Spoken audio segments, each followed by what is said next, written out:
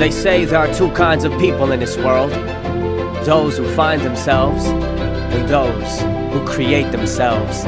Are you looking for purpose or deciding it for yourself?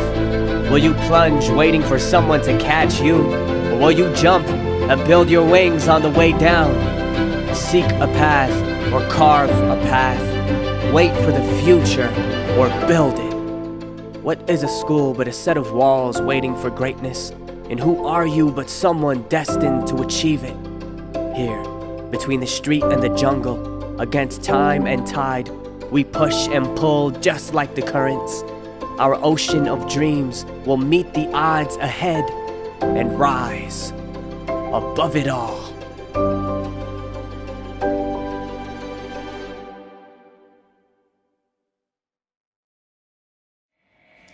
Hafaday, and welcome back to the 2022 Social Work Regional Training Conference, presented by the National Association of Social Workers, NASW Guam Chapter. My name is Amanda Bloss, and it's my honor to be your MC today. Before we begin, a few housekeeping reminders. To maintain the quality of the event for all attendees, we ask that you please keep your microphones muted and videos off during the conference. If you have any questions or thoughts you'd like to share throughout the conference, please share them in the Zoom chat. There will also be some time after each presentation that is dedicated for question and answers. Today's conference is being supported by the University of Guam's Global Learning and Engagement Team, also known as UOG-GLE. If you're experiencing any technical difficulties throughout the conference, please contact UOG-GLE directly in the Zoom chat or via phone at 671-735-2600 or via email at uog.gle@triton.uog.edu. We also shared our contact information in the chat. Lastly, we encourage you to join us during the lunch break for activities led by our UOG social work students.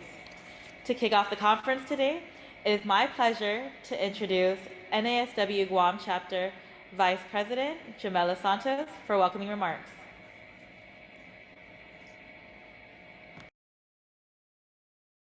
Off a day and welcome back, everyone. I hope you were all invigorated and inspired by yesterday's lineup of speakers and presenters. It's kind of interesting, this feeling of returning to day 2 of our conference, and some of you more seasoned social workers might know what I'm talking about, but back when we used to have our conferences in person, like actually drive to or be driven to the hotel or venue and be able to walk up to the registration table to sign in. So different from how we attend virtual conferences these days. Anyhow, I remember this feeling on the second and last day of conferences where I'd be a mix of, admittedly, a little tired from the previous day. It's not the same kind of tired we could get from handling different cases at work, but more like what happens when I take in and process all the information from the previous day and try to figure out how to incorporate new ideas as I continue the work I do. I know that's ultimately what these conferences are for, but there's also this other feeling I'd have on day 2 where I feel excited to reconnect with friends, former colleagues, or social workers I've shared cases with over the years. And these conferences are great opportunities for us to remind ourselves that staying connected as professionals and as friends is so, so important. It's tough to really achieve that when we see our friends in virtual conferences as a name on the list of participants, or if we're lucky, in little boxes on our screens. Well, here we are, but hopefully, and cross your fingers, very soon, NASW will be able to hold more workshops and opportunities to socialize and get to know each other safely and in person. So in thinking about what's in store for us today, I'm really excited to listen to and learn from our keynote speaker, Gisela McDaniel, who is an incredibly talented Chamorro artist. I watched her Pacific Daily News interview a couple of weeks ago where she's featured by another artist and photographer, Manny Crisostomo. And Gisela said something that really captured my attention and made me even more excited to know that she's going to be one of our keynote presenters. But she talked about how in her work as an artist or painter, she feels blessed to get to know people when she creates her pieces. And she doesn't just paint portraits of people on a canvas. A major part of her creation is sitting with them and taking the time to hear their stories. And this sounds so much like what social workers do or what we could do. It's inspiring to remember that healing and recovery can take place on so many levels. I look forward to hearing Gisela share more about her work with us, and along the same lines of knowing that healing doesn't happen in a linear fashion, but perhaps more holistically and continuously. We are honored to have our cultural healers with us for this afternoon's panel discussion on cultural healing practices. We have another set of thought-provoking presenters lined up for this afternoon's breakout session, so we'll see you then. And make sure you stick around to the end as we honor our distinguished 2022 NASW awardees. Thanks, everyone, and we hope that you enjoy the rest of the conference.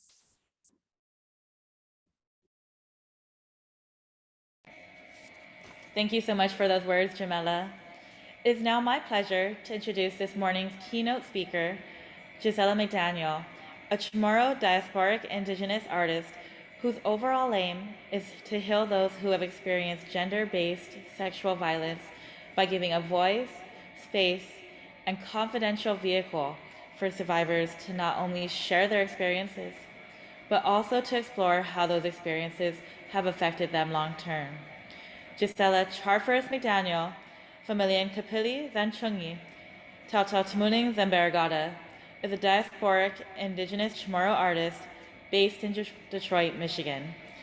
Her work depicts the journeys of indigenous, queer, and minoritized women and non-binary people healing from intersecting forms of violence linked to global systems of misogyny, racialization, colonization, militarization, and capitalism. By interweaving assemblages of oil portraiture, immersive audio, motion sensor technology, and donated and found objects significant to her subjects, she's prioritized survivors' voices to subvert traditional power relations and enable both individual and collective healing. McDaniel curates protected spaces for subjects to share stories and reflect on how their experiences have shaped how they move through time and space. The final sculptural oil portrait, paired with audio, provides a confidential vehicle for healing while honoring and bearing witness to subject agency.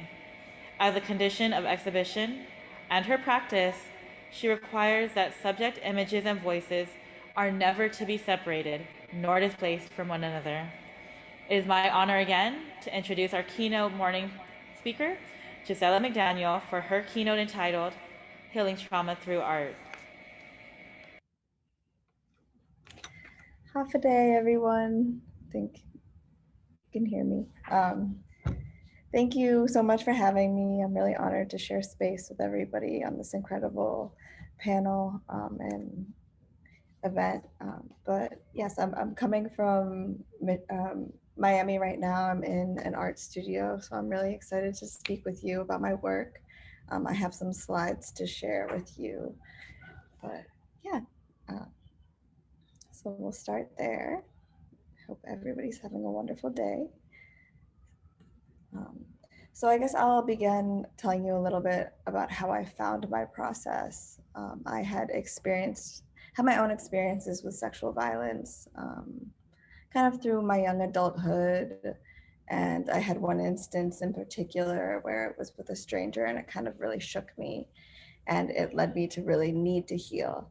And the way I was able to find that was through a lot of different vehicles, but I started drawing myself. just to feel back in my body, to feel like I could celebrate something that had brought me pain and trouble. And at the same time, I was also just having conversations with folks who had similar experiences as me. And from there, it became an exchange for a conversation. I would do a drawing of somebody and I would give it to them. And people really liked that. And they got bigger and they became paintings. And I started showing them. And a lot of people really wanted to participate.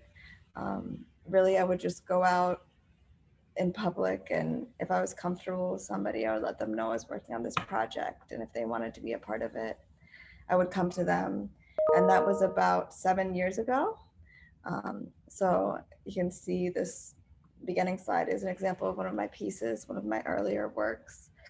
And when I was showing that work in Detroit, Michigan, I was giving folks like face masks, and we would do face masks together when we spoke and would share story.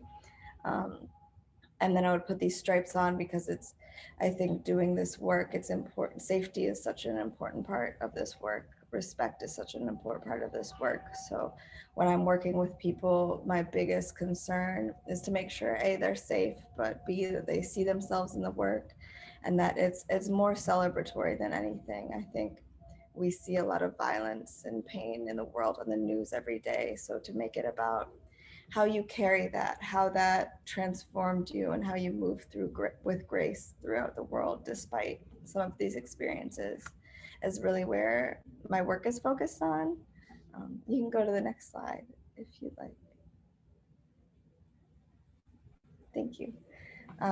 So this is, again, some of my earlier works from Detroit, Michigan. This is a friend of mine I met at another art show when I was out and about in town, and she heard what my work was about, and it really resonated with her. So she invited me into her home, which I think is also very special, that people trust me to share their stories with. And we spoke for hours. I record the audio, and I never exhibit without the voice being present, because I think people should be able to speak for themselves. I've seen all of the paintings of women and femme folks I've seen in my life. I always didn't know their story or who they were, if they even liked the painting. And I really want to focus on this being a celebratory practice where I can see people I love being remembered. And it's also, I think, not every day you get asked to sit for a painting. So it's really important to me for this to be exciting for the folks that I'm working with, that it's much more of a collaboration than I could never do this just alone. So again, it's such a gift that people share with me. I'm very grateful. And I also get to learn. And I also do this visualization, when I speak with people about all the heavy words rolling onto the floor, and that we can both walk away from them. And I think it's really important because we carry heavy experiences around with us. It really can manifest in your body and in your life. So to be able to give it space and air, to carry it collectively rather than to hold it in, it was something important to me in healing. And again, I think was mentioned before, healing is, of course, not a linear process. It's something you carry with you for a lifetime.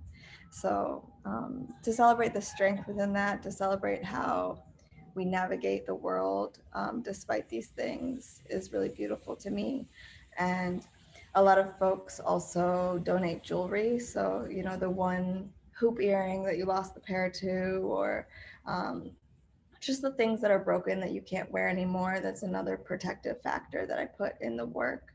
You can kind of see it in some of the background. But another beautiful thing that has happened is, since I paint a lot of folks in Detroit and I keep relationships with a lot of them, past subjects will drop off jewelry for the next person. So that act of solidarity is really beautiful.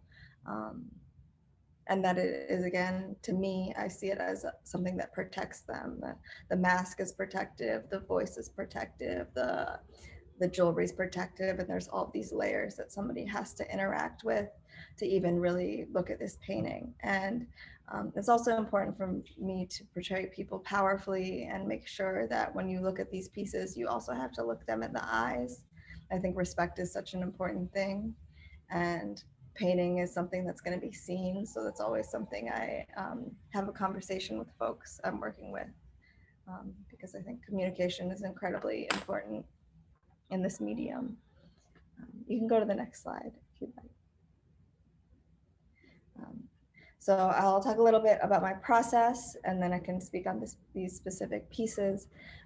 But usually what happens is I'll meet somebody in the community, or somebody will contact me via my website or social media. It's usually by word of mouth, which has been a really special process. And then we set up a time, and they either come to my space or I go to theirs, whatever is most comfortable. And we sit down and we just share stories. If it makes them more comfortable for me to share my story, I usually offer to share my story as well. But some people come and they're just ready to talk, and I don't control what the conversation's about. I think it's whatever they should want to get out of the experience.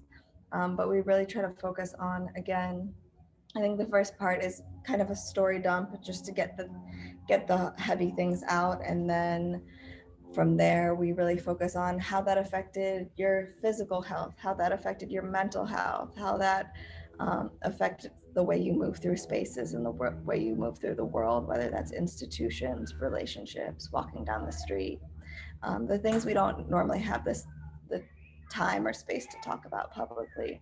And then after that, it's a reflection on where you are today, your accomplishments, the things you're proud of yourself for.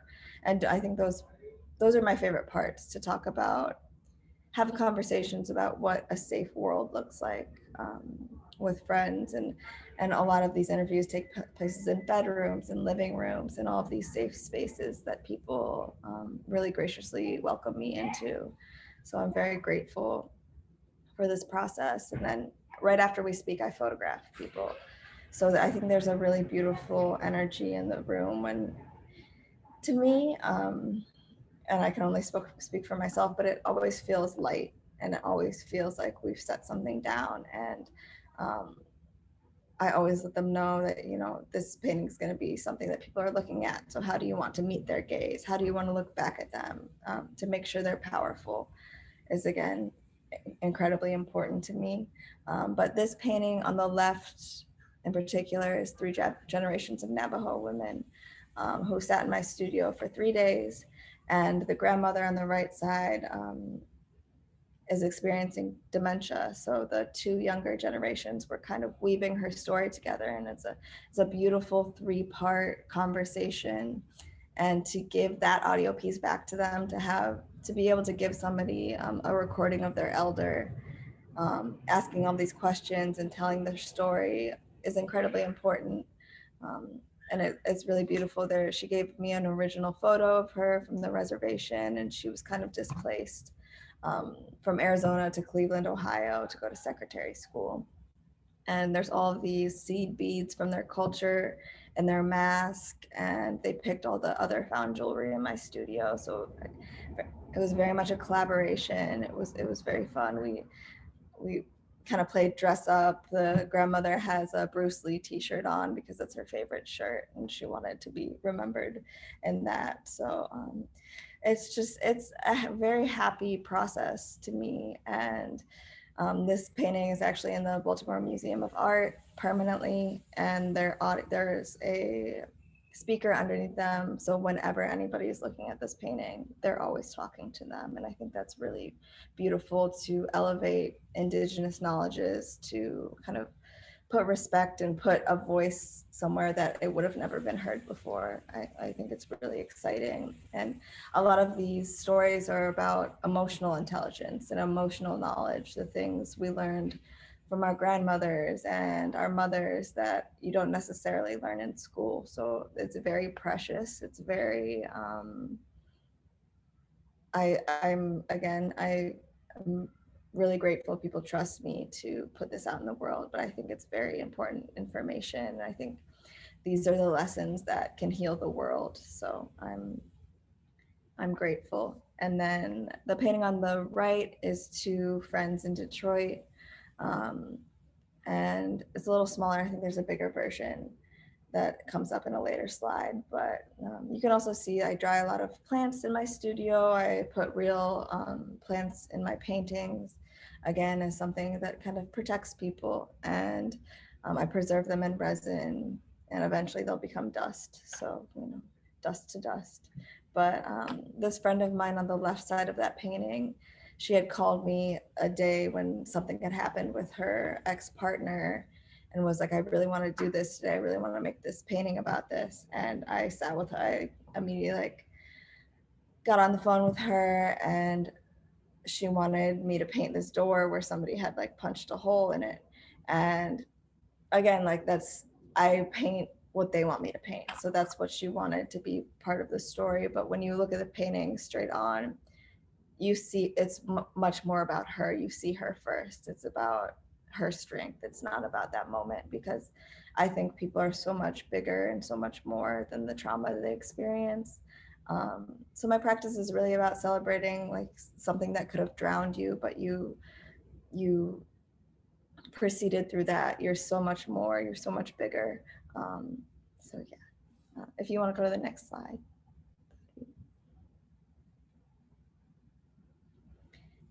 And then this is a painting of a friend, Kirsten, who is an Indigenous chef that I met in Detroit.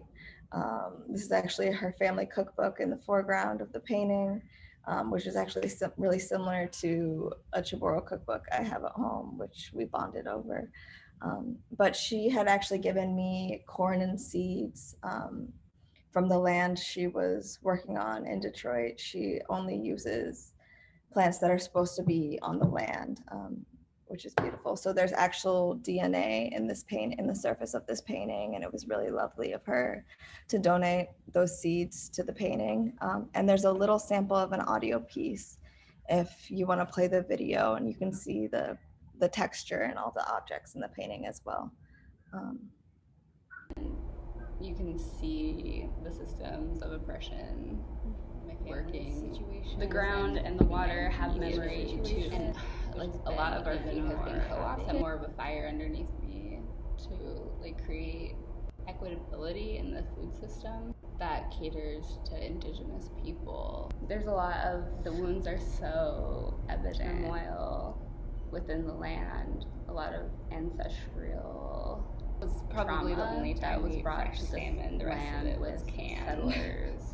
It just felt like a gift. And the wounds are so evident, whether it be pollution. Now my purpose right now is being extracted. The ground and the water have memory and unable to regenerate and our medicines. So we'll survive. Without them, I don't think there's a huge fighting chance for us to heal as people and then to heal the land.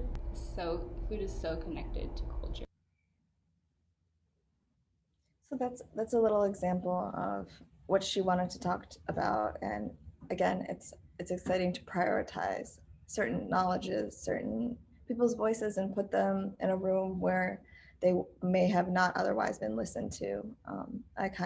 Through my work, I kind of ask people to hey, respect my friend, respect our knowledges. This is important and you need to listen. So I'm again grateful people share their stories with me. If you want to go to the next slide, that would be great. So here's a better image of that painting I was talking about. You can see there's real dried lilies in the surface. It's kind of a funny story. The grandmother kept on going through all of my jewelry because I have a ton of broken things that I've just collected over the years in my studio, and she was stealing all of the turquoise jewelry every day, and that was all the pieces we ended up putting in the painting. And then there's beads that they contributed on the surface, but this is one of my favorite images. And I think it's really incredibly special. They also gave me an original photo as well, and that's in a museum now. I think about artifacts quite often, and that most artifacts in museums are stolen objects and don't belong there. So to ask somebody what they want to be remembered with, to kind of have an intentional and a consensual artifact that's also protecting them and part of their story, that's really important. And I don't always explain the objects in the paintings because a lot of this practice is just for us. A lot of this practice is just between me and the person that's in the painting, and that space that we held together. And I think it's a gift that people are able to look at this work. But I know a lot of people see themselves in this and connect with it, and that's what makes everything worth doing, because it is healing to see yourself in the world and see yourself being celebrated and beautiful. But yeah, you can go to the next slide if you'd like. Thank you. So again, this portrait on the left is a friend in Detroit, and she has a lot of objects around here that, again, some of them she didn't even explain to me, but was like, this is important to be around me. And it's almost like we're building altars around when I ask them to sit somewhere comfortable where they feel powerful, and then we've set everything around them. There's also eucalyptus around her, and again, jewelry. And then on the right is a friend from Guam. You can see her hat says Hafa. So this was a portrait I took while I was on the island on 2020. I'm sure some of you know this person. She's a very wonderful, sweet, amazing individual. But she had picked me up in her car. I remember getting picked up in front of the Guam Museum, and we drove down the road, and she took me to her favorite place to watch the sunset. And I just remember sitting directly next to the water and sharing our stories with each other, and taking her photo right here, and that she wanted the butterflies. And it was just especially when I'm painting, I'm really just reflecting on what it felt like to sit with somebody, what their energy felt like, what I think they would want in the painting, because I just want folks to feel beautiful and feel celebrated. It's outside of that, nothing really matters. It's about making sure this is a piece that they feel beautiful and they feel loved, but that they'll also be remembered in. I think I see portraiture as history. I see art as history, and I want to see us remembered in the most dignified way possible. So, a lot of my practice is there's a big part where we're setting heavy things down, but after that, it's about celebrating. It's about uplifting each other and holding each other and sharing love and respect. So if you want to go to the next slide. This is another piece I did on Guam, and it's two different folks who sat with me at different times. So I kind of blending these two spaces, and there's a lot of shells that I got on the island there. Again, beautiful conversations, and I'm really happy to just listen and learn from other folks. It's also trying to work with activists and kind of blending personal stories and kind of stories of activism as well, I think is something that I do that is protective as well. A lot of the times I'm making audio pieces, I'm weaving many people's voices together. I think it's very significant when you hear 20 different people express the same emotion or express the same experience, and to put that all and layer it all together and weave that all together. It's research, it's emotional research, and I think that's important for the world to hear. So there's parts of my practice that I'm thinking about many different audiences, but for this, I think it's important for us to see ourselves in a beautiful light in a way that's very cared for. And I think care is just an important thing, period. And I don't think that's a labor that we necessarily celebrate enough. Being a caretaker is hard work, and being a mother is hard work, doing that is labor, and I think that's something that I'm excited to celebrate in this work. Celebrate the fact that so many of us are caring and loving, and that's not something that you get the breath or the room to be like celebrated for. If you want to go to the next slide. This is actually an earlier painting of my mother, who I believe is here. And you can see she chose some books that she wanted to be painted with. All of the jewelry is her own. There's some rosaries from my grandparents in this piece as well. There's a lei that I was given when I graduated undergrad, a purse from my grandmother on my other side of the family. There's a Lottie stone, like kind of traced in the background. It's kind of subtle. But again, these are collaborations. I'm asking folks what they want to be remembered with. It's also the anniversary of my Tata's passing. It's been 5 years, so I absolutely feel him with us today. I know he'd be really proud that I'd be doing this, and I just wanted to mention that because he was the best. And if you want to go to the next slide, that would be great.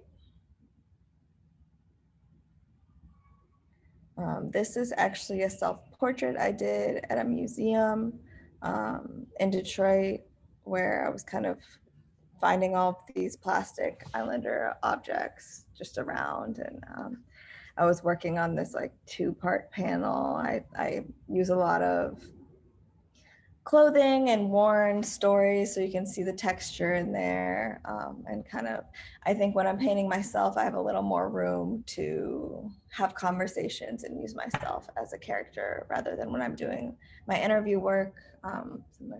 What's behind me, I'm more focusing on making it something that's beautiful and celebratory, but when I'm painting myself, I can kind of tell more of a story. If you want to go to the next slide. Thank you. Again, here's this piece that you saw in the picture of my studio earlier. This in particular, these friends of mine had picked the plants they wanted to be around them. My friend on the right wanted this shirt that was a piece of an experience that she had, and there's all kinds of jewelry. And to me, one of my favorite parts about the work is in person. A lot of them will like twinkle at you. It makes them feel kind of alive to me, which I think is really important. I want people to feel like the subject is present, because I want these pieces to be respected as if the person was present. I've also played with motion sensor technology. So some of my paintings that you'll see, if you step within like 4 feet of them, they'll talk to you. And I do that because I want the paintings to have like a physical boundary. I want them, if I was in person with you, I wouldn't walk within 5 feet of you and not look you in the eyes and say hello. And that's how I want the paintings to have to be interacted with. This isn't something that's consumable to me. This isn't something just for somebody else's pleasure. This is a practice that's for us, and for other people to look at it is a gift. So again, safety is so important in my practice. Communicating where the painting's going, who's going to see it, to the folks I work with is incredibly important, because it has to be safe. I know that's what I would want if I was on the other side of this experience. So I'm constantly making sure that everything is a comfortable and fun experience for people. If you want to go to the next slide. Thank you. Again, these are some Detroit friends. You can see one of them donated a corset that is I kind of cut it and it's on 2 sides of the canvas. You see these 2 different worlds blending and all these plants. I very much feel like all the plants that I'm using are kind of protective as well. They're holding these subjects, keeping them safe. They're kind of gazing at you from within these plants. I also start a lot of my paintings with pink and yellow, because I think those are very kind of human, they're very bodily colors. And I think of the canvases as my friends. I think of them as people. They're not flat surfaces to me. So it kind of gives the piece like some heat. If you want to go to the next slide.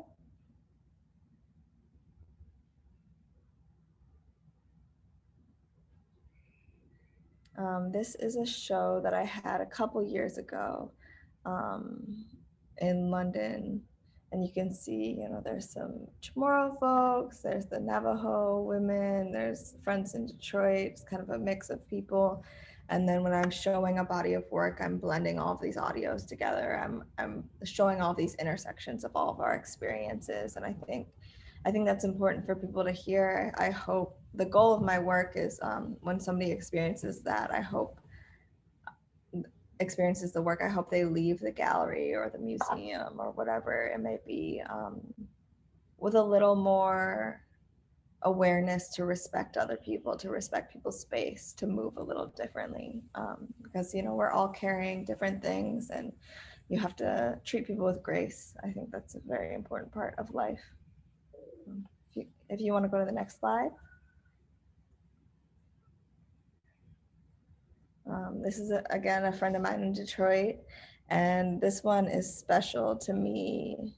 Well, for one part of the story is this is somebody who wanted me to paint them for like a whole year, and it wasn't the right time. And then one day she called me and she was like, "Today's the day." And I went to her apartment and we did the whole process. It was really beautiful, and it happened when it was supposed to happen. But I love this piece because one of the first people I painted in Detroit, who is one of my best friends now, came by the studio and gave me this diamond earring from when she was a baby and for this painting. So that's in the surface of this. And I think that's just such a beautiful act of solidarity to donate something so precious to protect somebody else. And I've just seen so many people come out of very difficult situations and want to help other people or want to make sure that doesn't happen to somebody else. And I think our experiences do really transform and affect us. And it can be in a beautiful way as well sometimes. So if you want to go to the next slide. Thank you. And again, this is some of my earlier work. The folks I work with, they're able to choose whether they're nude or clothed, or the third option is your clothing can become negative space. So you can kind of see how the person in the middle, her body kind of disappears. And then there's a figure all the way on the left who is wearing like long sleeves and leggings. And so she's literally selecting exactly what people are allowed to see and exactly what she's going to see. And I think giving people 100% control is really important to me. And again, it goes back to safety and comfort. But this was something I did in 2019. And I would sit with all these people at different times and put them in the same space because I was working completely anonymously. Everybody in these shows were completely anonymous because I was showing in Detroit and I was telling stories about Detroit. So it was important to keep people safe. If you want to go to the next slide. Thank you. Again, this is some of my earlier work. These are two friends who knew each other. And you can see the negative space again. Jewelry. We're always kind of like in home settings because it just, usually I'm interviewing in people's houses or my own. I think the one on the left was done in my bedroom in 2019, and the one on the right was done in her living room. If you want to go to the next. Hi everyone, it looks like we're having minor technical difficulties with the keynote speaker. As we take care of this with Ms. Gisela, please feel free to continue to share your thoughts and any questions you have for her in the chat as we work on restoring connectivity.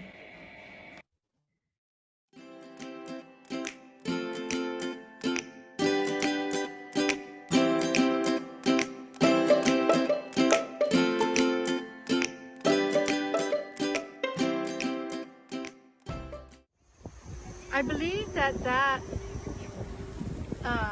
the theme really resounds around the fact that we have really have been challenged the way we provide services to our clients, the way we meet them. It has really changed dramatically. I mean, for instance, like we used to have them come into our office, schedule the interviews in our office. Now everything, the pandemic has changed that, you know, we have to go through technology and go through the changes of having to do everything virtually. We've kind of lost the connection to our clients on a one-to-one level. So the challenge, I mean, the theme really provides us with hope that, you know, social workers are very unique people. They're very resilient. They find ways to make things happen despite the challenges. So I think that the theme really resounds around it's difficult, but there's hope. And if we continue to work together, try to meet each other and support each other, especially with the isolation in the very beginning of COVID, right? We were very, very isolated. We worked from home, which was very, very difficult. So we really, even within our colleagues, we lost that kind of connection on a one-to-one basis. So hopefully this theme will train us to provide. Hello? Hi, Gisela, we can hear you. We're going to bring back up your Hi. slides right now. Okay, I'm so sorry. I think my Wi-Fi turned off.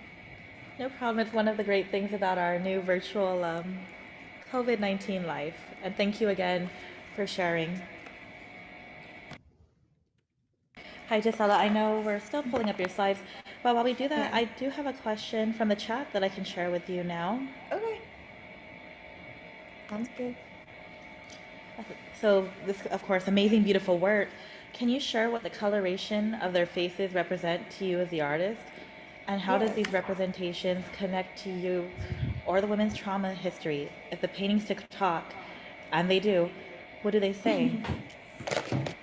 So the masks themselves and the colors I am using, I originally, when I would interview folks, I would give them like sheet masks, the ones you can get like at the drugstore, and we'd drink tea while we spoke. And at the same time, I was kind of grappling with telling my own story, and I was doing all these portraits with ski masks on, and I kind of took that texture of the ski mask and I put it on the healing mask. So it's really a hybrid between healing and protection. And since then, the mask has started to fade away because I think it's important for people to see their faces and recognize themselves and be celebrated. So the colors themselves specifically are really just based on that person and what I think they would want, even down to the things I'm adorning the faces with. It's all based on just what I think the subject would want. And then as far as the audio goes, it's either multiple people talking or a single dialogue of folks talking about how these kind of stories affected the way they move through spaces. So I'm really talking about the way it affects the way we move through the world. But people also talk to me about whatever they want to talk about. And again, I think the example that you saw of my friend Kirsten, she's talking about indigenous farming and how the land has memory and things that were important to her culture. So I'm happy to use any of the, use any knowledge that people want to spread, because the painting's for them and the painting's about them. So my practice isn't extractive more than it's collaborative and what people want to talk about.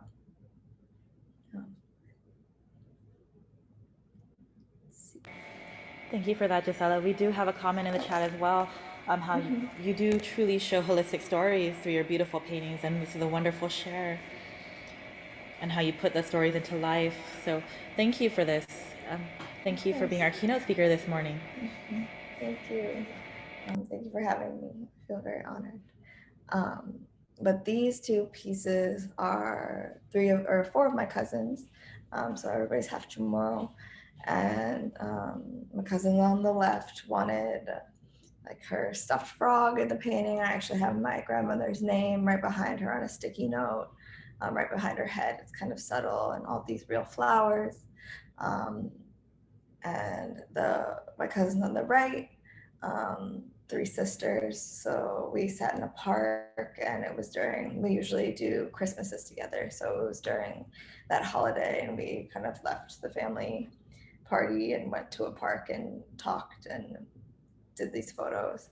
So these were both pieces that I showed at the DACA Art Summit in 2020 that was also curated by somebody who was half Chamorro. So that was very special. And there was all these speakers above the paintings talking about what being mixed race was like, and also being indigenous, and all those intersections.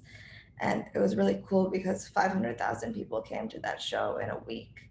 So to have 500,000 people, hear about Guam and hear the word Chamorro and know that we're there is really beautiful.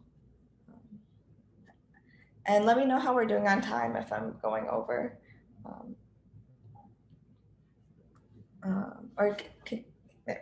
Thank you. So this painting in particular, this is my friend Asia, and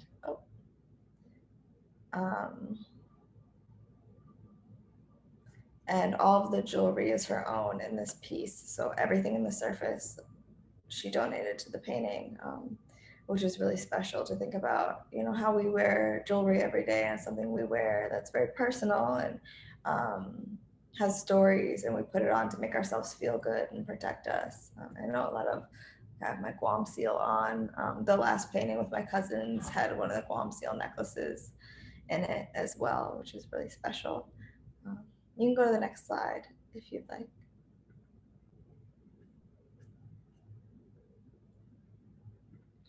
This is a friend of mine who's half Colombian, and wanted specifically these figurines with her, and the pillows were significant to her family. And yeah, we can go to the next slide and see the video on the next one.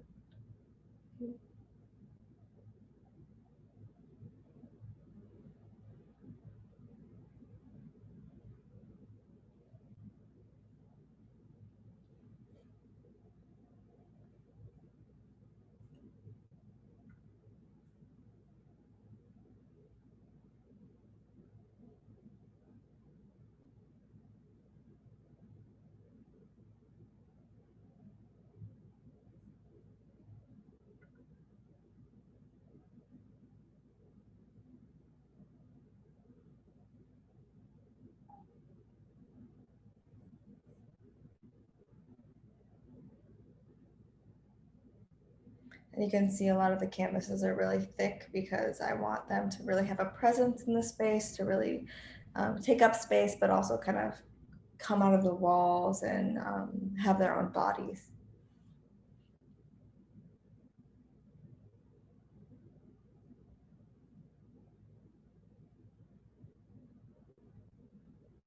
If you want to go to the next slide. We can play a couple seconds of this just so you can see the texture.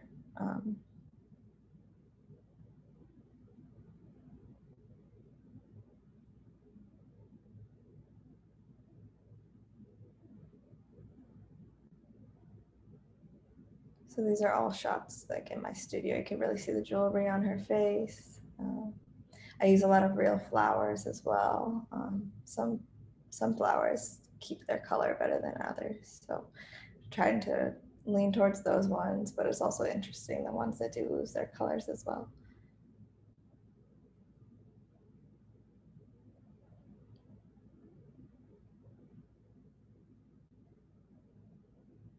You can see, and then you can see the negative space where she was wearing clothes, and there's a flower there. There's little twinklies on the inside, which again sparkle at you in person.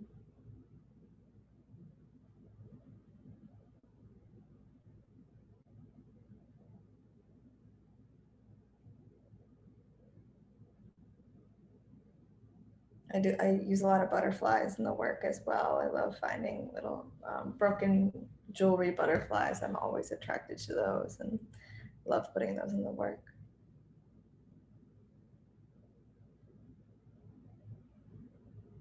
So again, you can see more of her jewelry.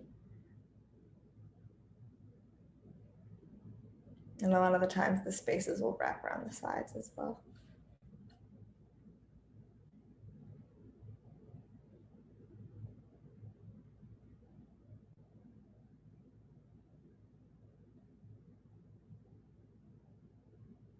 Yeah, if you want to go to the next slide.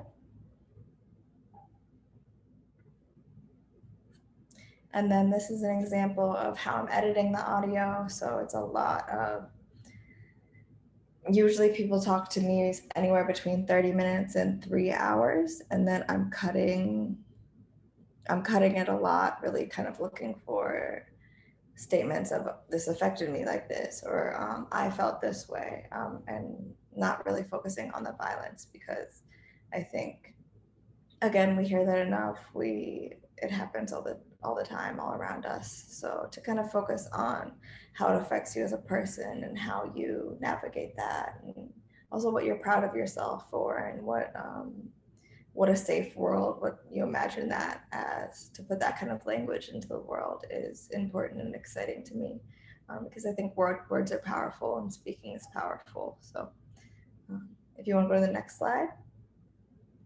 And I'm editing on like Final Cut and Audition, which is a Adobe program, if anybody's interested in working like that. This is the show at the DACA Art Summit, which was really beautiful and lovely. And there's all these speakers above the paintings. So everybody who walked past these paintings heard about Guam. And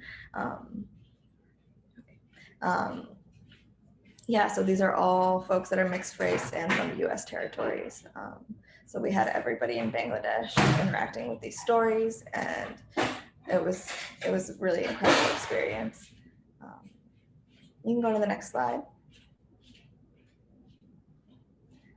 These are two friends of mine in Detroit. Again, you can see there's significant objects around them, real flowers. These are actually the orchids that were in the painting, dried and around her. And I've also found that flowers that have been artificially dyed will keep their color forever. So it's a fun fact. And then the painting on the left actually has a full dress on the surface underneath, and then all the adornments over it. If you want to go to the next slide. Again, this is a picture of my studio. You can see kind of like some drawings I'm doing. This is what the one in the middle is what they look like in the beginning. Also, you can see that behind me in the other studio, but we lost Wi-Fi in there, so I'm gonna not go back in there. You can go to the next slide.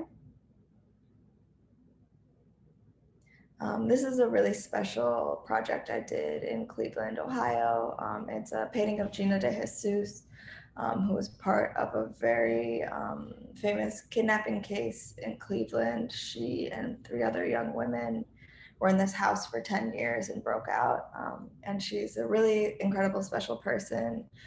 She actually opened an organization for missing children and adults right where it happened. So they had torn down the house where it happened, but she has an organization right next door. And I painted this mural right across the street so she can see it from her window every day, which is really, really sweet. And you can see some of the butterflies. She wanted butterflies around her. She wanted the words hope and freedom around her. So again, it was a collaboration. And I think it is really wonderful for her to be so big and like present on the street and be bigger again than what happened to her. And she's every day doing really incredible work to make sure other people are safe. And I'm really happy she gets to look at this every day and that she likes it. And we did the butterfly she wanted. So, and she's also just a really sweet person and a friend. If you want to go to the next slide. Again, we saw this one in the beginning in a video. Go to the next slide. This is some earlier work. Again, these were all interviews I did in my bedroom, and I kind of stitched them together. My cat is the big blob on the bottom right corner because he was in the room for all the interviews. So I wanted to honor him as well. But everybody brought different like fabrics from their cultures and flowers. And these were actually, on the left, it's actually a bouquet that somebody had brought me during the interview. So I wanted to preserve them and honor that. And go to the next image. Here's some examples where you can see the texture a little bit better. Lots of thick paint, lots of little things on the faces and jewelry. We can go to the next image. More examples of the flowers and the jewelry. We can go to the next image. These are two friends of mine who are actually indigenous Anishinaabe folks in Detroit. So it's wonderful to learn from them. And they brought me all this plant medicine they wanted around them in the painting. So that's kind of up on the floor around them. And all these shells, one has an owl feather and one has an eagle feather. They were also talking about, missing and murdered indigenous women in Turtle Island. And this is an auntie and a niece. So it was wonderful to have them in my space and learn from them as well. If you want to go to the next photo or slide. This is another friend and also a Chamorro person who I was blessed to sit with and talk. And this is the first time I was starting to carve the panels. You can see under the bird, and we have, she wanted to be painted with a Guam kingfisher bird. So that's over her shoulder. She's kind of looking at you. And so I was carving, I was painting, lots of shells. So this is a really more recent piece that I really love. You can go to the next slide. Again, this is another piece from my most recent show. It was all Chamorro folks in the diaspora, talking about all kinds of things. So this was one of those interviews. If you want to go to the next slide. Again, another person who's mixed race Chamorro in the diaspora, and these last two were sisters actually, and we did the interview together, which was really cool because we were all sitting on a bed and we all just like kind of went in a circle and like had this really beautiful conversation, almost like felt like a sleepover. But they kind of, if you see the pieces in person, they kind of match, which I wanted them to feel connected to each other. If you want to go to the next painting or the next slide. This is another friend who I was at a residency in upstate New York this summer, and he is from American Samoa, and we shared stories. He was the only person that I would go in the tall grass for because there was ticks and I was kind of scared. But his only request for this painting was that I picked him a bouquet. So the day before I went around the whole property and was like cutting all the nice flowers and made sure I had his bouquet for him. And we kind of put them in all around him. And it was a really beautiful day. I always remember sitting in this field with him and listening to his stories. So again, there's the whole sky is filled with all these little sparkles that kind of look like water droplets because I want it to be subtle, but I want it to like twinkle at you. And then I'm not sure how many more slides I have. I think we're almost done. There should be one more. Or is that the last one? There should be about 2 or 3 more. Okay. Mm-hmm. You can click on the next one. Oh wait, yeah, there. Remembering. So this is, again, significant objects in the work. This is a friend of my mother's and mine, who I visited in Pittsburgh to go interview her for this piece. And this was a detail of one of the significant objects she wanted to be surrounded by. If you want to click next, I can show you a little bit more of the painting. So this is a better kind of zoomed out part of a little bit of the painting. It's pretty big, and all of the flowers, all the fake flowers in the painting are from her wedding, which is really special. So there's a story with a lot of the objects that are in the work, and she wanted this piece of something in the newspaper that all of her daughters were in. So there's a lot of different parts of her that are in this painting that I, again, feel very lucky that people trust me to share. And I just want to do a good job with that. So and if you want to click next. Yes, and thank you so much for your time. I don't know if anybody has any questions. I'm happy to answer anything. But thank you. Hi, Gisela, you're great. Thank you so much for your presentation. It was really good. And a lot of people in the comments are expressing how they feel about the work you do. Ms. Rosalind Regis, for example, your paintings are powerful and beautiful, very inspiring. I love the flowers and local plants. Thank you for sharing your story, gift, and representing our culture and island. The colors spoke to me. Yeah, so that's one comment. We also have one question in the chat from, we have one question that's asking, are you open to opening up an exhibit on Guam? I would love to open an exhibit on Guam if that opportunity comes by. I'm hoping to come next month, actually. I'm working out my tickets and everything, but that is something I would really love to do in the future. Absolutely. I think that's really important, especially like when I'm showing in Detroit or when I paint in Detroit, like the first people I want to see the work are the people in the work. So it just makes more sense if I'm painting folks in Guam, that's where the work is shown. All right, thank you. We look forward to it if you ever come over in the future. Yes, good to hang out. Okay, we also have another question. Someone asks, how do you do it, painting and interviewing at the same time? So I'm working from photos. So I do the interviews, I kind of schedule them out in a way. I think it's also really important for me to take care of myself and, be well within while I'm doing this work, because, I'm sure as many of you know, it can get heavy, and it's important that I'm well. So I'm usually spacing out the interviews and doing the photos, and then I start the painting. The part where I'm painting is a very solitude part where, I'm going to check in with folks and show them the progress and what the painting's looking like, but that's the part where I'm alone and reflecting. And I think painting is absolutely kind of a meditation for me. So I do it because I pace myself, but I also just work a lot.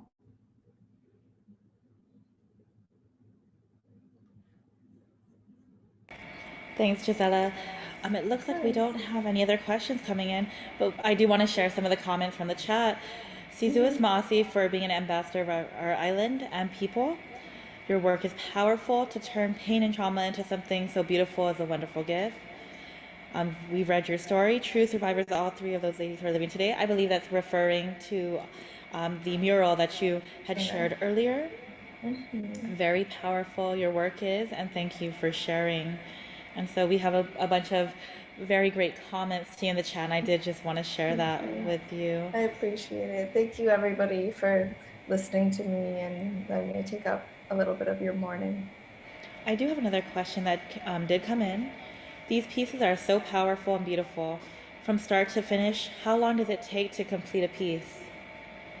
It really depends on how I'm feeling about the composition, but it could be anywhere from 4 days to, I'm usually averaging 2 to 3 weeks to finish a piece from start to finish, but some of them I've worked on paintings for 6 months, I've worked on paintings for 3 days. It really depends on where my flow is at. Thanks, Gisela. We also have another question. Your art is brilliant and so moving. I'm listening to you thinking, what if we got to do things like this when we sit with the folks we work with as social workers? Canvases could replace intake forms. But seriously, what would you say are the most challenging parts of doing this type of healing work? I think it's complicated with every single person that you work with, and you have to kind of shift to make sure everybody's safe in every situation you're in. It takes a lot of making sure that I'm well, because it definitely does affect me as well. But also just a lot of communication is probably the most challenging part, but I think it's important to make sure everybody's on the same page, everybody's safe. For me, the most challenging part is putting it out into the world, because I get kind of sensitive about it. And again, it's not just my stories. I'm responsible to take care of a lot of other people and to make sure that people are respected. So that's where it gets a little kind of challenging for me.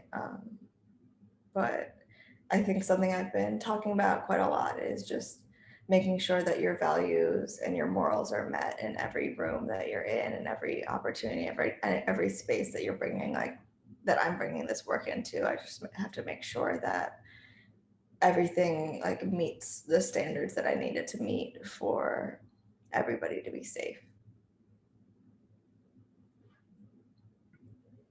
Thanks for that, Gisela. And we do have another question regarding your personal website for your art. Would you be able to share that in the chat with all of us for anybody who's interested? And I do believe I did receive a message regarding the auctioning of a smaller original piece to raise funds for the Protect Guam Water Group, if you'd like to share a little bit about that as well. Yeah, I did a little painting of a moth that I had from a couple years back. So that's going to be auctioned off. I know my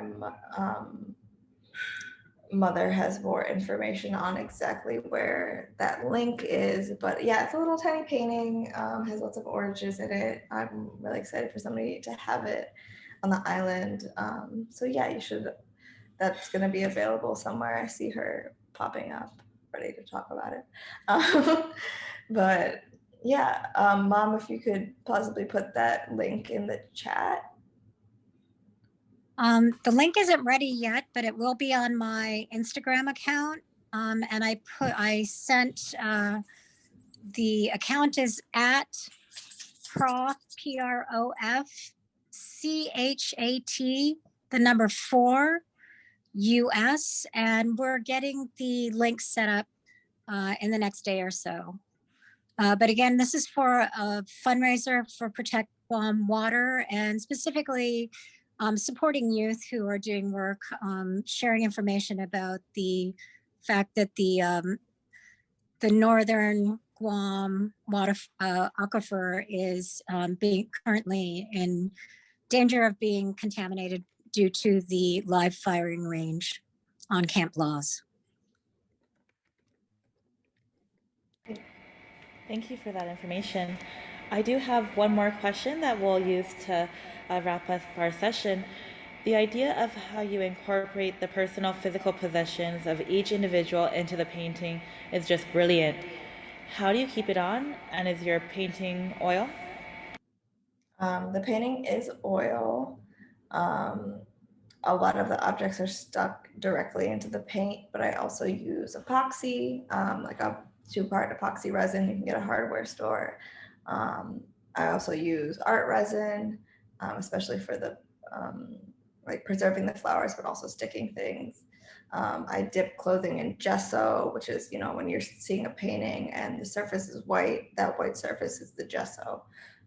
So that happens before the oil paint. But yeah, lots of glue, lots of paint. They're definitely stuck on there, so that's not something I'm worried about. But if anybody needs help attaching something to something, I'm here for you. Thanks for that, Gisela. There are questions about sharing the link information via email to all attendees. So I'm assuming that refers to the auction, of course, your website. So for our attendees' reference, we will be sharing all that information in an email recap at the end of the conference. So we'll be sure to include that for all of you. And then I know we said that would be the last question, but I do have one more question I did want to share and ask. What you're trying to express to the world is absolutely powerful. How do you go about choosing these meaningful subjects and people in your art? So this is something I want to include everybody in. I think everybody needs to be a part of this conversation. And I also, a big part of the work, the reason I put stories out in the world is because I think that the people causing harm also need to, it's necessary for them to be part of conversations as well, if there is ever going to be like holistic global healing. But the way I select subjects is just all by word of mouth. It was always people that I felt comfortable with sharing that I was doing this work, and I would tell them. But people also contact me on Instagram, people contact me on social media. I used to have an open call on my website, which is now closed because it was really overwhelming. But right now, the way to contact me is, it's all been word of mouth, reference, contact me online or through social media, but it's been, or people refer me to other people, but also for my safety lately, I've been working with people I know more. Thank you for that, Gisela. It looks like we're just about to wrap up your keynote presentation, but is there anything you'd like to say before we close out? No, just thank you so much for this space, and I'm really excited that I can share my work with you all, and I'm looking forward to being on Guam soon, and appreciate all the work everybody's doing here. I think it's incredibly important. So I'm happy that I could add a little artistic perspective to this conversation. So thank you. Thank you again, Gisela. And just to echo one of the comments that just came in, thank you for your strength and for sharing your healing journey and your subject's healing journeys with us today. And once again, thank you for that amazing keynote presentation. As a reminder to all of our attendees, we will share Gisela's website and information about her auction piece in an email at the end of the conference. So you'll have that. And once again, thank you, Gisela. Thank you. Before we continue with the rest of our conference, we will take a short 10-minute break where we'll highlight some of the highlights from the social work wave this year. We'll see you in 10 minutes.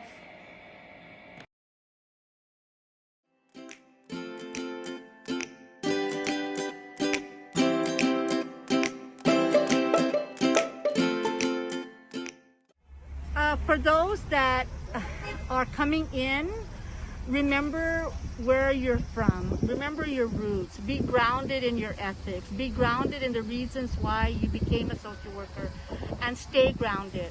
And one of the things that I really love about my work especially is, no matter how difficult it is, I saw a client, I'm a counselor for adolescents, and the other day, and we were talking about positive affirmations, right? And I asked her part of her homework was to go look up positive quotes. And she said, be the rainbow in someone's cloud. You know, so I thought that was just so inspiring. So as a social worker, we're pushing for continued increase in pay. But if you're looking for higher pay, then it's not really it is not really the field if you really want to make big money. But we're changing that, and hopefully with the advocacy efforts as well, we're changing so that we can at least be more comparable to the national standards. So that's another thing about advocacy work that NASW has been pushing for, is the increase in social work pay. So social work is an amazing profession, and it's amazing because you can do so many different things as a social worker. You can be all administrative, and there's really, really important work that needs to be done at administrative levels. And then you can also be a counselor or a therapist, and of course you're working one-on-one with a person or with families in that capacity. And then you can work on a broader scale as a community organizer, or just mobilizing groups of people that need support. And so the really awesome thing about this profession and being a social worker is just that there are so many different things that you can do, and it's not just one position and one job that pays a certain amount or whatever. It's like you can just expand and be so creative in the profession. So yeah, this is what I love about being a social worker, and I'm gonna be a social worker until the day I leave this earth. So social worker at heart always.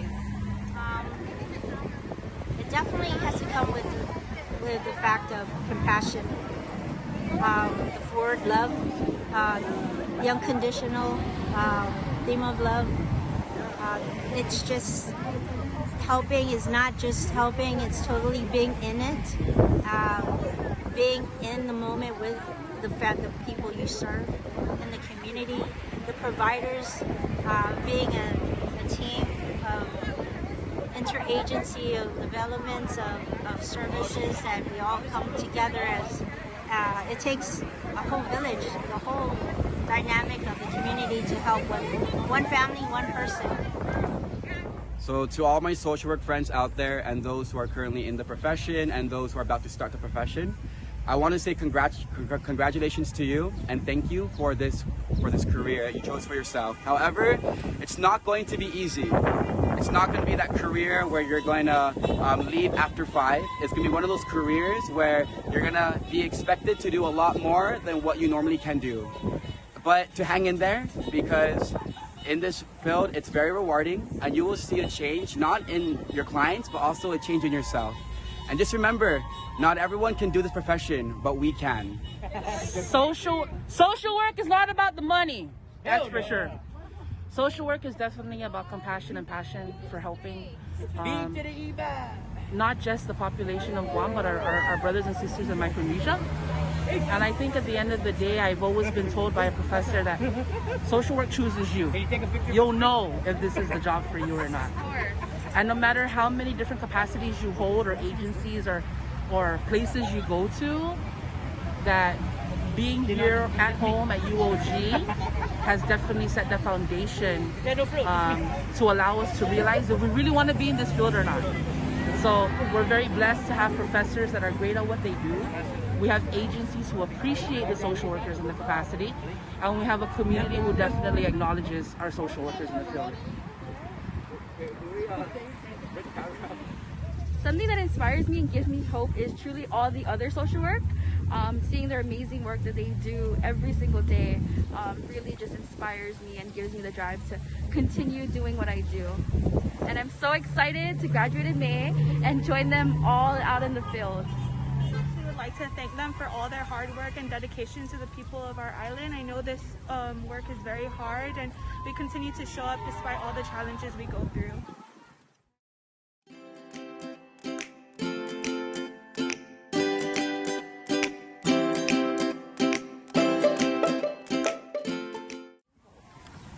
You know, one of the changes, the advocacy that we've really pushed is to get licensure on Guam, and seeing that being able to have our clients protected for unethical practices, the fact that social workers title is protected as well if once we have licensed social worker.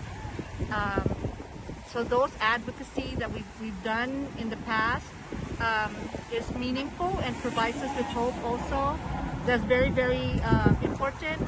The social justice issues that surrounds Guam in terms of the changing LGBTQ, that has been very personal for me because of, my family. I have a daughter who's a lesbian. And so, the changes around that advocacy of making equality come to them has really been very good. Changes in the policy for legislation for other social justice areas we continue to push for. I am really inspired by the work that I get to do as a social worker because I meet new people all the time. I'm always meeting people in terms of clients or folks that I'm working with, but I also meet people who are other professionals that are working together in teams. And so something that is really, really special though about this job is that I personally have really learned about the concept of humility. And no matter how many years someone can be in this profession, I don't think it means that you ever forget to be humble. I get checked by people all the time, and I take it, and I understand that this is part of my learning process as a professional. and I love it. I love just getting to learn and expand all the time, and yes, learning from books and conferences is cool. Reading articles and things like that, that's cool. But when I get to work with people, understand their stories and their lives and how they deal with things, and that teaches me a lot. So I think that's something that I really just love about the profession. In part of advocacy, there's a new program which I actually have changed. I was a child welfare social worker for 22 years in the Child Protective Services, and I wanted to do something proactive in part of helping, and I was offered the public defender as his first social worker on Guam, to focus on the client itself as a whole and provide the services they need beyond the fact of the legal system. So in advocacy is all we need is someone to speak, to be heard, and that's one of the best things you can do is to be heard and be the change. I want to say for me that when I was a student, one aspect of advocacy that I really appreciated was seeing those committed to working for the homeless. And that's why I'm in this population, because I have witnessed family members in my life, friends in my life through high school who went through homelessness. I didn't even know they were homeless until I saw them pick up, from living in poverty to bettering themselves today, all because of a social worker. And, in this homeless profession, working with homeless people as a social worker, a lot of people will say that there's not much help, but I want to say that there is. We have so much support. It's the passion that keeps us going in this work of advocacy. The people that were before me, a lot of resources, a lot of organizations that are now here on Guam is because of advocates before me. It's because of people before me who knew that there was justice that needed to happen in our community. It doesn't have to be with the disabled. It doesn't have to be with those people who we know need it. It's for those who you don't see, those are in the darkness, children who don't have a voice. So it's definitely those entrepreneurs who started out the program, who continue to be here after 20 years, who I thought retired and come back because they know that the community of Guam needs it. So for me, it's just seeing that little spark of hope and passion that even if you're here on Guam for a little bit, or you decide to make Guam your home to do social work, the little you do goes a long way in the community. I think if you're interested in joining the social work program or just really interested in learning a little bit more about social work, definitely do it. There's lots of resources on uog.edu to look at how you can get into the BSW program. You can also look at GCC through the Human Services program. Their program is amazing. For me, a really important thing to advocate for is for persons with alcohol and substance use disorders, and I think we're going somewhere with that. We're continuing to get them the help that they need.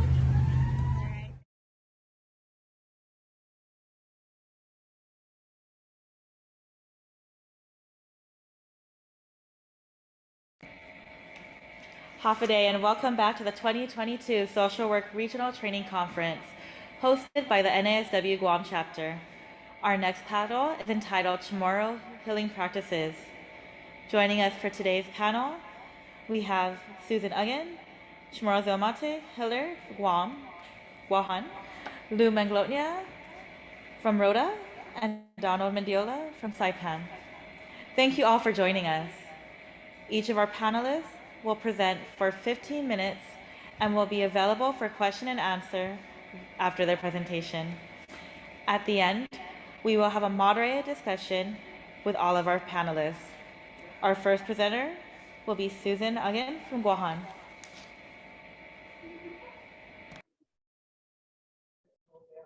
Today, si Susan Uggan from Manengun Zotnya. I'm one of the Zoamtis, and I'm here to thank this opportunity that we're sharing our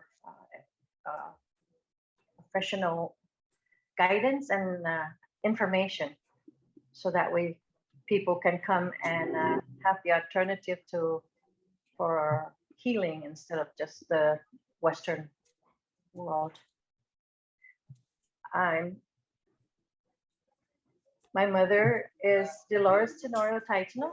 She is a Supriano Familia, and Tanquico Supiano, my great uncle, and his son Margarito are the three people that has helped me to find my venture into healing as a Joamti.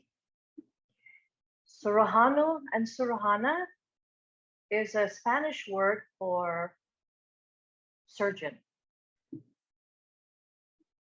I just wanted to point that out. Zoamti is the right word for us healers. At the age of 19, my great uncle Tanquico Supiano had given me a massage, and after he was done, he just turned around and said, "Ay." So I reached out and touched him. I said, "Dispensa sa una putiao," and he said, "Para. I'll go next generation. When truly esti ginaha, sabionayo todo ni ginahaho." And I sat up straight and said, "I haven't flapped my wings. Dispensa do uncle sa let niya.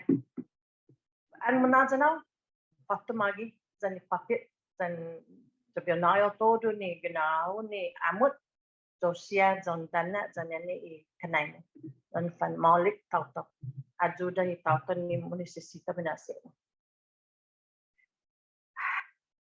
It has been a real challenge all my life that I can remember. Doing massages is and very challenging, and also to get the amut. It was nothing for us to just say tulimagi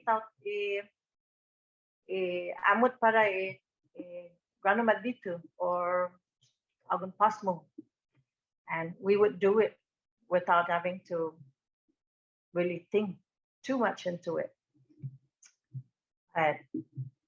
I should have paid attention with it. I tried my best not to, because I understand that this kind of work is 24/7, 7 days a week, and crises happen. You don't plan it, so it's what you get, and that's the reason I don't call the people that come to see me clients or patients. I call them my guests, because when they walk in the door, guess what you're going to get?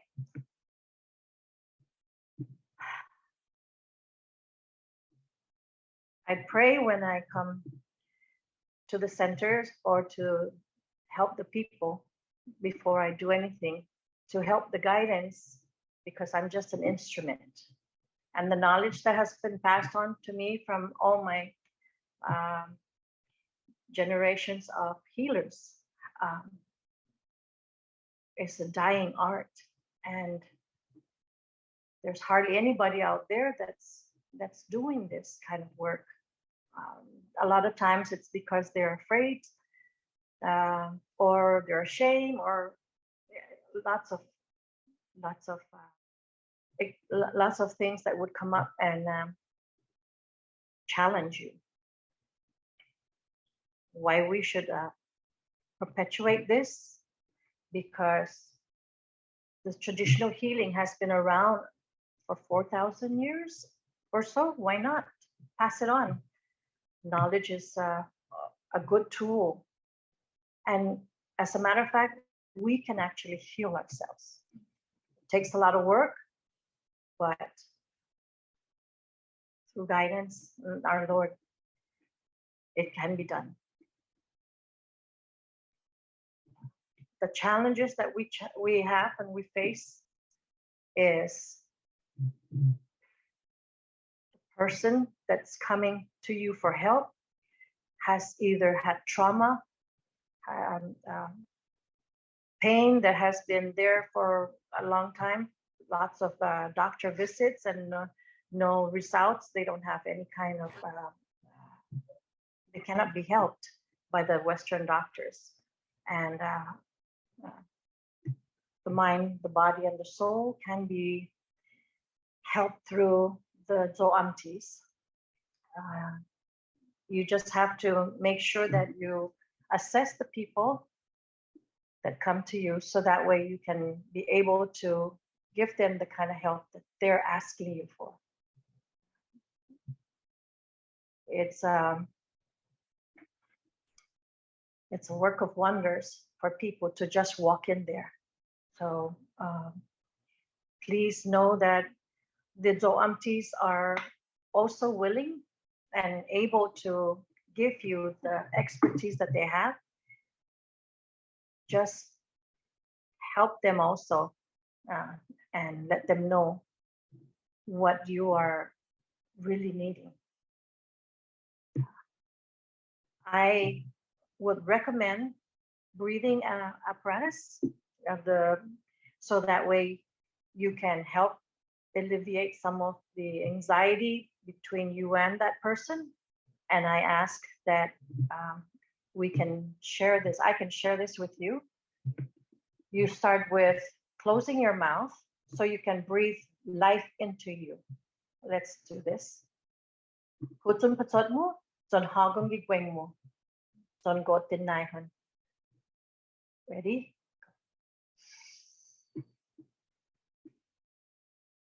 Sangim tisinya, na hutun gipatotmu, hagum gipatotmu. Tora du huzo, hagum chesbiar, na kadada.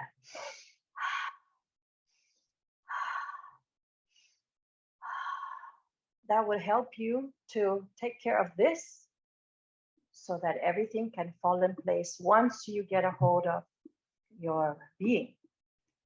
And 3 to 5 of those sets would be able to make you do what you need to do next. Please help us by helping this land that we are giving up to development. And if you guys are going to be clearing the land, please ask the mayors if the zoamtis would like to have the trees or plants that you guys are bulldozering or just getting rid of. You know, we maybe have a place that we can go and plant it somewhere else. En gagagaw hamzu, por favor, ondanklo na sejus masti ni ma na halum ham grini ito antis para ben na into noticia. Por favor, tagi amut dan malasa dan assisti tau mitu. To end my my conversation with you, I would like for you to know meditation, communication, water, breathing, especially stretching your ankles, your knees, your hips, your arms, and your neck and your wrists, clockwise and counterclock. 1, 2, 3. 1, 2, 3.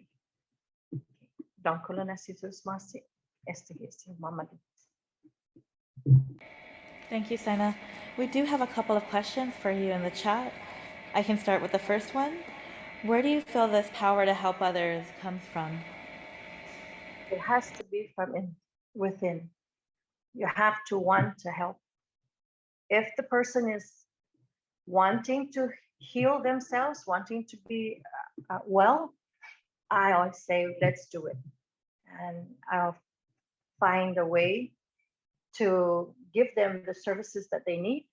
And if not, there's other zoamtis that I knock on their doors and give them their names and numbers so that way they can further their progress in helping themselves. Thank you so much, Sana. We have another question. What are some of the practices you use when helping your guests? My expertise is in the massaging. I also do mind, body, and spirit, and counseling. It's very important to hear what they have to say and let them talk, because a lot of times when we get to talking, we realize that, you know, what we're going through is really important that it is addressed, so that way healing can come within. Cesar Smasi, we do have two questions. I'm going to ask them together because they're both in line. So we understand the practices are usually passed down through families. Is there any way to teach someone who is not part of your family? And where can we go, or who can we talk to learn about these practices? Yes, there is a way to have somebody learn what um, what my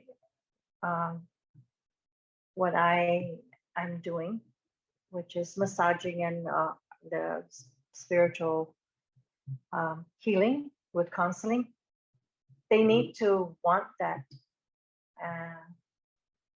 to do this wholeheartedly, because it's a 24-hour, 7 days a week, and anytime they can call you to help administer some of the healing. And there's no such thing as no, I can't do it. But you have to make sure that you meditate and pray, so that way you're in your space is also available for them. They also need to reach out to the people. I will be suggesting a lot of the ones that I know of, and anybody that is willing to help, I offer to the people that are wanting to learn this trade, because it is a dying art. There used to be so many zoantis out there, and healers, and I count 5 of us. I know there's several of them out there, but 5 is all I really know that's really practicing. Thank you for that. We have a couple of questions coming in, and some of them I'll save for when we talk to all of you together, just because they're general questions. But we do have an individual, Mr. Eric Bora, who would like to share as well. I see he put that in the chat, and he does have his hand raised, so I'm going to go ahead and also add him to our conversation. So thank you for allowing me to share. Buenas, Susan and Dilu, Maulik, Budanya.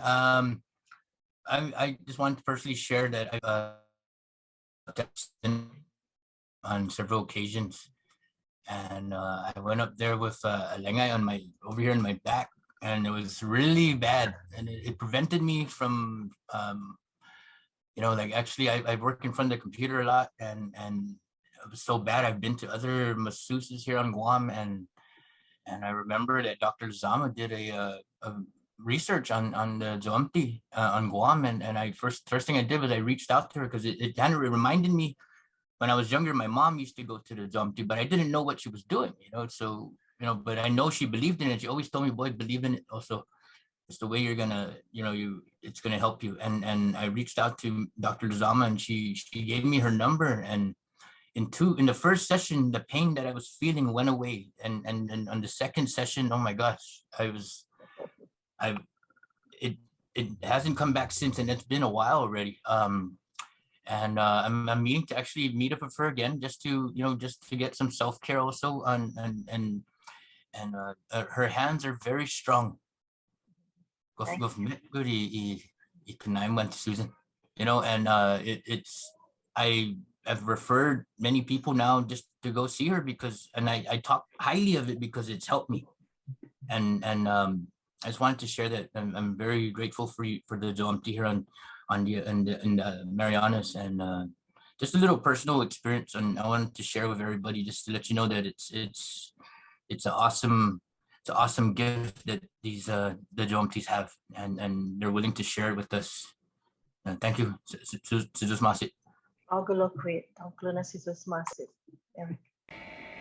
Thank you for sharing, Mr. Eric.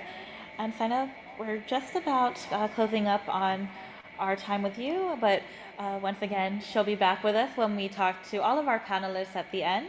But we're going to go ahead and move the floor to Lou Manglotnia, Shmoroza Opti from Rhoda. Buenas para todos samju. Good morning and hafadai. My name is Lourdes Tovis Manglonia. I'm from Rhoda, but I'm staying here in Guam now.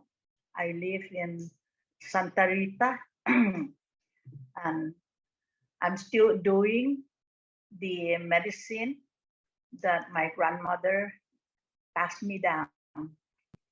And I am very happy that I learned this medicine from my grandmother. Why that I become a practitioner and a healer? Because my grandmother is a medicine woman, and she's very religion. She always pray before getting the medicine. She teach me how to collect all the medicine, and she teach me how to do the medicine.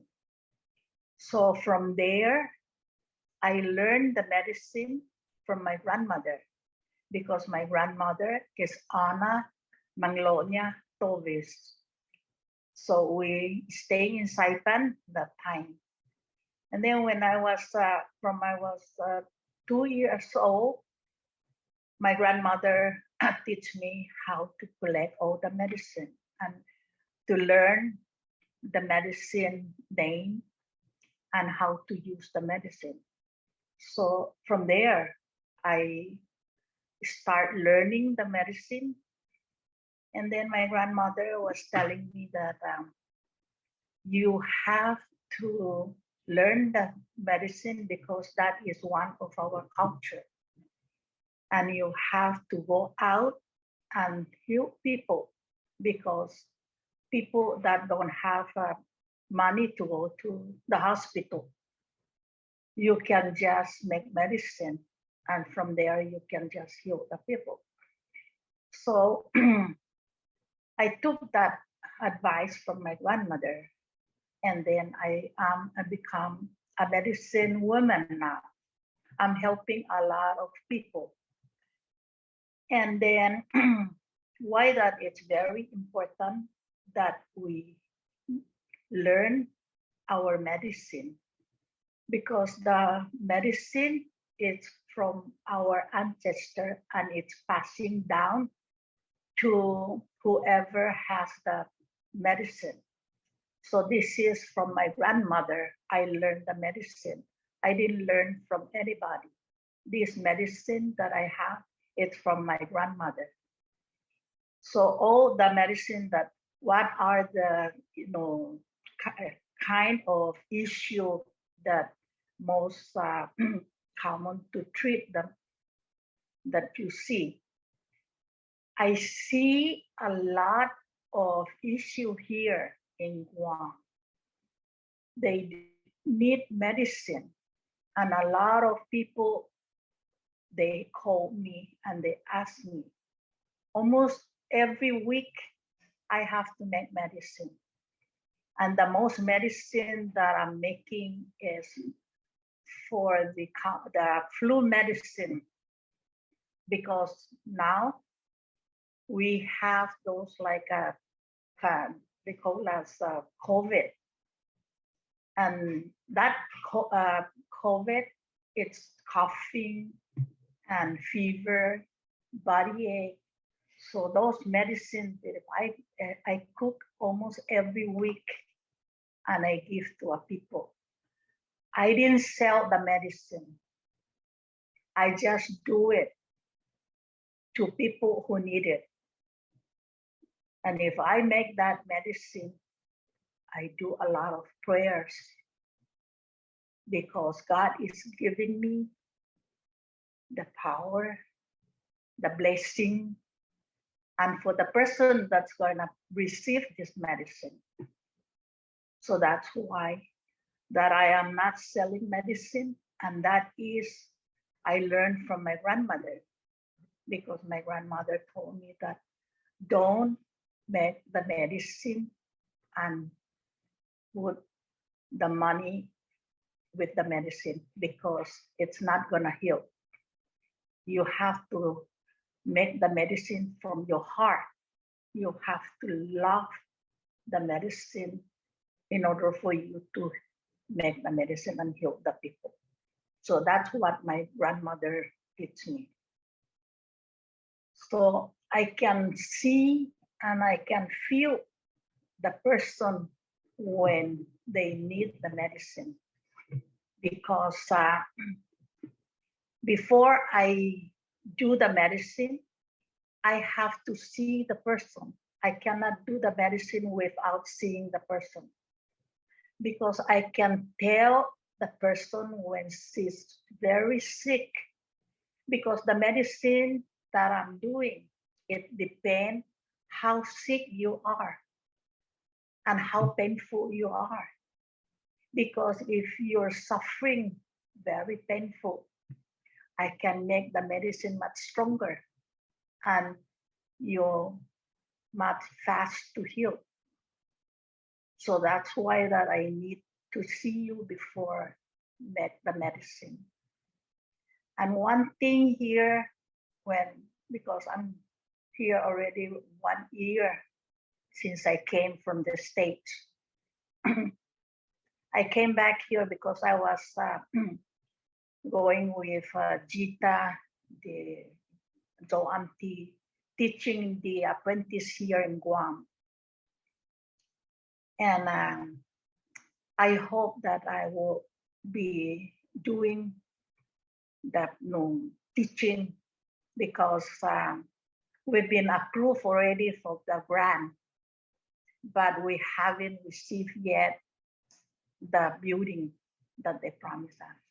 So this is what I'm seeing here in Guam, that the Guam need a facility and a land to plant the medicine, so the apprentice will learn the medicine and to see how the medicine look like, because it's a lot of medicine that it look alike, and you need to identify which is the medicinal plant. That is very important, because making the medicine, you have to know the medicine.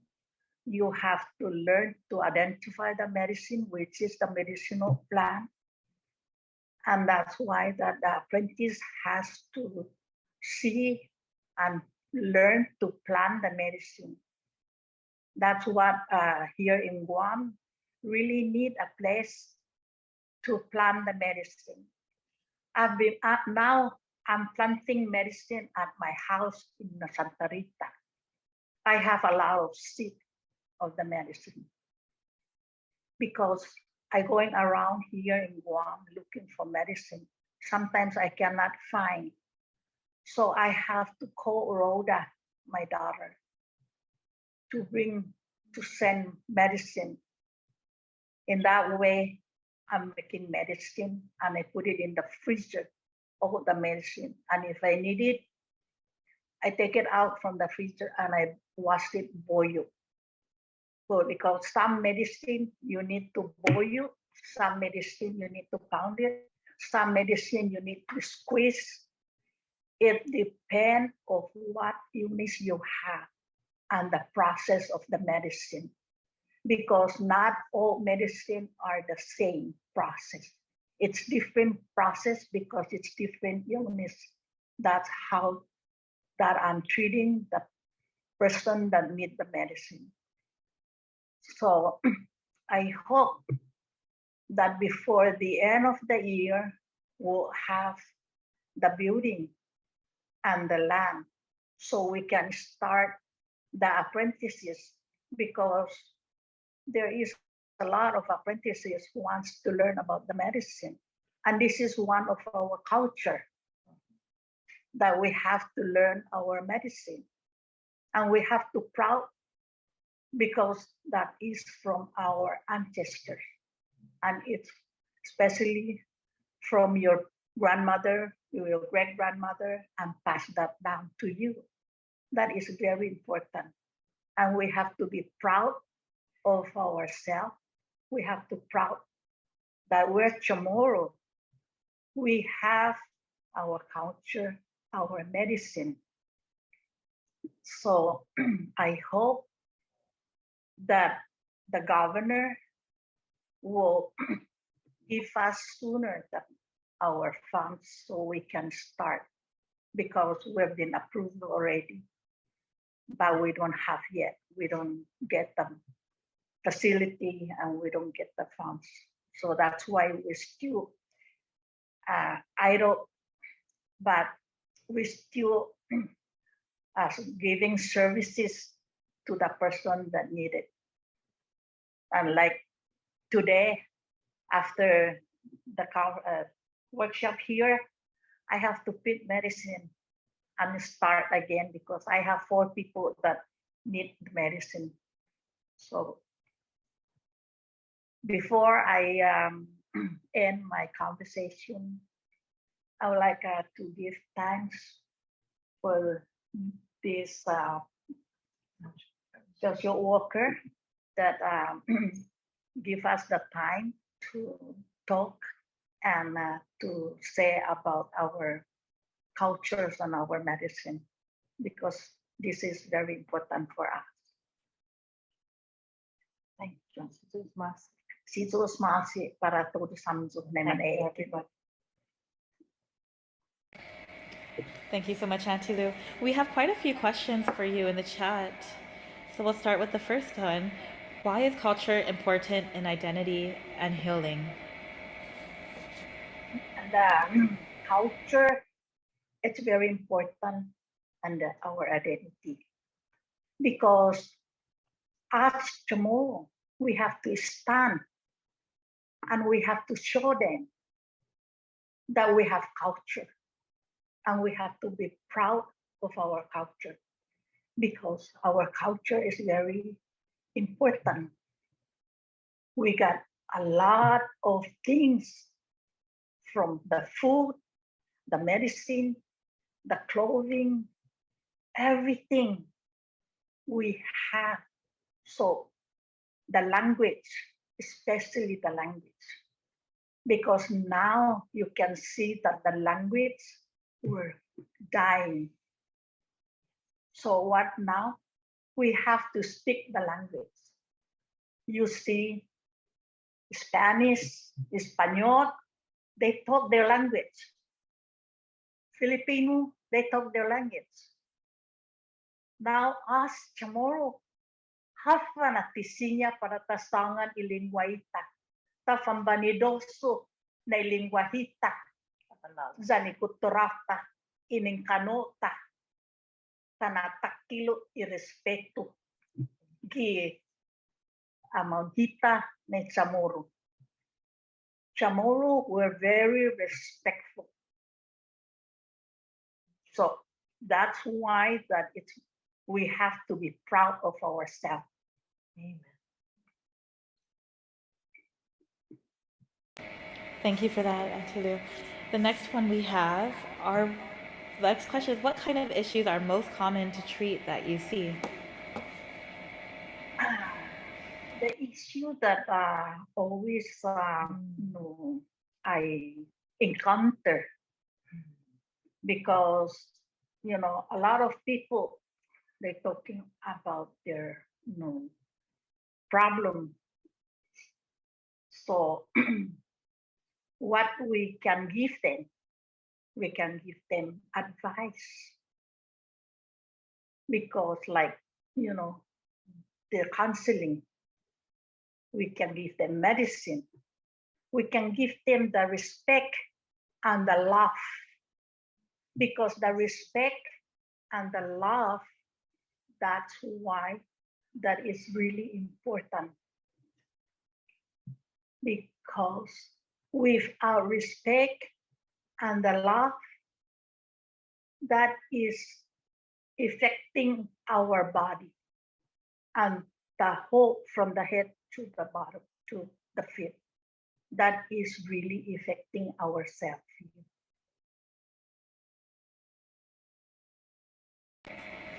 Thank you for that, Tulu. We also have a question about how do you as a healer deal with feeling overwhelmed with the work and guest or client issues? For me, if I making the medicine, before I make the medicine or before I meet the person, I already every day I prepare myself to deal with anything that comes to me. And I have to accept, and I have to love, and I have to respect, because you can feel the person when it comes to you and asking for help. So that's why that it's really important that to me.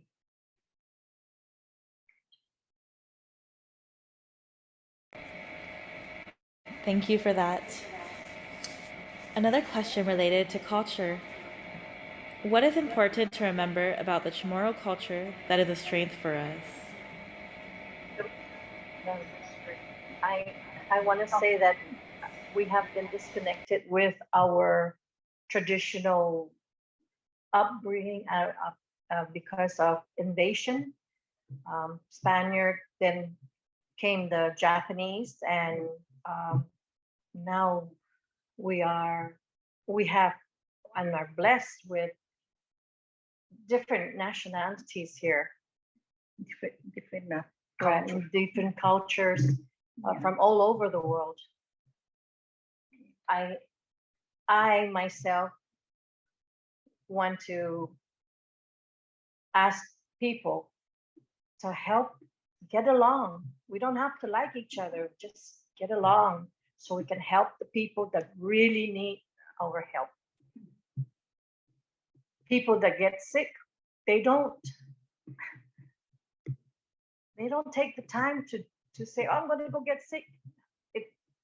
A lot of times it's built up, and sometimes life happens. We really just don't know until it hits us, right between the eye. We just have to learn how to meditate and get grounded, so that way we can help ourselves before we attend to people that need our help. Your turn. Thank you so much, both of you, for that. We're going to actually move on to Mr. Donald Mendiola of Saipan, and we'll bring you all back together for our final discussion at the end with all three panelists. Thank you again. And introducing Donald Mendiola. Buenas, amagambogaan. Good morning. Para todos samzu guaho. I'm going to be going back and forth not tomorrow in English. Guaho si Donald Benavente Mendiola. I'm a Joamti. I had joined the Joamti group in Guam under the Hada Foundation. I've been a healer. I've been practicing healing for 49 years. Unlike Miss Lu, where she was told by her grandmother to learn and to practice the medicine for compassion and blah, blah, blah. When I was about almost 8.5 years old, when I was young, and I used to see my grandmother, two maternal grandmothers preparing medicine, and of course their siblings and all the great aunts and uncles, and I was just surrounded by a bunch of aunties, a lot of healers. And at about that age, before I was like 8.5 years old, I got this interest. I felt like I was interested in learning to make medicine because I wanted to help people. I always hung around with the manapko because I was a kid. I never hung around with my age group because I found them boring. I like to learn more. So the manapko would be like, then I was like, okay. but can't you guys just teach me? Teach me stuff? Anyways, when I was about that age, almost 8.5 years old, I went to my grandmother, my paternal grandmother, and talked to her. And I spoke to her and I said, Nana, will you please teach me what you know about medicine? She looked at me and was like, why are you interested? I says, I want to help people. I want to do the same things that you're doing. I want to learn to heal people. And then she looked at me, and for some reason, maybe she felt that I was authentic with my feelings and my interests. So she said, okay, follow them if I'm not you. So at that age, I started going to her house every day. And that started out during the summer after school was out when I was only in elementary. And I started learning the names of the plants. She started giving me the ingredients. And along the same line, because she was teaching me off and on, alternating days. Monday would be teaching about medicine. And then I was also interested in weaving. I wanted to learn to weave costa tengwang, wafak, balagbak, tuhong, and all those fun stuff made from the pandanus. So I was killing two birds with one stone, and I didn't even know it was just because of my interest in learning to continue on with the culture, to learn the culture, and to practice it. I wanted to learn how to weave bags and mats and hats as well, and different types of other like balagbak and stuff.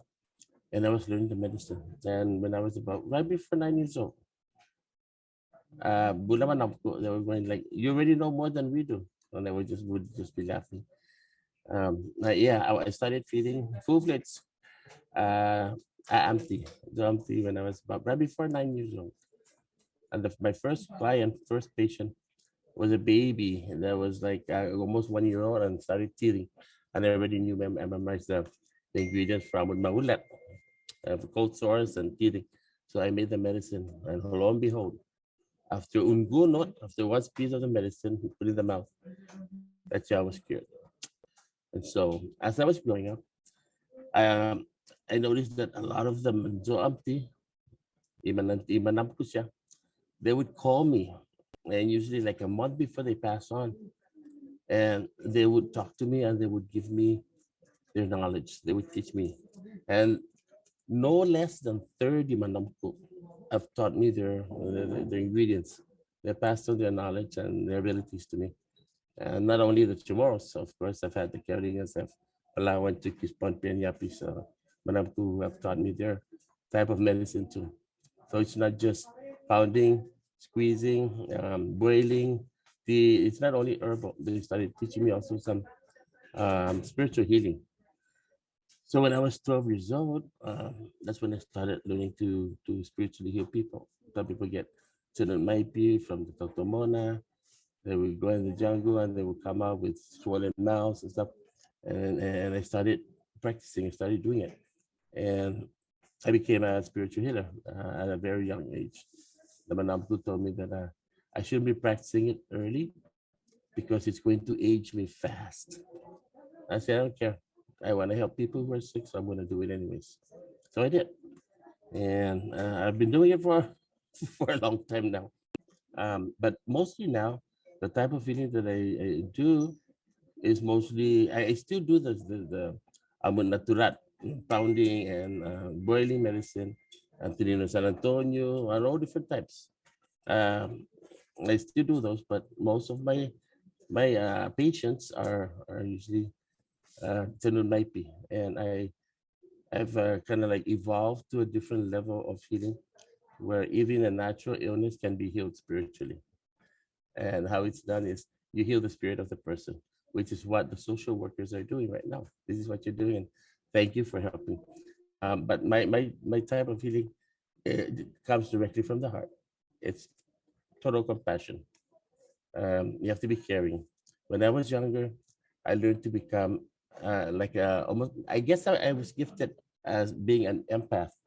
I could feel the pain. I could feel the illness when I was pounding and boiling medicine. So when people came, even before I was 20 years old, I could sense the illness. They would come near me and I could sense what they were suffering from. And not to mention like the physical external types of symptoms where you see like rashes and stuff. Well, that's obvious. But sometimes they would be, but as soon as they come close to me, I would sense like something's wrong with the kidney. So I say, if you have a kidney infection, so I'm gonna need to do this and do that. And then sometimes they would come even after going to the hospital without telling me what they were suffering from. I would tell them because I felt like a sharp pain somewhere within my own body, and that would indicate to me where the pain is, and I would tell them. And they would go, "How did you know that?" I go, "I sort of felt it." And they go, "How did you do that? How did you get that gift?" I go, "I don't know, but it's a gift, I guess, because I'm so into helping that I was gifted from above that ability to sense it, and so that helped me become a better, so I'm the better healer, and to be so I didn't have to waste my time. Um, what are the types of illnesses that I heal? I find them to be very seasonal. There will be a whole month full of children who would be teething or manamku. They would start having like neck pains, headaches, and heat on their chest, or they would have mangdu maipi, so there's gas inside the body and traveling around. So I have to boil the medicine, make them drink it. But I find it to be seasonal. Certain times of the year, I would have certain types of people with this sort of very similar type of illness or suffering that they're going through that would come. So let's say, for example, I also do a lot of counseling, but I don't really say anything per se.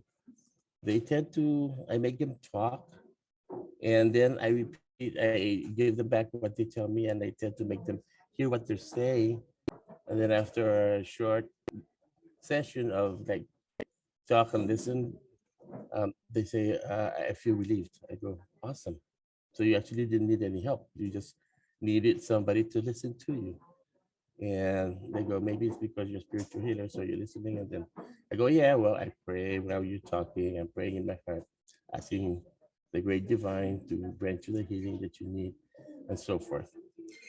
For those many, many years of healing, I've been very satisfied, not for the fact that I get paid, because I don't get paid. I do it out of my heart. I do it all the time. But when people are happy and are generous and would like to contribute, like give me pugwa, of course, or maybe raw meat, or they make fritada, they bring me some. Those I accept. I know it really comes from the heart, but I don't expect. There's no expectation on my part. But the thing about being a healer, Nick, when you see somebody suffering, you don't offer yourself, because that's not how it goes. If somebody is sick, they have to ask you. And you don't advertise, because we go by word of mouth. So everywhere I go, people know that I'm healing, because I've healed people from the northernmost part of Saipan to the southernmost part of the island.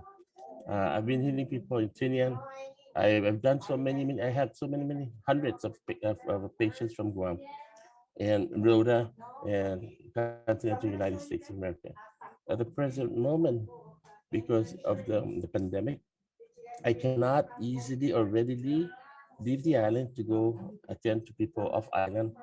However, I've experimented and it worked using the phone.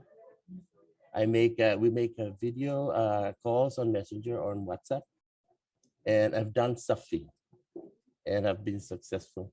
And I'm just praying and praying more, asking the Father to grant me the ability so that I can help as many people as I can who need help.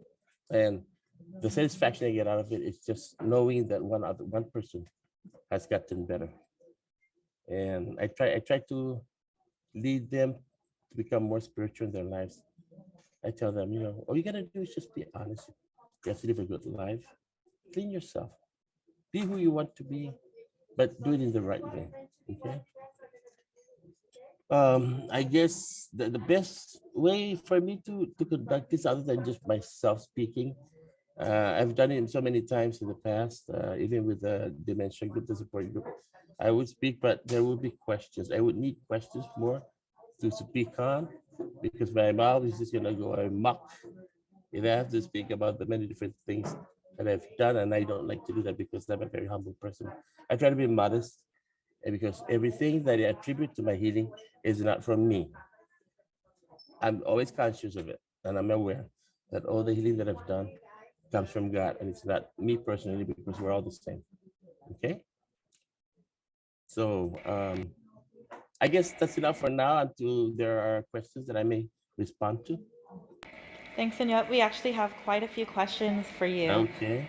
I can start with this first one.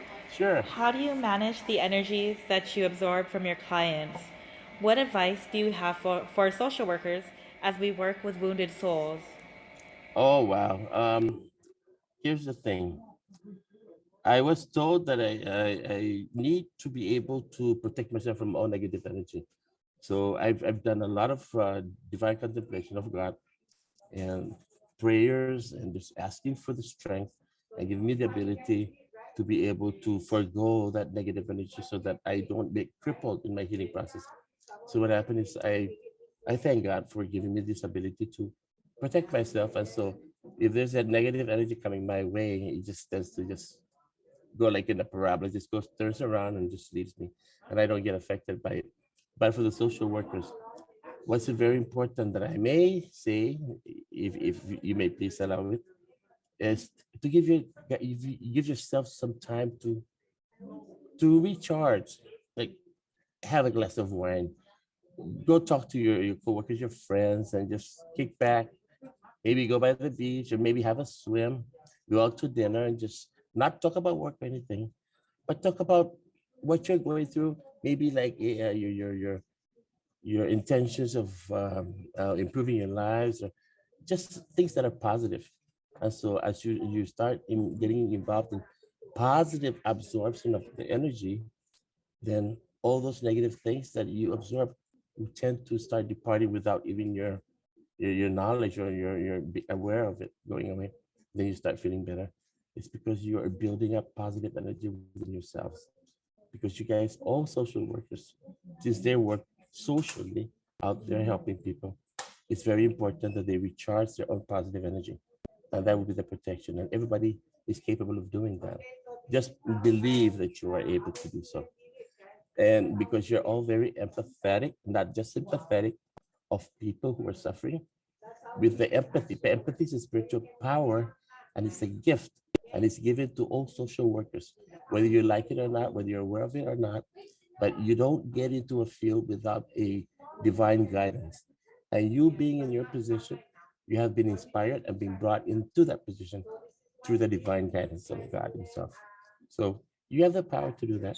Just remember that you do, and you have that guidance, and always be open in your heart to accept it, receive it, and apply it. Okay? Thank you for Anything that, else? Senor. Yes, we have quite a few questions for you. Okay. Our next one is how do we cultivate our intuition as social workers regarding empathy? Oh, okay. That's yeah. How do you cultivate it?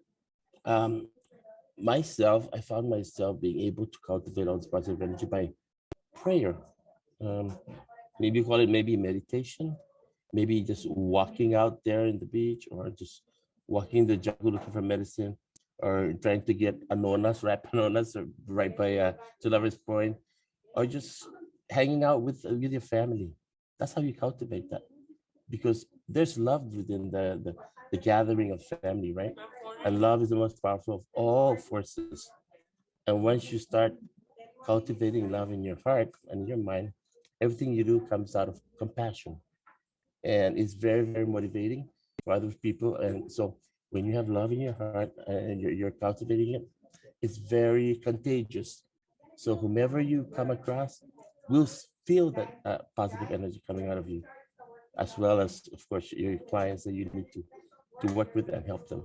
It makes the process of healing a whole lot easier when you are being aware of your abilities and you're aware of the energy you're working with. And you gotta be honest all the time, not just being there for the money, but you're there because you're very compassionate. You're loving. Okay. Thank you, Senor. We have another question.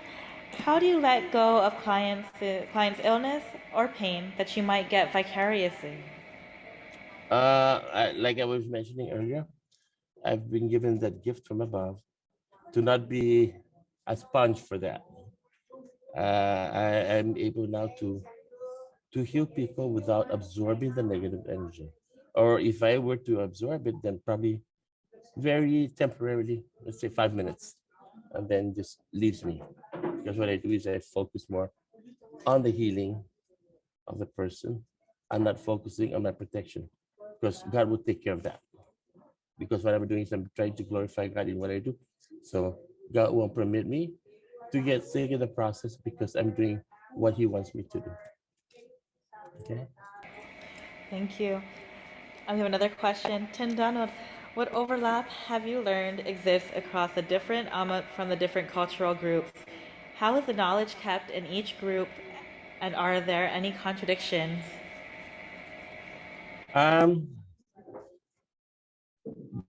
Herbal medicine is just herbal medicine. It's just that recipes or ingredients being used in recipes are different from different cultures. And whichever recipe is readily available for me to utilize at the moment when I need to prepare a concoction or a brew, then I would use that. Okay, like for example, amud makpong. Amud makpong is for children, right? There are 7 different types. So whatever type, whichever recipe I need, which is the quickest for me to grab the medicine from and make it, it will come effective. Then that is that I choose whichever recipe that it will work at that moment, and which is readily available. So I don't go crazy driving around so much around the island. But there are some ingredients that are Chamorro medicine that we really are lacking in Saipan. I have to go to Rhoda, or I have to have some people, relatives in Rhoda, send them through the mail, or rather, or on plane. Things like tupun ajuzu, agahga, put.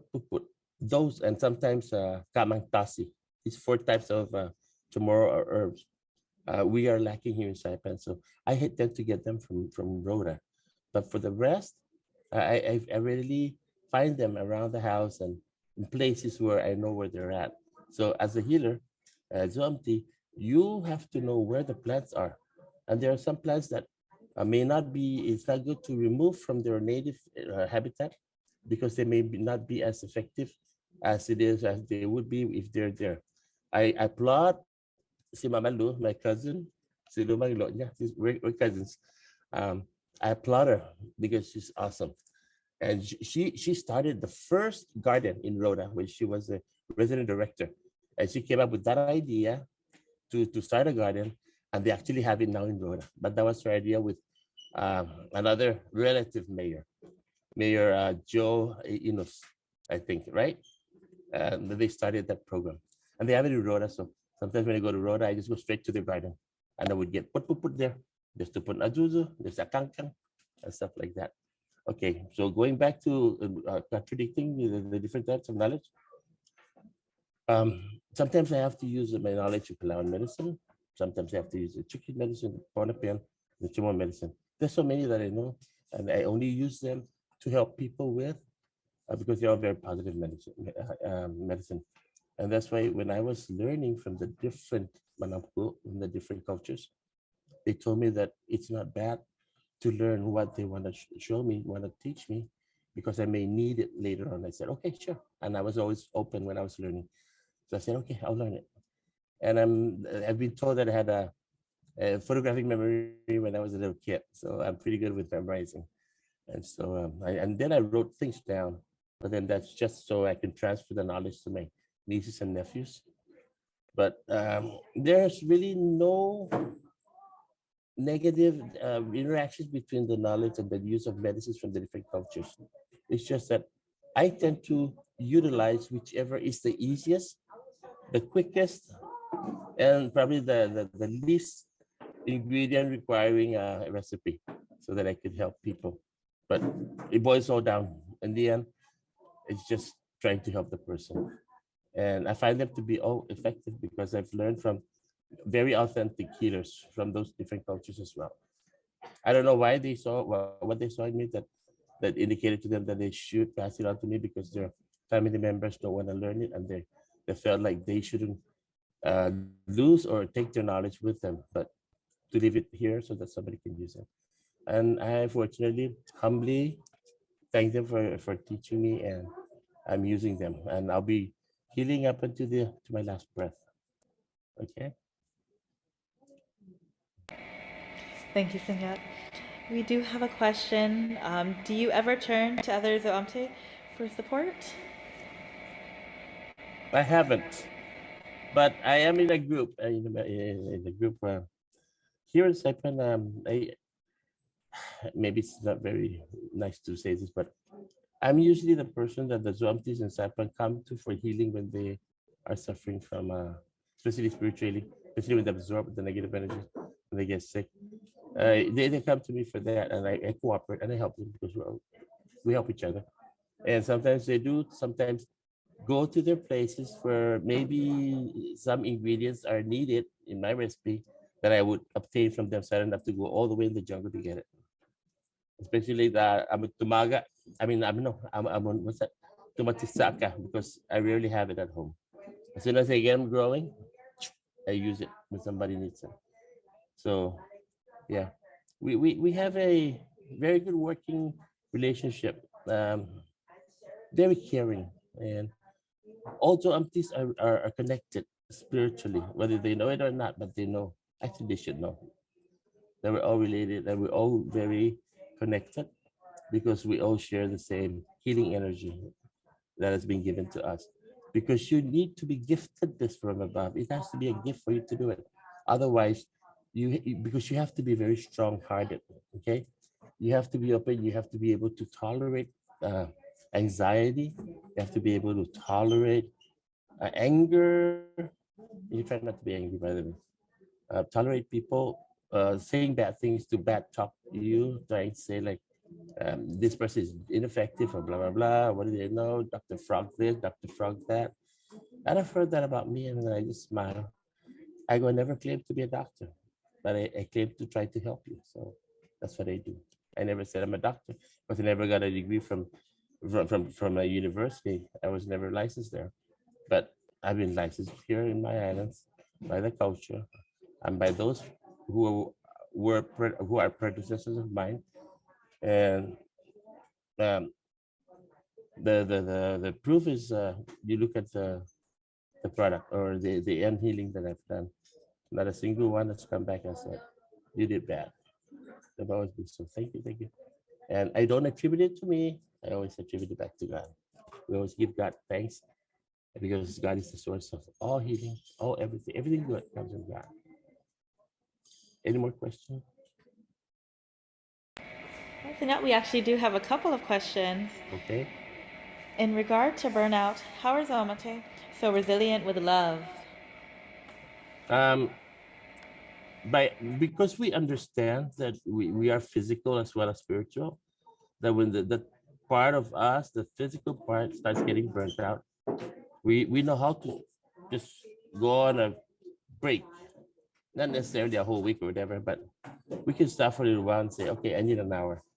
I need an hour to recuperate. So we just become spiritual, and so we recharge spiritually by just saying our Father and say, Lord, grace me with whatever is necessary that I may continue to do your will.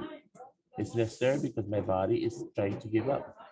Then before you know it, like, you're rejuvenated. You're fine. I'm pretty good with that because I tend to complain. I go, you want me to do this? So you have to help me too. Then I'll be okay again. You have to have a good relationship with our source. You have to love. And the thing about also the healing thing is we have to have the constant reminder, and we have to have an attitude of us, not you and I. We have to have the concept and the belief and practice and inborn, put it way deep inside into our inner being, and always have that us attitude so that we can help each other. That way, you always have the source with you because you're loving it, right? Thanks, Sunya. We're going to go and bring back our other two panelists now, and we'll go ahead and open it for a larger moderated discussion with all three of you. So I have a couple of questions that have come through the chat that I believe they wanted to ask all of you. So we'll go ahead and ask those questions now, and we'll go ahead and answer them in the order of your presentation.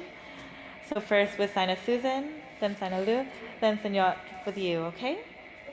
So our first question is, where do you feel the power to help others comes from? And we'll start with you, Sina Susan. The power that comes within is through God above, our being, and finding the time to acknowledge the now. Never take things personal. You know what that is? Everything. You just have to learn how to do the breathing so you can release the energy, the negative energy that has cast on you and wants to go deeper into depth inside. In order for you to release that, take a moment, like Senor said, and just meditate. Learn to release that negative energy so that way the good flow of energy will come within. Automatic. And depending on how bad you really want it, it'll be fast, very, very fast, or sonar, fiber optic. It's amazing. It's amazing.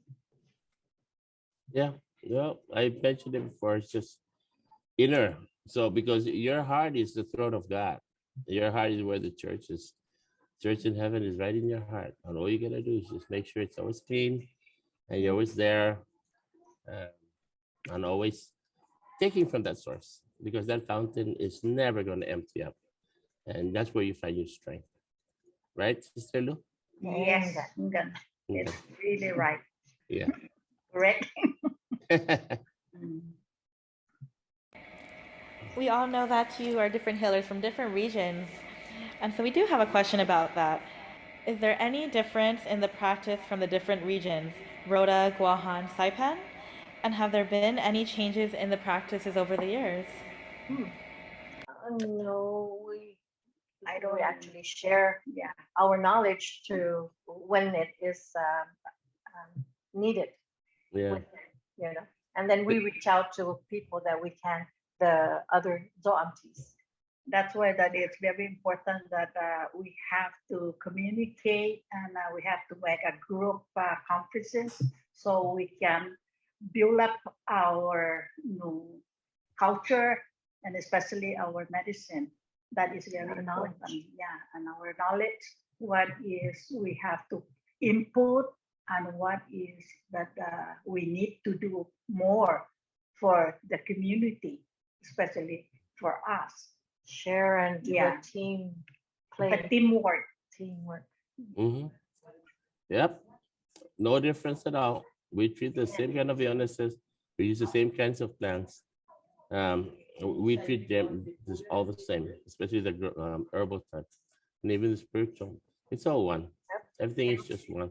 Just it like might be healing. a little different, right? Just might be a little different how we prepare it, but basic, it's about the same. It's just the ingredients that I seen here because the tomatis I just noticed that Guam and Rhoda, Siphon and Rhoda, it's just the same tomatis. But when I was here in Guam, I learned that the tomatito is the tomatista. Yeah, tomatito. That is the difference of the ingredients of the medicine. So that's why that it's only that. But that it's very important that I was mentioning that it's the demonstration and to know what is the medicinal plant is. I know that the tomatillo is the medicinal too, but it's the nutrients of that it's lower than the tomatistaca. Because when I went to the States and I find out, because we sit down with the botanists and we come up with that. So that is the difference. But they use that here because that is how they said that it's tomatis chaka. But Yeah. as you can see, That's that what we the have. description of that That's- tomatis chaka is different, because the tomatis chaka from Saipan and Rhoda, it's round. Tomatizo, it's a little bit Malabla. malabla. Yeah. Yeah. And the tree and the it grow, the tomatizo it grow like 4 feet high. The tomatis chaka, it's Short. spread around and it's low. So that is the difference. And those tomatis chaka is very important in the medicine ingredients. Even for any you have sore, you can just pound that and you put it. It really helps you. That is the one here that I find out. Or sore mouth is the number one. Yeah. Yeah. Even You need antibiotic. yeah, or sore throat, even Yeah. sore throat, or tonsillitis. You can just chew that, swallow the juice, and you'll be fine. 5 minutes, you'll be good. Right. That is better than the antibiotic, because the Right. antibiotic takes 10 like days. 2 or 3 days to Yeah. get healed. But that tomatis chaka, and I prove that Just because minutes, I have yeah. a lot of patients here, people that need it.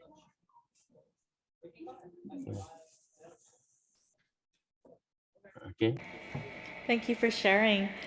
Next question we have is, what got you into being a Chamorro educator and practitioner?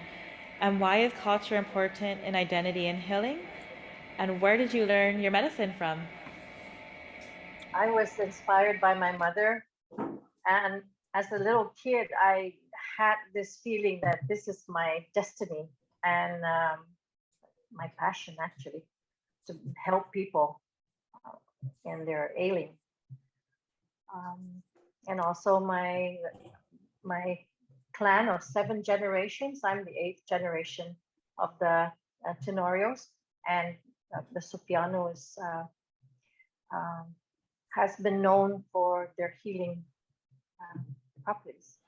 I spoke on that already when I said that I was interested in blah, blah, blah. Maybe I shouldn't have to respond to it because it's extending the time. And Lou also spoke on that with her experience with the grandmother. Yes. So, and I'm the Chamorro educator here. I'm a teacher. I've been teaching since 1988, and I do incorporate Chamorro medicine into the curriculum. That's what we need. Yeah, I spent almost a whole month taking the kids around, showing them the plants, telling them, talking about the plants, telling them what they're used for. I would make sometimes samples. I can make them drinks like amut fresco, amut makpong, that I make the kids try it. And then I make them do a show and tell. And then I make them also, if they're from different cultures, I have them bring in like 5 different types of medicinal plants, and they explain it to the class. And so that's in my Chamorro culture, Chamorro language and culture class, which is bilingual. That's one of the assignments that we give the students towards the end of the school year, during the 4th quarter, which is starting this quarter. We'll be doing a lot of a lot of cultural and medicinal lessons with the students in the middle school level. For me in Rhoda, why that I'm really interested in being to be at a Joe Auntie to learn about the medicine, because Rhoda is a small island, and on that back then we don't have doctor. We always they always send the patient to Saipan. So in that way, I continue practice my grandmother teaching. So I make a lot of medicine, and my kids, they never go to the hospital. And I gotta really know when I bring them to the States, because they don't have shortcut, because they don't have a record in the hospital, because I didn't finish them, because I just do the medicine from me, and I treat them. So when I bring them to the States, they ask me for the shortcut, and I don't have, because they don't have record for that. So when Rhoda don't have enough doctor.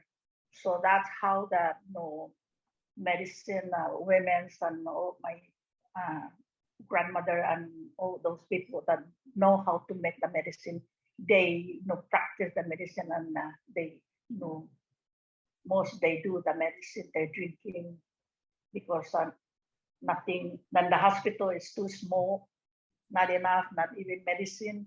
So maybe Donald can just see that group of people, they always send it to Saipan for treatment. Yeah. Yeah, that's true. And a lot of times, especially with those who are gonna give birth to deliver, I've experienced many times, especially her sister, her sister, see Andrea. Yeah. She was working with Rota Liaison. Yes. Every time they brought women who are gonna be given the C-section, she would stop over at my house. I'm very close to her. She would bring them and they'd be breached, so they're supposed to get a C-section. So when they come, so you go, I have a brother, can you help? Let me try. I can't guarantee, but let me give it a shot. So what I do, I just, the surface of the stomach, I do a thing, I do a spiritual thing. And so I just massage very lightly and I talk to the baby and say, you got to be good and your mom is suffering and you shouldn't give her a hard time. You shouldn't have a hard time yourself. And I tell them, okay, baby should listen.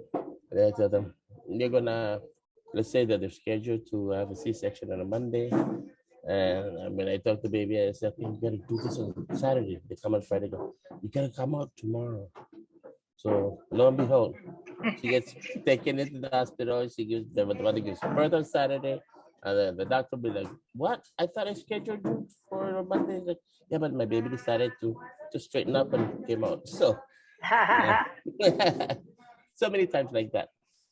Mama Lou knows because her sister was the one who was bringing them in. Oh my gosh, like at least two pregnant women coming to Saipan for C-section, but they always stop at my house first. And even one of the Jom team wrote us, si Mariano, si Mariano. Her daughter also was going to go to the same thing as she came over.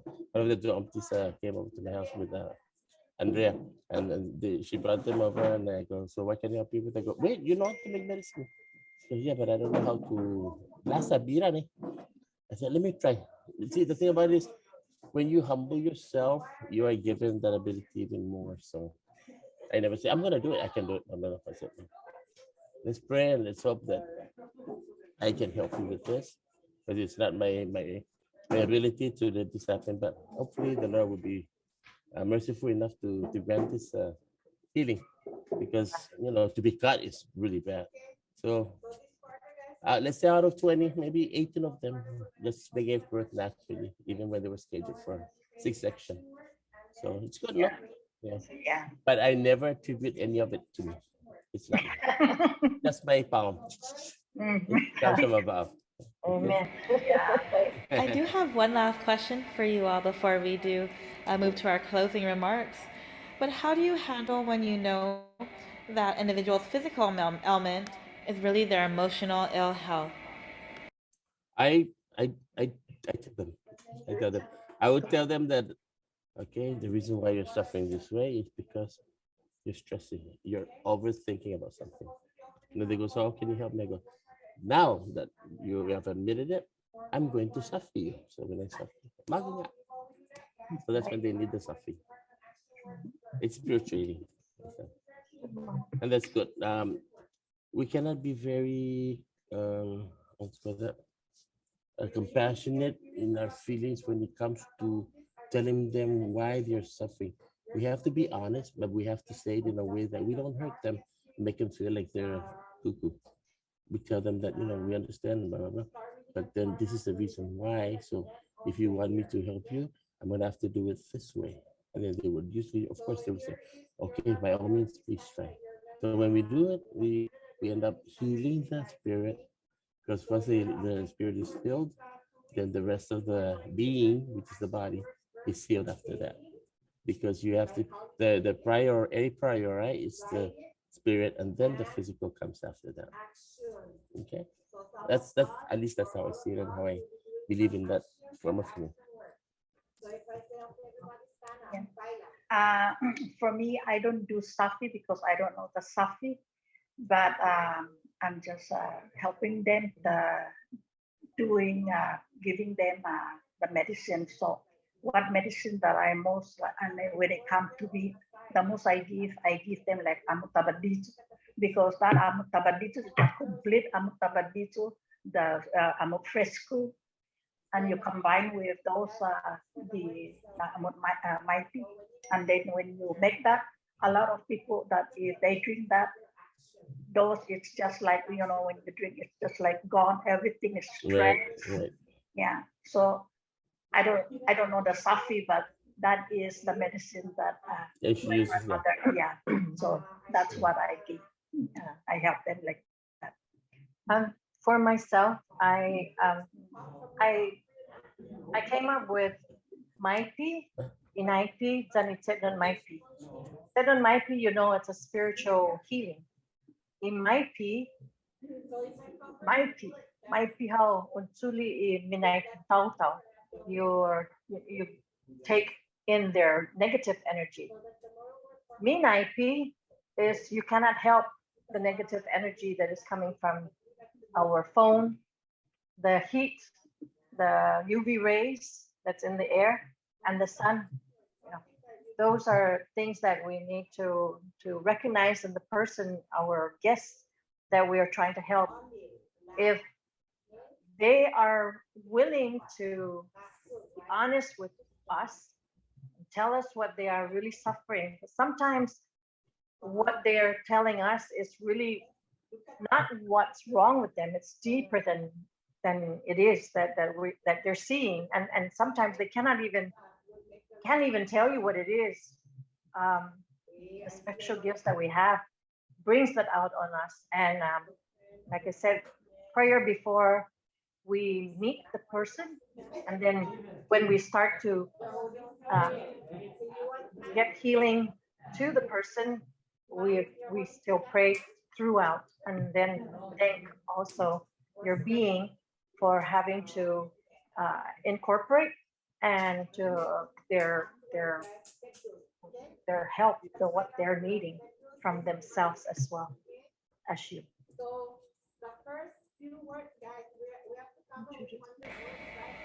Once again, thank you all for being part of our panel entitled Tomorrow Healing Practices. It looks like we're just about at the end of our time for our panel. So I'll go ahead and open up the floor for you three to leave us with any parting words. Kundang kulo na si Zeus Masi ni on pabre si Tori Famaguon Tori Tautau ni man Danyo bining Dacia pat sino mabidania and sinagadesi hamzu ni counselors sa anti hamzu ti sinaham loki in sen ajuda itauton ni man gof man maanyang dan timan matunguha kapag matsogin siya sa hagasat man ma-disconnect. And what I'm trying to say is that I'm so grateful and thankful to all the counselors that have gotten this together so we can be aired out to the public to let them know also that we are human, and when you need help, you're willing to really do it. You do it from here. Let us help you. Let us do our best to help you. Don't be afraid. Okay. Thank you. On behalf of myself and other Jomti, I would like to say thank you for giving us this opportunity to be able to share and to clarify maybe and give you information as to what we do as we work in tandem with the counselors, helping our people as we love them so much. And you're called to do that. And so you are in it.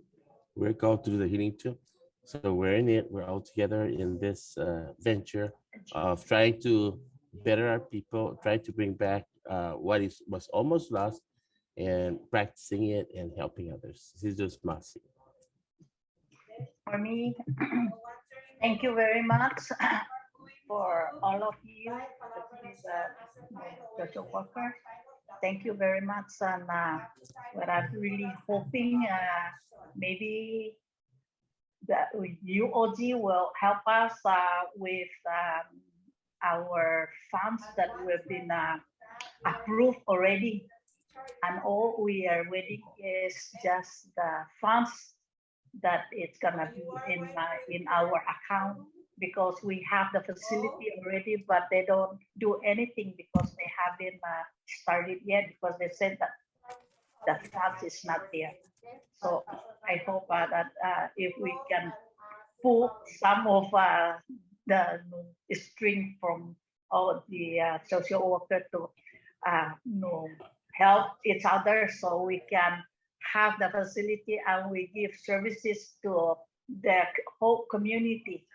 Yeah, so more people will benefit from that, because us as a healer, we're ready and we're just waiting. And maybe my brother Danu can come and join us here. I will. Yeah, with the facility that Yes. if we grand open, maybe we can call you and I will come. and Oh, with the rest of the other healers. yes. Oh, before I forget, I would like everybody to hear this, that I would like to give a very special thank you to Terry Francisco. Yes. She was the one who asked me this last week if I could join this panel, and I said I'll be willing to do it. She goes, "Thank you, Senor." I go, "I'll do anything for you and for the people." Okay. Thanks, Terry. Terry, thank you. Thank Thank you. you. Thank you. Sana maas. Viva Mr. Moro. Yes, Viva Mr. Moro. Viva para todo Viva y el social work. social work also. Thank you three again for being part of our panel entitled Cultural Healing Practices. Once again, as part of our panel, we had Susan Uggan, Lou Manglotnia, and Donald Mendiola. And of course, if you have any other comments or thoughts you'd like to share, please share them in the chat and we can make sure that we share them later. Thank you three again for being part of our panel. Si Zeus Masi. Zeus Masi, adios. Adios. Adios. Adios. Adios. So we'll be starting our lunch a little bit early. We were originally scheduled for 11:30, but we're going to go ahead and kick off lunch now. We're going to be playing the proclamation signing for Social Work Month in just a bit. We know that there were some technical difficulties with our breakout sessions for yesterday, for day one. Those technical issues should be taken care of today, but we will be opening the breakout sessions a little early, as the agenda has the concurrent sessions happening right after lunch. But until then, we're going to kick off lunch first with the proclamation signing recording, then move into activities from our social work students, and our lunch will end at 12:30, which will lead into our concurrent sessions. We have 4 different breakout sessions, and that information is included in the agenda that was sent via email to you all this morning. We'll also share the agenda again in the chat. Once again, please feel free to stay with us for lunch for the proclamation signing, and then at 11:30 we'll have the social work students activities. We'll see you then.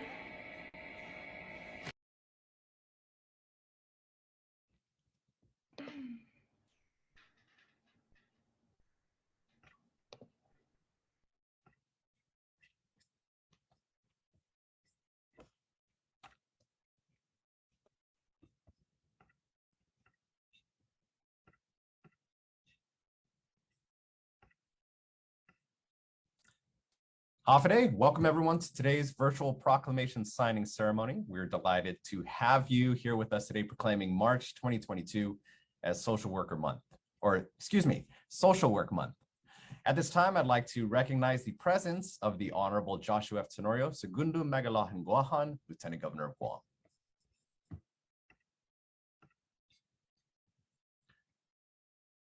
From the 36th Guam Legislature, Speaker Therese Terlahi, Committee on Health, Land, Justice, and Culture.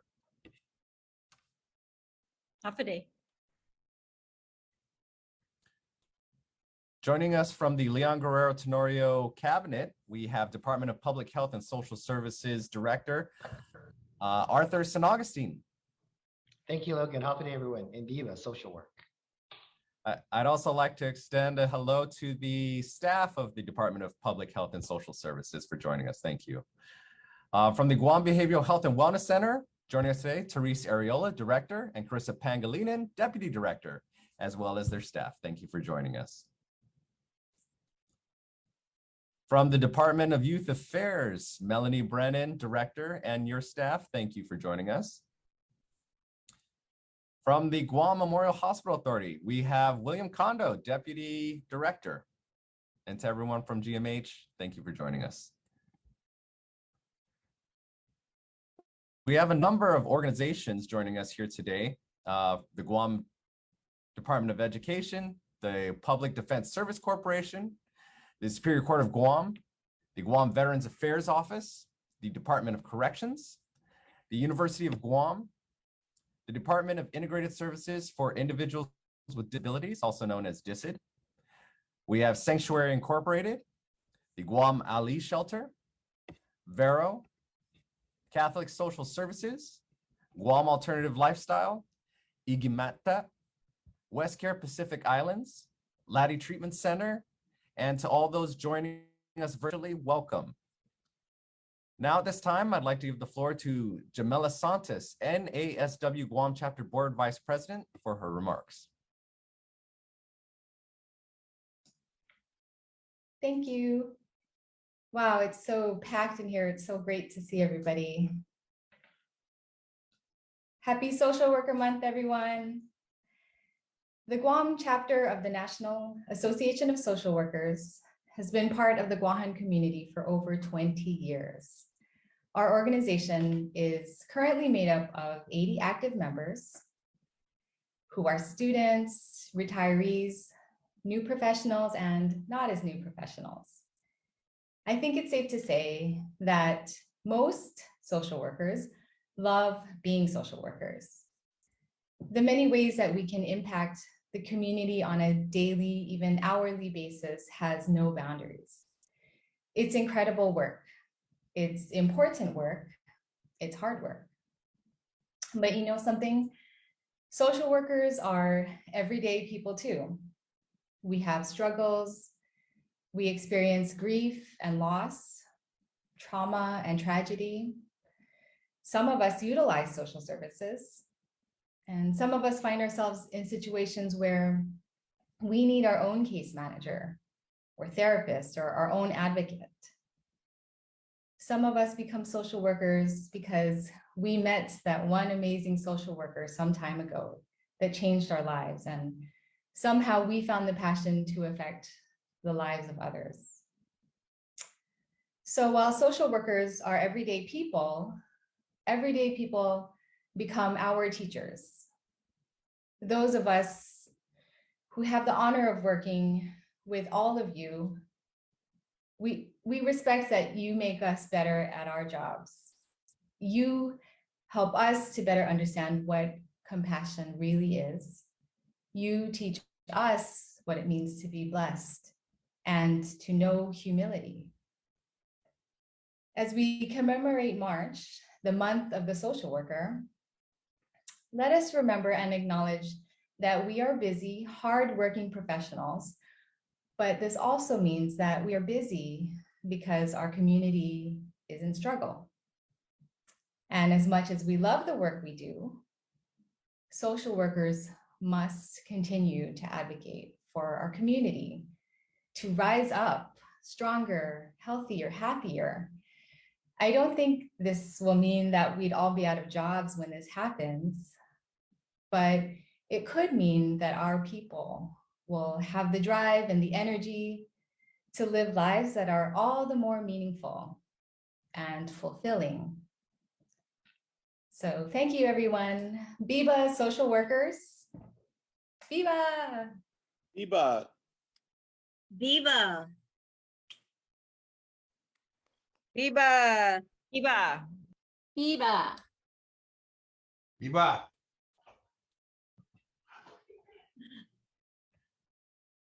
Thank you very much, Jamela. Now at this time, I would like to give the floor to Lieutenant Governor Joshua F. Tenorio for his remarks. Thank you very much, Logan, and thank you very much, Jamela, for inspiring words. And I want to first congratulate everybody, but I really want to thank all of you for the great work that you've been doing in a very challenging and dynamic environment. And these last few years with the pandemic really have been some of the most challenging times, compounded already on a challenging situation. Social workers help us recover and save lives in the front lines. I was thinking about this. My mom is a teacher, but when I asked her, when I was going to college and I asked her, why did she choose, she got a degree in special education. And she told me that her two choices were special education or social work. And it was so hard for her to determine, and she chose special education because she felt that she could use her inclination to be a social worker in an educational setting and focus on helping children with disabilities. What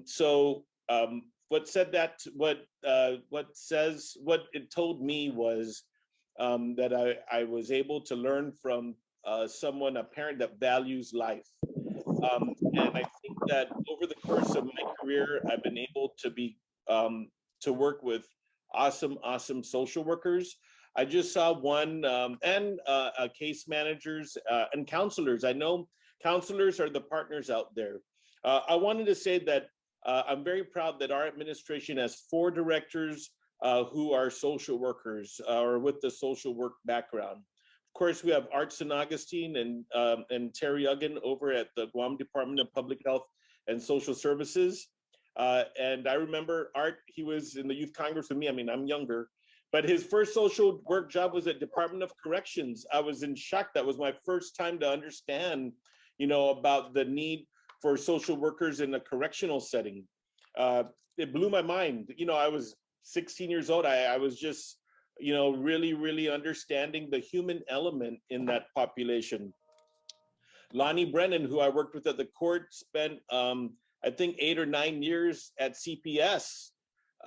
And from her, I really understood more about really some of the frontline needs and some of the things that social workers have to confront on behalf of the government, things that not everybody, a lot of people don't have that capacity to have to deal with that side of humanity. And of course, one of the social work leaders and instructors and mentors was Sarah Thomas Nedadog. So I've been able to really learn a lot. And I tell you that a lot of times in the conversations I even have with the speaker, a lot of the things we talk about have a lot to do with trying to figure out ways to provide support and increase and expand support for the difficult work that social workers have to encounter. Social workers are on the front lines of recovering education, saving children from abuse.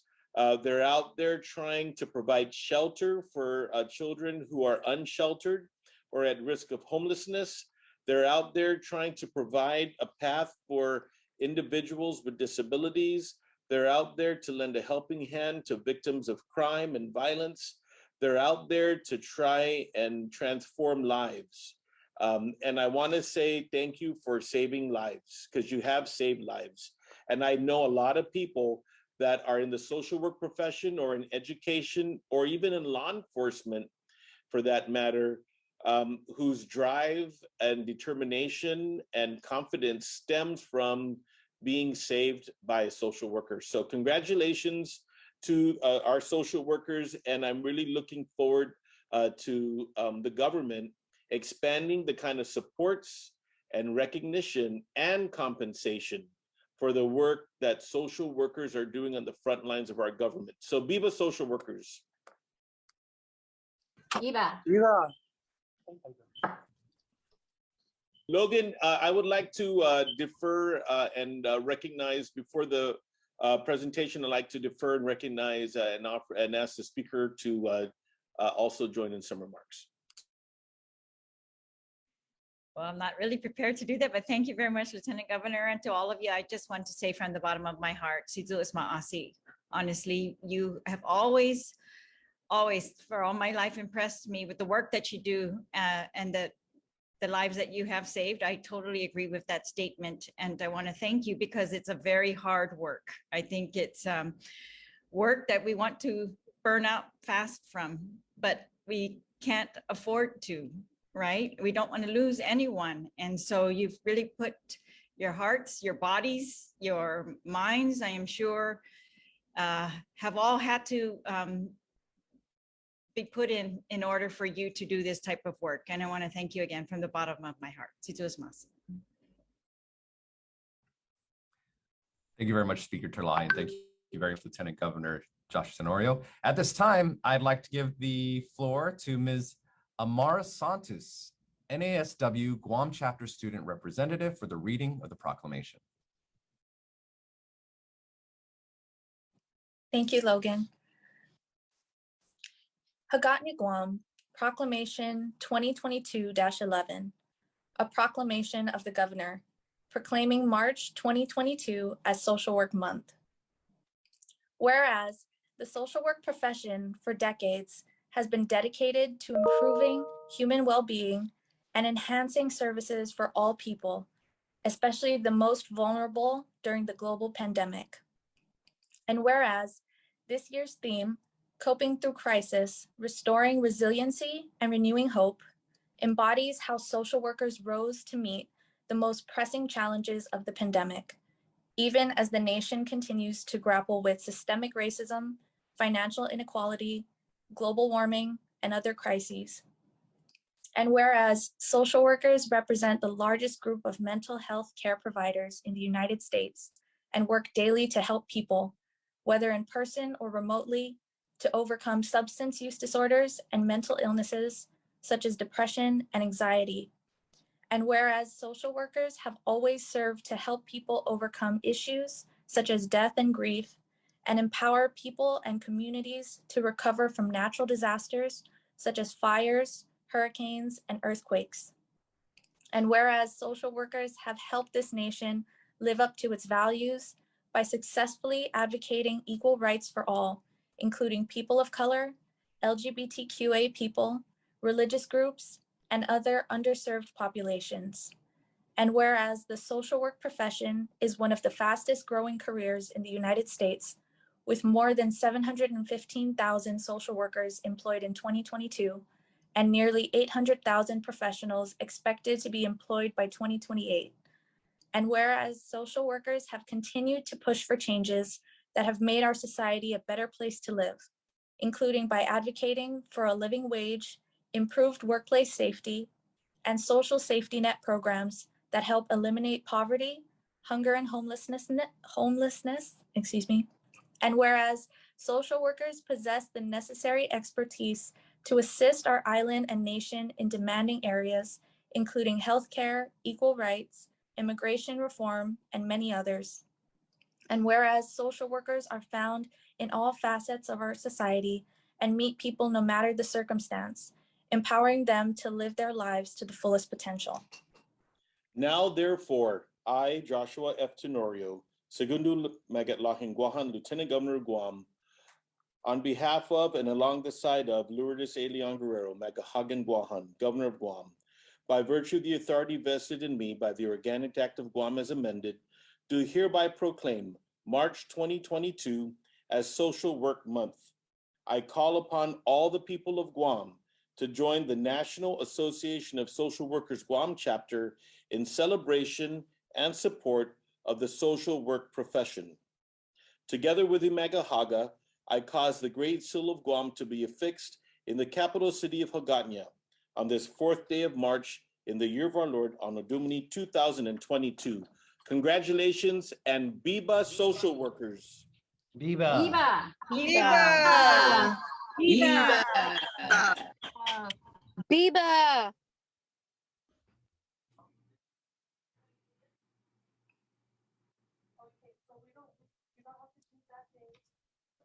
We'd like to thank everyone for joining us for today's proclamation signing ceremony. And now we'd like to invite everyone for a virtual group photo. I'm going to stop the live stream right now.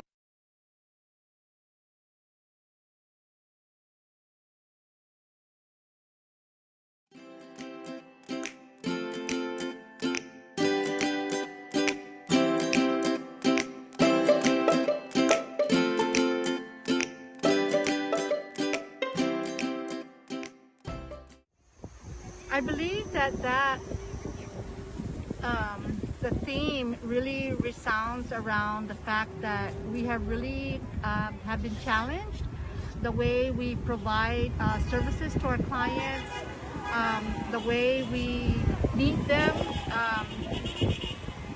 It has really changed dramatically. I mean, for instance, like we used to have them come into our office, schedule the interviews in our office. Now everything, the pandemic has changed that, you know, we have to go through technology and go through the changes of having to do everything virtually.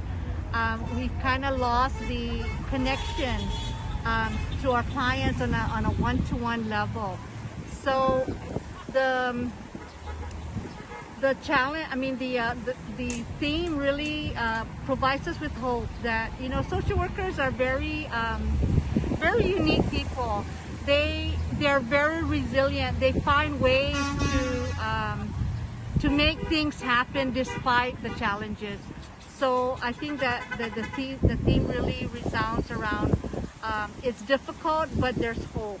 And if we continue to work together, try to meet each other and support each other, especially with the isolation in the very beginning of COVID, right? We were very, very isolated. We worked from home, which was very, very difficult. So we really, even within our colleagues, we lost that kind of connection on a one-to-one basis. So hopefully this theme will train us to provide us with hope and continue being the resilient creatures that social workers are. So this year's theme for the NASW conference is really talking about how for the last couple of years we've been dealing with COVID, the pandemic, and all of the different changes that have been happening. So I think that, you know, we're hoping that things are coming to an end or kind of stabilizing, and so this is a time where we get to still, of course, grieve all of the changes and the losses that we've experienced in these past couple of years, but it's also time to grow from it and to start healing, and to, you know, this is why we talk about coping through crisis, because in many ways we are still in crisis, and the crisis can last for many, many years after, as we feel the effects of this. And so just being able to feel our resiliency and know that we are capable of healing and capable of growing stronger through this, that's what we were thinking about for this year's theme.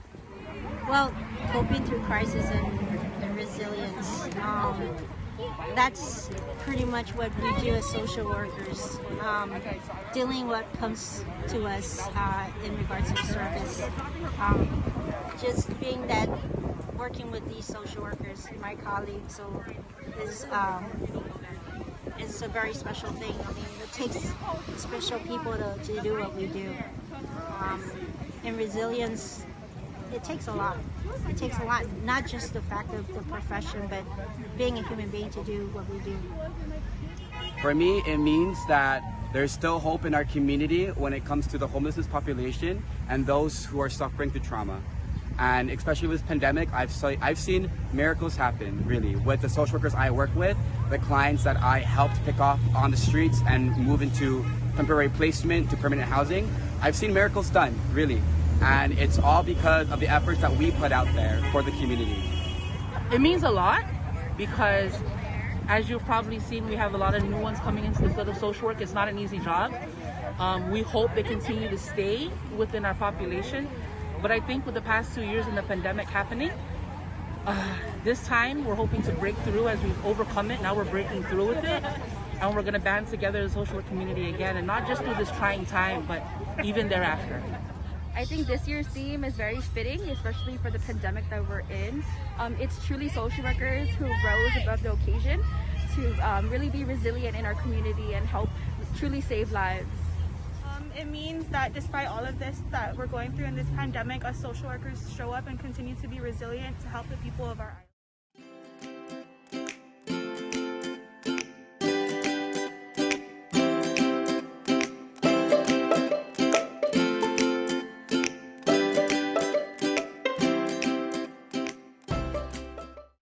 So I want to say that social work hasn't really changed. because social work is really about constant change. The work that we do in social work is that we always expect that people are going through something at all times. And so even though I wouldn't say that social work has really changed through the pandemic, I would just say that something that is a little different is that we've done a lot of things online, and in some ways that was really difficult to shift to do everything through technology and to meet people on screens and really just get to know people from like the chest up. So technology is something that's really different, but in a way it has also, connected us in ways that we never thought we could be connected. So it's been safer to meet in big groups with each other. And with people that are, in different states, we can have meetings with somebody even if they're traveling off island. So that's something that's a little bit different. But otherwise, social work is always just going to be about constant change and being able to expect that. It's changed a lot. I mean, a lot of our services have been on hold. Our people have shifted by the economy, by the fact that the effect of COVID and losing loved ones, the anxiety of even the fact of the pandemic itself, and the change in the community within our government. Resources are really tight. As social workers, we try to find every avenue to provide the services that our people need, and to help one individual at a time is all we can do to the best of our ability. I want to say that social work for me has changed as a much needed profession.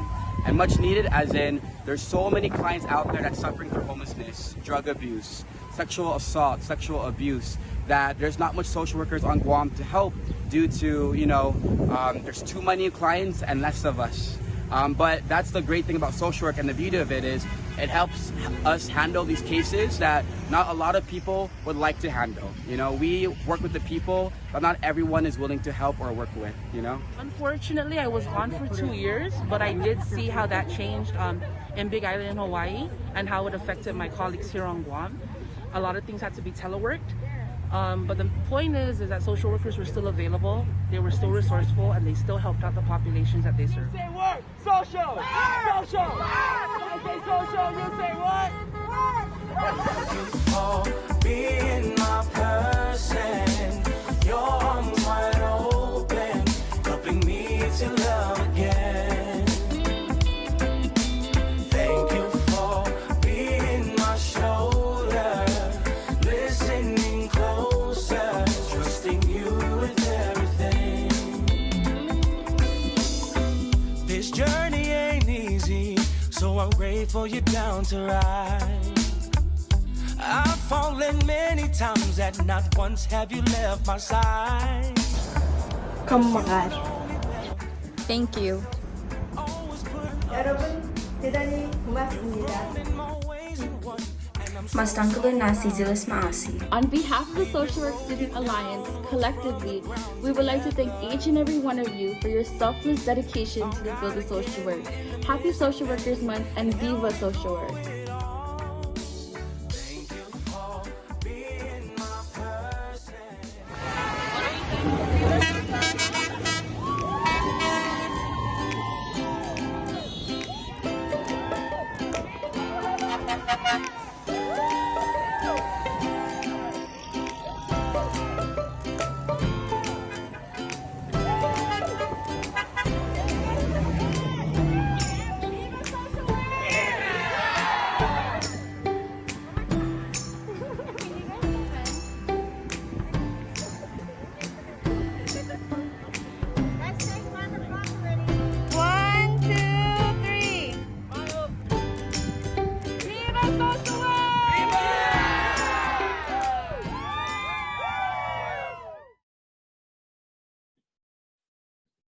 Okay, so we'll be doing the group activity today. Hi everyone, I am Ha'ani and my group members are Frankian, Blaine, and Byron. And on behalf of our social works groups class conducted by Dr. Lizama, we will be doing a treasure/scavenger hunt. The purpose of the activity is to help each participant engage and enhance the mind by strengthening already established problem-solving skills and to incorporate some physical activity. We encourage each and every one of you to participate in our activity to bring different perspectives and promote the diversity within the group. The overall goal of this activity is to think outside the box by utilizing critical thinking skills to accomplish each task. As we previously mentioned, we will be engaging in a treasure scavenger hunt. Throughout this activity, we will be asking you to obtain a specific item in your perspective that represents a value or ethic within your surrounding areas. We will give a 30-second time limit to obtain this item. After you obtain the item, we ask that you type "done" in the chat. From there, we will ask you to give a little brief explanation of why this item would represent the value or ethic. For example, let's practice. The item that we would like you to obtain is an item that represents, in your opinion or perspective, dealing with communication. How do you communicate with family and friends? Cell phones. Now that you all got a little bit of an idea of how this activity works, does anyone have any questions before we start? Good day, everybody. My name is Blaine Chargaloff, and I am part of this group. And I will do the first 3 items for the scavenger hunt. So the first item that must be found has to do with something of your culture or something that identifies your culture. You have 30 seconds in which to find that. Okay. Does anyone have any of the items to identify their culture? Eric. Oh, wait, no, hold on, wait a minute. It looks like Lorena Uggen won that. Lorena, could you give us a little spill about what that cultural item is and why is it you find it significantly important to your culture, please? Hi, good morning. So you started in my car, so I had to make do. I'm actually wearing our tribe Mariana's what do you call this? Windbreaker. I'm from Rhoda actually, and so I don't like buy crowns or anything with the Guam seal, even though I live here. So I'm just proud to represent, born in Saipan, raised in Rhoda, as part of my culture, being half Chamorro, half Filipino. So it's just meant to be that I'm wearing this on this rainy day. Oh, Lorena, thank you so much for sharing that with us. Eric, you were second, so can you go ahead and give us a little spill on what that item is and why it's important to you? This is what we call in Chamorro the Atso Tukpa, the singstone. So I have this it was a gift given to me from one of my friends who's lives down in Maleso, and it's also part of our Guam seal in our flag. That this is an ode with weaponry, if I'm saying that right. And I actually have 2 of these. One I found actually when I was snorkeling in Matapang Beach, and I have these displayed in my office. I have other stuff, but I didn't want to take it off my wall because things are going to fall down. So. All right, thank you, Eric. Thank you so much for sharing that. The next one I would like to call on is Teresa Tayama. Teresa, can you give us a little spill on what that is? Thank you. Thank you. I have here Laddie Stone, which is actually a recognition that was given to one of our officers here at DOC. And it said here that we stand ready to correct, protect, and serve. And really this Laddie Stone is a wooden symbol of the pillars of our culture. We used it in our housing, for our houses. And on this pillar, it has here, which is a foundation. If you have a strong foundation, it is something that can last forever and withstand the storms. I have here the Guam seal, Tanoi Mantamoro, which is, speaks of this is our land. So that's a representative that I wanted to offer. Teresa, thank you so much for that. Next, I'll have my friend Brian do the other one. Hi, good afternoon or brunch time, I guess, right? So I just like to touch on real quick. So the reason why we did cultural competency is simply because, as social workers, we need to be aware of the individuals that we assist. Culturally, they are very diverse, and we are supposed to assist a very diverse group of individuals, right? So that's why it's very important for us to have these cultural awareness, as far as the diversity that we associate ourselves with, whether it be in DOC, DOIA, CPS, or in the schools. So that's why we chose that as a scavenger hunt item or topic, right? So we'll go ahead and move into the next topic. So the next topic for our scavenger hunt is ethical behavior. So if you could go ahead and find any accessories, and then whoever is the first one to find any accessories and how that relates to ethical behavior, please go ahead and start now. Bring it on, sister. Friendly competition, we like it. You got it, girl. Right over here too. Okay, all right. So, man, Miss Teresa, go ahead. You're the first one. So, Okay, so as far as with ethical behavior, within our guide, we have to have a set of morals that's going to guide us in knowing what is right and wrong. We may not be the perfect social worker who knows all the policies, procedures, and philosophies behind it, but if we have sort of ethics and morals within us to do no harm, that will guide us through as we do our practice. So what I have there is a faith system. Everybody has a belief system that they must rely on. wow, So helps to guide our ethics. very inspirational and very relative to this topic. So thank you very much, Ms. Teresa. All right, so next one, Miss Rosalind, if you could please share your item and explain why you chose that item. I think I have them all here. Same as my sister. Without God, doing social work, the profession can't do this alone. It's something higher that we are very special people to do this type of profession. So ethically, it's all part of, that human relationship. And I have a relationship with him. That's all I can say. Awesome, thank you very much. Greatly appreciate it. That was a very good. Catholic Daughters of America. Okay. All right. That's it, Rosa. So basically, the reason why we chose ethical behavior as a topic is very self-explanatory, and it was explained well by Ms. Therese and Miss Rosalind, right? Ethical behavior basically ties into social work, because we need to be able to understand the values that our clients come in with and where they may be lacking in those values or beliefs, and how we can best assist them and process them and provide mentorship and guidance to them, right?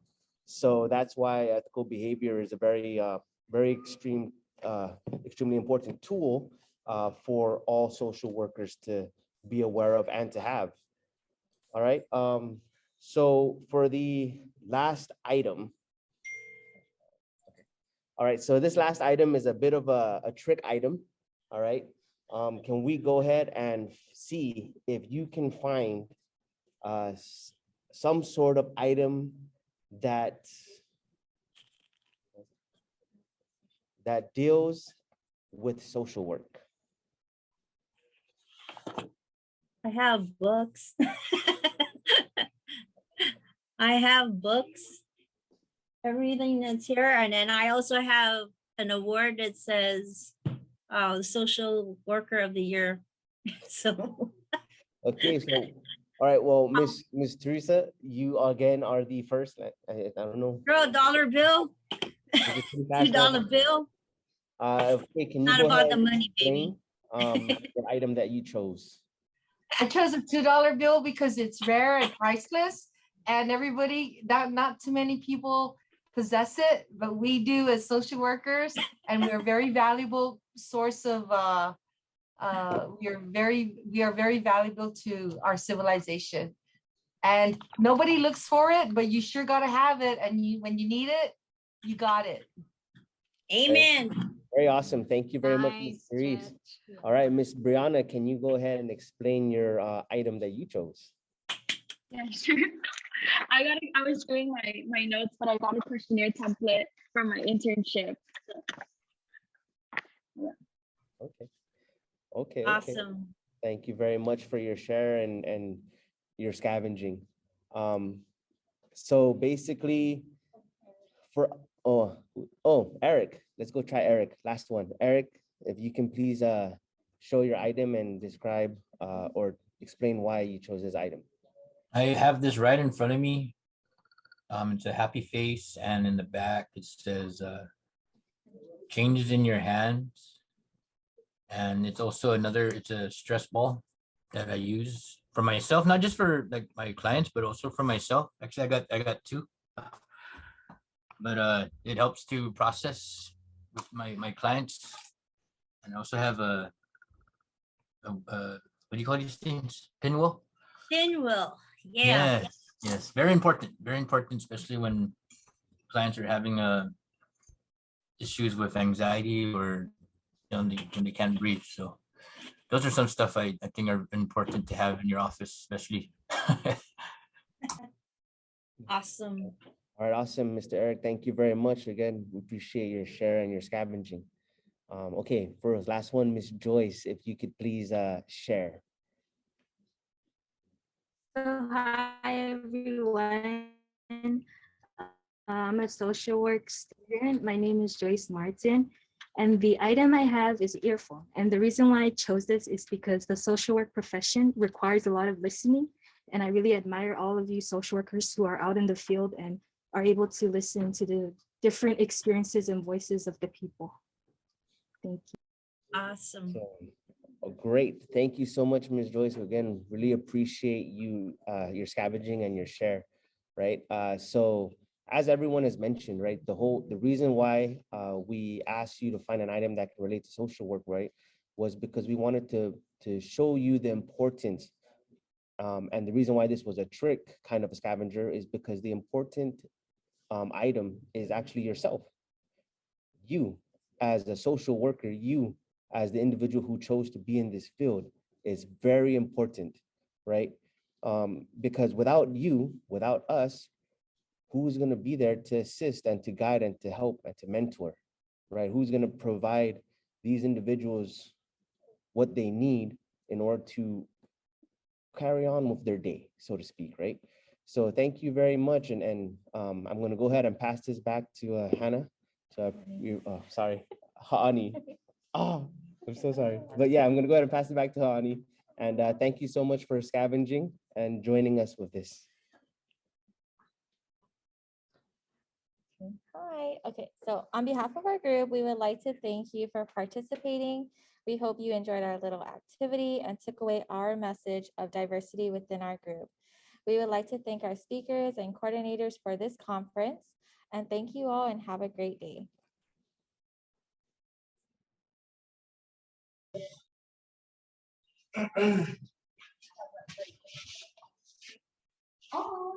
How day, everybody. So before we get started, we're just gonna ask you guys like turn on your cameras, just so we can see everybody. We're gonna be doing a couple of energizers. So the energizer we're gonna be starting off with, well, there's actually two. So we're gonna be starting off with an energizer called Singing in the Rain, and then another energizer that's called Looking Around. But before we get started, I totally forgot to introduce ourselves. My name is Larry. This is Cleara, Limway, and Jeremiah. And we're also from Dr. Lazam's class. So our first energizer, it's called Singing in the Rain. And this is to help us, get up, move around, get a little open, because we've been sitting down at the conference for a while. And I think we need to wake up a little bit, right? Let me close my door. Don't worry, it's not too physically demanding, so you don't, yeah. But you just need enough space to be able to sway, right? So we have a chant and a couple instructions to do with it. The chant goes, I'm singing in the rain, I'm singing in the rain. What a glorious feeling. I'm woo, woo. So for the first part, you just sway. And the second part, you're gonna get it loose, throw it together. Yeah, get loose. Woo. All right. So without further ado, I will go ahead and have Jeremiah lead us in this energizer. Hi, everyone. So if you guys are able to turn on your cameras, please do. And we can get started with the singing in the rain. So I'll be singing and also dancing. So you guys just follow along. Okay, ready, everybody? Okay. I'm singing in the rain. I'm singing in the rain. What a glorious feeling. I'm woo, woo. Now everybody, thumbs out. Thumbs out. Now sing. I'm singing in the rain. I'm singing in the rain. What a glorious feeling. I'm woo, woo. Everybody, thumbs out. Thumbs out. Elbows in. Elbows in. I'm singing in the rain. I'm singing in the rain. What a glorious feeling. I'm woo, woo. Everybody, thumbs out. Thumbs out. Elbows in. Elbows in. Knees bent. Knees bent. I'm singing in the rain. I'm singing in the rain. What a glorious feeling. I'm woo, woo. Everybody, thumbs out. Thumbs out. Elbows in. Elbows in. Knees bent. Knees bent. Knees together. Knees together. I'm singing in the rain. I'm singing in the rain. What a glorious feeling. I'm woo, woo. Everybody, thumbs out. Thumbs out. Elbows in. Elbows in. Knees bent. Knees bent. Knees together. Knees together. Head back. Head back. I'm singing in the rain. I'm singing in the rain. What a glorious feeling. I'm woo, woo. Okay, last one. Everybody, thumbs out. Thumbs out. Elbows in. Elbows in. Knees bent. Knees bent. Knees together. Knees together. Head back. Head back. Tongue out. Tongue out. I'm singing in the rain. I'm singing in the rain. What a glorious feeling. I'm woo, woo. Okay, great job, everybody. Hey, y'all look great. If you guys could just go ahead and leave your cameras on. We got one more to do. This energizing, so we're very loose, our body's awake. Let's go wake up our minds, right? So this energizer is called looking around. With looking around, it's what you think. You're just looking around, right? You can go ahead and sit back down. No more standing. Hold on. Okay, so we're gonna start off with basic instructions. If we say left, you look left. Say right, you look right. Up is up and down is down. Very simple, right? I will say right now though, we will be throwing in a little curveball later on. So yeah, get ready for that. Kiara, would you like to take the lead? Okay, I'm going to be starting it off with what Larry said. Just go ahead and follow. So when I say look up, you look up. Down is down, left is left, and right is right. Okay, ready guys? Up, down, up, down, up, down, left, right, right, left, up, down, left, right, left, right, up, right, left, up. Okay, so that's enough for that one. We're going to be switching it up and doing the opposite direction. So up is down is up, left is right, and right is left. Hold on first. Yeah, I think they were doing pretty good with that first part, right? Don't you think so? Yes. Yeah, me too. So honestly, because you guys are doing so well with basic instructions, which I'm very grateful for, we're gonna go ahead and be throwing in a rapid fire type of game mode, right? We're gonna give you a series of instructions instead of just one. So like, let's say I say up, down, left. Jeremiah, would you like to show what up, down, left would look like? Sure.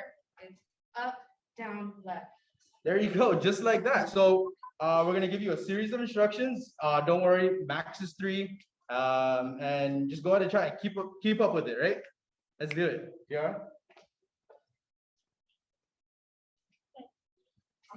So we're gonna be doing left, up, and up, left. Left, up, Left.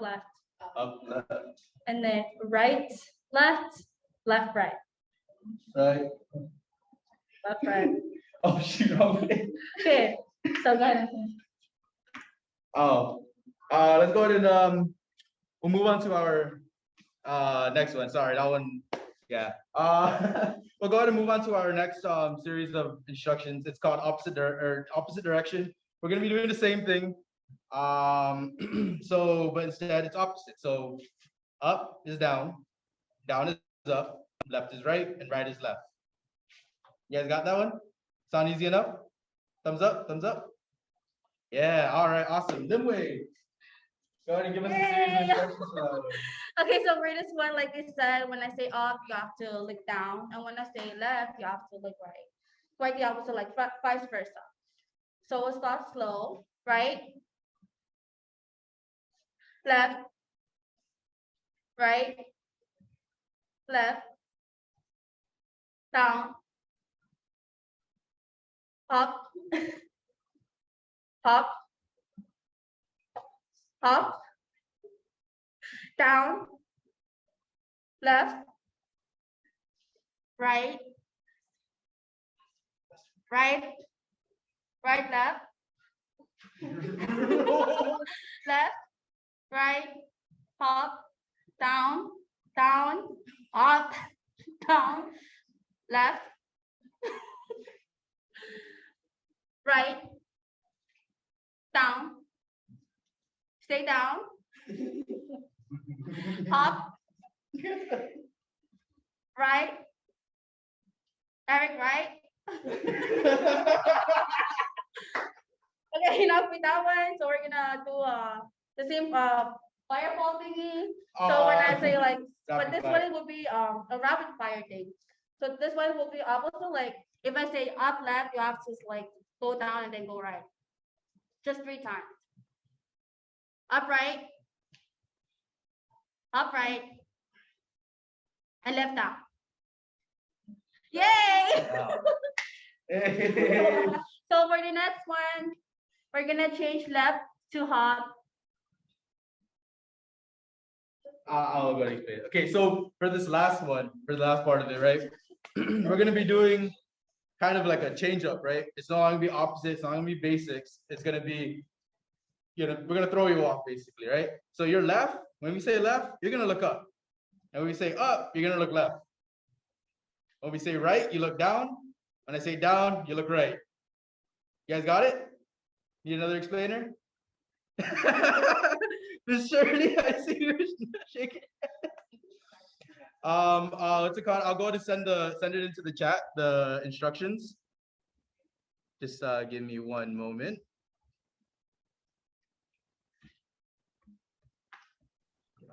I'm just easily confused. Don't worry, this one took me a while to figure out too. Yeah, I got dizzy on that one. So yeah, please repeat it again. So I did post the instructions onto the chat. So once again, I will just go ahead and read it. So up will be left, right? Left will be up. Right is down, and down is right. Like I said, this is an energizer. We're trying to get your brains going. Come on, let's go see those hard-working critical thinkers, right? So without further ado, I'll have Jeremiah go ahead and This feels pretty critical. Okay, everybody ready? So first one is left. Second one is up. Second one is down. Right? Left. Down. Down. Down. Right. Left. Right. Up. up, up, left, up. Wait, no, wait. Everybody good? Yeah, just go. Okay then. Left, right, up, down, down, right, up, left, left, right, down, up, right. Everybody good? Rosa, I'm just following you. No more. Everybody. I'm just following you. Maya just got me dizzy too for a second there. Sister Shirley got it. I don't know, but I'm just gonna just like my C2 and C3 is just going out already. We'll get it at least once. So everybody's awake now, right? Everyone's brain is working. I need Everyone's body's some. flowing. Now I need Salumpas now. Now I'm hungry.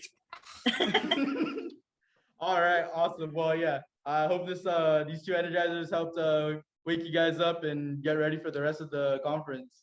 And we're always ready. Children are always ready. Brian. I don't need to be going up and down. Hey, we like that. We like that. Sure. Yeah. We'll go ahead and She's our end it off hugger. there. Oh, sorry. What was that, Miss Shirley? Rosalind is our hugger. Just meet with them. She's gonna hug them. That's how much she Awesome. cares. So once again, I'd like to say thank you to everybody that turned on their cameras and participated in our energizers. And Thank you guys. to have a great rest of the conference. Great job, guys. Great job. Woo.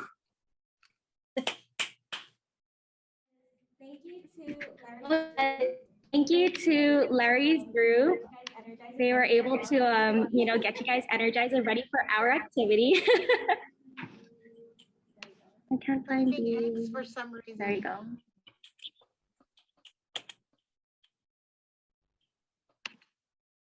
Your camera's new? Oh, okay. Can everybody hear us? Yeah. Oh, right. Awesome. Okay. Half a day, everybody. Buenos and half a day. On behalf of the University of Guam Social Work Cohort Class of 2023 and Dr. Trisha Lazama, we would like to thank you all for allowing us to be here today. My name is Alexine. My name is Carolyn.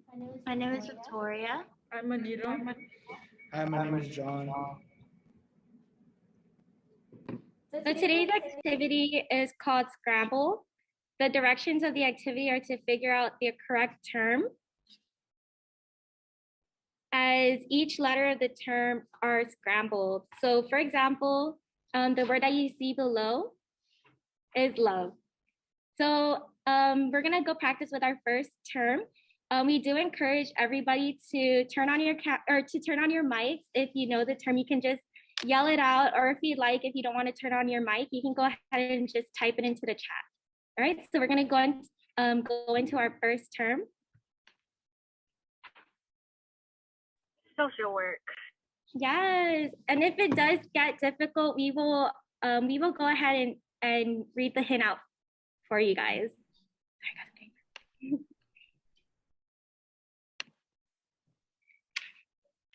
Social justice. Yes, good job. Competence. Competence. Awesome. Integrity. Integrity. Oh, Value. yes. It's a hard one. Empowerment. Nice. Wow, someone's energized. Fast. Culture. Awesome. Okay, what's this one? Dignity. Yes. We're all rooting for you guys. Relationship. Service. All right. Advocacy. Wow, you guys are so fast. Hold on. Strength. Strength. Sorry, am I going too fast, guys? Active listening. Active listening. Hey. Awesome. Active listening. Freedom. Freedom. Humility. You guys are so good. Therapist. Yes, therapist. Therapist.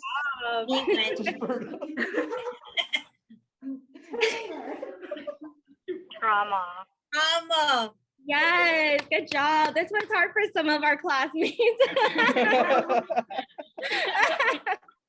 Okay, next word. Lifestyle. Yes. Self-care. You know it. This is what we're all going to do after the conference. Community. Yes. Respect. Yes. Oh, the terms were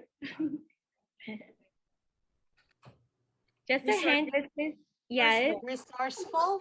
Yes. Okay. Good job. You know it.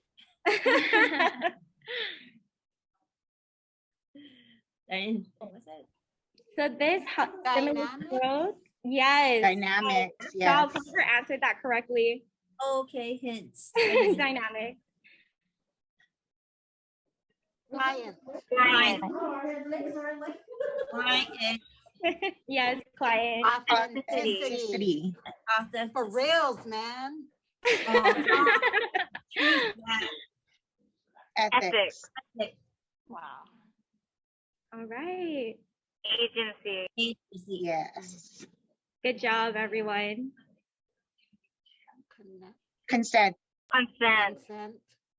Good job. Dilemma. Yes. Good job. I think we're almost there. So fast.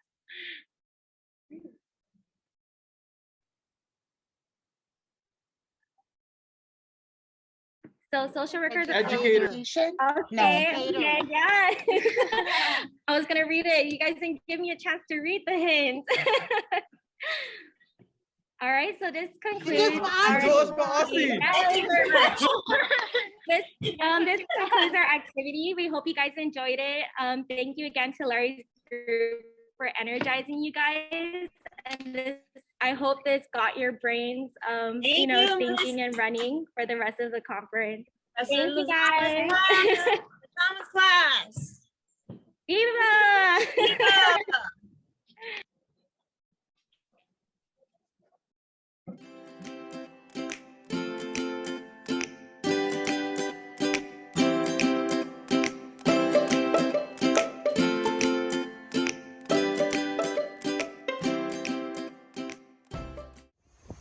I believe that the theme really resounds around the fact that we have really have been challenged the way we provide services to our clients, the way we meet them. It has really changed dramatically. I mean, for instance, like we used to have them come into our office, schedule the interviews in our office. Now everything, the pandemic has changed that, we have to go through technology and go through the changes of having to do everything virtually. We've kind of lost the connection to our clients on a one-to-one level. So the challenge, the theme really provides us with hope that, social workers are very unique people. They're very resilient. They find ways to make things happen despite the challenges. So I think that the theme really resounds around it's difficult, but there's hope. And if we continue to work together, try to meet each other and support each other, especially with the isolation in the very beginning of COVID, right? We were very, very isolated. We worked from home, which was very, very difficult.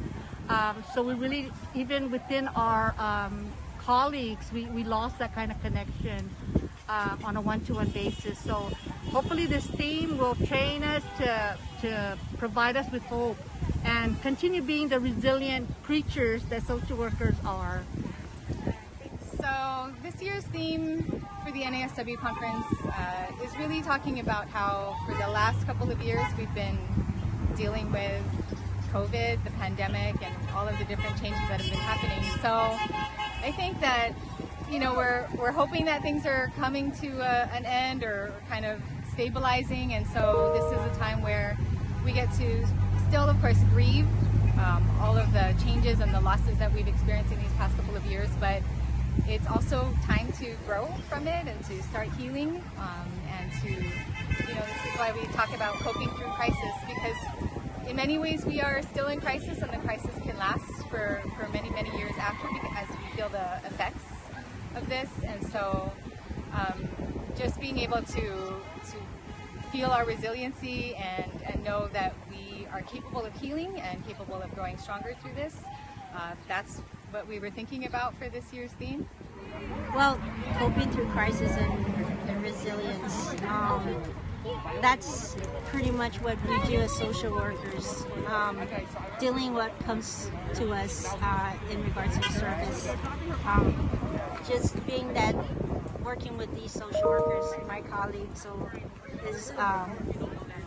is a very special thing. I mean, it takes special people to do what we do.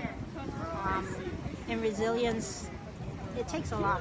It takes a lot, not just the fact of the profession, but being a human being to do what we do. For me, it means that there's still hope in our community when it comes to the homelessness population and those who are suffering through trauma. And especially with this pandemic, I've seen miracles happen, really, with the social workers I work with, the clients that I helped pick off on the streets and move into temporary placement to permanent housing. I've seen miracles done, really. And it's all because of the efforts that we put out there for the community. It means a lot because, as you've probably seen, we have a lot of new ones coming into the field of social work. It's not an easy job. We hope they continue to stay within our population. But I think with the past 2 years and the pandemic happening, this time we're hoping to break through. As we've overcome it, now we're breaking through with it.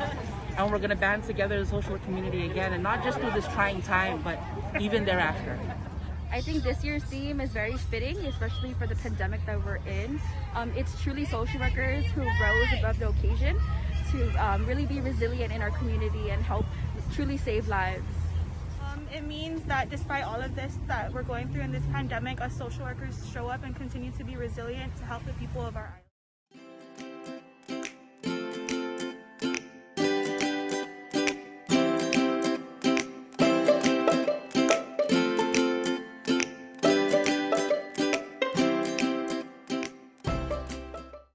So I want to say that social work hasn't really changed, because social work is really about constant change. The work that we do in social work is that we always expect that people are going through something at all times. And so even though I wouldn't say that social work has really changed through the pandemic, I would just say that something that is a little different is that we've done a lot of things online, and in some ways that was really difficult to shift to do everything through technology and to meet people on screens and really just get to know people from like the chest up. So technology is something that's really different, but in a way it has also, you know, connected us in ways that we never thought we could be connected. So it's been safer to meet in big groups with each other. And with people that are, you know, in different states. We can have meetings with somebody even if they're traveling off island. So that's something that's a little bit different. But otherwise, social work is always just going to be about constant change and being able to expect that. It's changed a lot. I mean, a lot of our services have been on hold. Our people have shifted by the economy, by the fact that the effect of COVID and losing loved ones, the anxiety of even the fact of the pandemic itself. and the change in the community within our government. Resources are really tight. As social workers, we try to find every avenue to provide the services that our people need, and to help one individual at a time is all we can do to the best of our ability. I want to say that social work for me has changed as a much needed profession. And much needed as in there's so many clients out there that's suffering from homelessness, drug abuse, sexual assault, sexual abuse, that there's not much social workers on Guam to help due to, there's too many clients and less of us. But that's the great thing about social work, and the beauty of it is it helps us handle these cases that not a lot of people would like to handle. We work with the people, but not everyone is willing to help or work with, Unfortunately, I was gone for 2 years, but I did see how that changed in Big Island in Hawaii and how it affected my colleagues here on Guam. A lot of things had to be teleworked. But the point is that social workers were still available, they were still resourceful, and they still helped out the populations that they serve.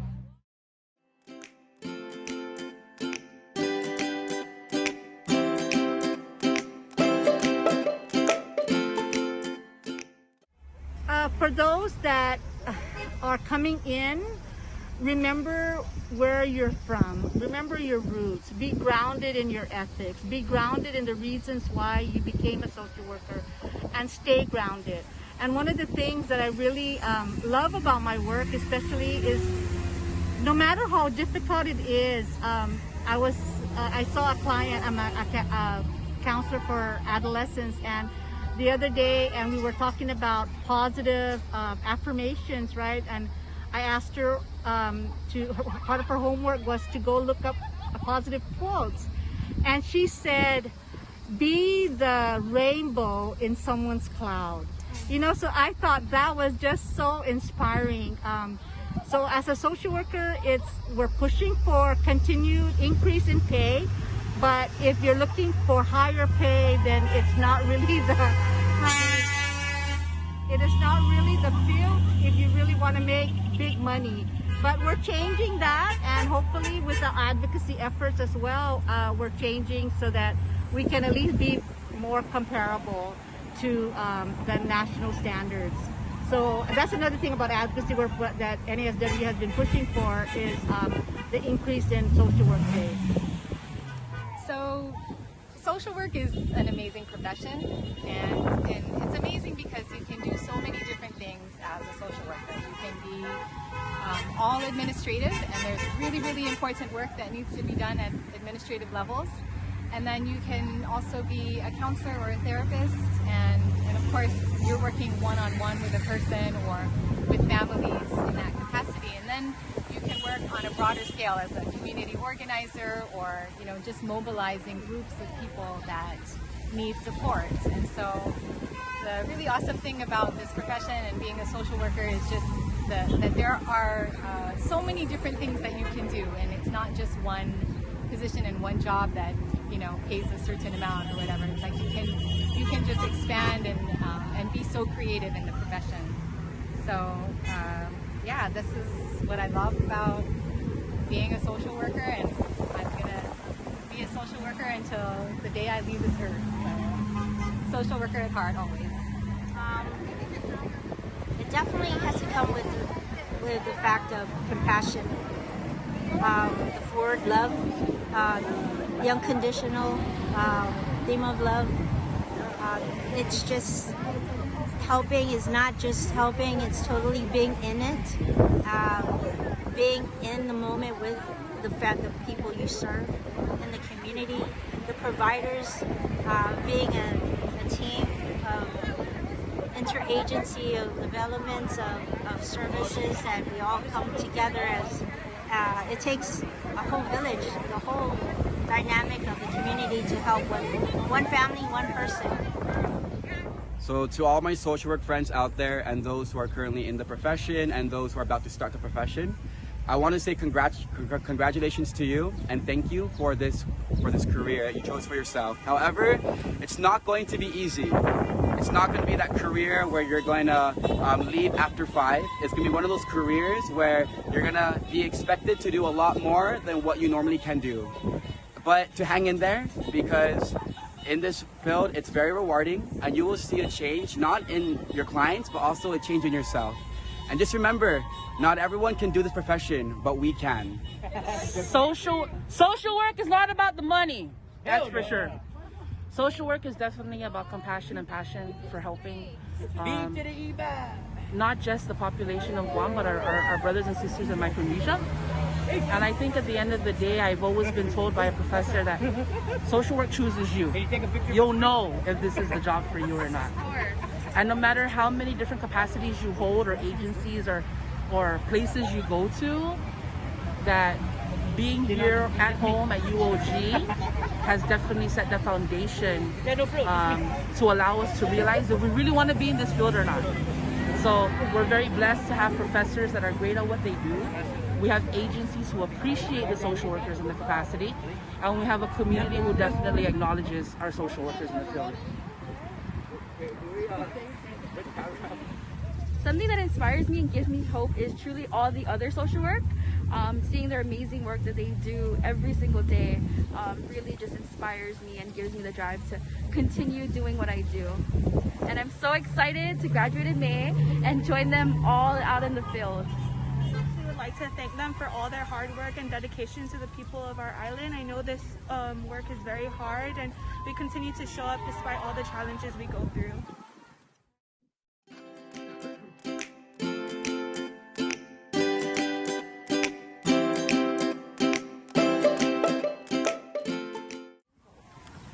You know, one of the changes, I mean, the advocacy that we've really pushed is to get licensure on Guam, and seeing that being able to have our clients protected for unethical practices, the fact that social workers title is protected as well if once we have licensed social worker. So those advocacy that we've done in the past is meaningful and provides us with hope also. That's very, very important. The social justice issues that surrounds Guam in terms of the changing LGBTQ, that has been very personal for me because of, you know, my family. I have a daughter who's a lesbian. And so, you know, the changes around that advocacy of making equality come to them has really been very good. Changes in the policy for legislation for other social justice areas we continue to push for. I am really inspired by the work that I get to do as a social worker because I meet new people all the time. I'm always meeting people in terms of clients or folks that I'm working with, but I also meet people who are other professionals that are working together in teams. And so something that is really, really special though about this job is that I personally have really learned about the concept of humility. And no matter how many years someone can be in this profession, I don't think it means that you ever forget to be humble. I get checked by people all the time, and I take it, and I understand that this is part of my learning process as a professional, and I love it. I love just getting to learn and expand all the time, and yes, learning from books and conferences is cool. Reading articles and things like that, that's cool. But when I get to work with people, understand their stories and their lives and how they deal with things, and that teaches me a lot. So I think that's something that I really just love about the profession. In part of advocacy, there's a new program which I actually have changed. I was a child welfare social worker for 22 years in the Child Protective Services, and I wanted to do something proactive in part of helping, and I was offered the public defender as a first social worker on Guam, to focus on the client itself as a whole and provide the services they need beyond the fact of the legal system. So advocacy is all we need is someone to speak, to be heard. And that's one of the best things you can do is to be heard and be the change. I want to say for me that when I was a student, one aspect of advocacy that I really appreciated was seeing those committed to working for the homeless. And that's why I'm in this population, because I have witnessed family members in my life, friends in my life through high school who went through homelessness. I didn't even know they were homeless until I saw them pick up, you know, from living in poverty to bettering themselves today, all because of a social worker. And, you know, in this homeless profession, working with homeless people as a social worker, a lot of people will say that there's not much help, but I want to say that there is. We have so much support. It's the passion that keeps us going in this work of advocacy. The people that were before me, a lot of resources, a lot of organizations that are now here on Guam is because of advocates before me. It's because of people before me who knew that there was justice that needed to happen in our community. It doesn't have to be with the disabled. It doesn't have to be with those people who we know need it. It's for those who you don't see. Those are in the darkness. Children who don't have a voice. So it's definitely those entrepreneurs who started out the program, you know, who continue to be here after 20 years, who I thought retired and come back because they know that the community of Guam needs it. So for me, it's just seeing that little spark of hope and passion that even if you're here on Guam for a little bit or you decide to make Guam your home to do social work, the little you do goes a long way in the community. I think if you're interested in joining the social work program or just really interested in learning a little bit more about social work, definitely do it. There's lots of resources on uog.edu to look at how you can get into the BSW program. You can also look at GCC through the Human Services program. Their program is amazing.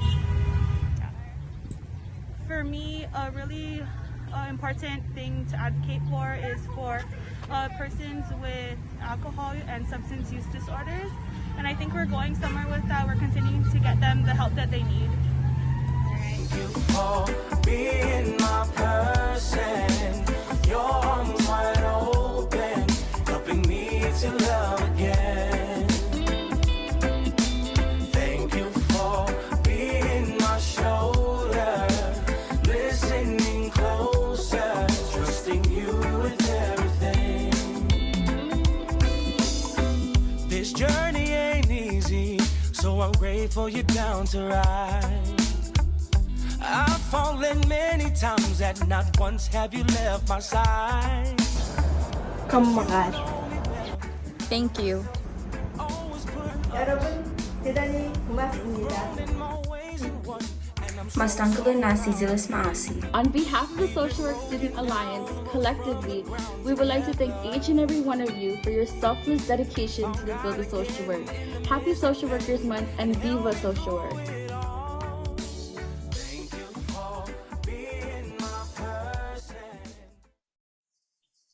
Half a day, everyone, and welcome back to the 2022 Social Work Regional Training Conference hosted by the National Association of Social Workers, NASW Guam chapter. We will now move on to our concurrent sessions. We understand that there were some technical difficulties during yesterday's concurrent sessions in the self-selection of breakout rooms.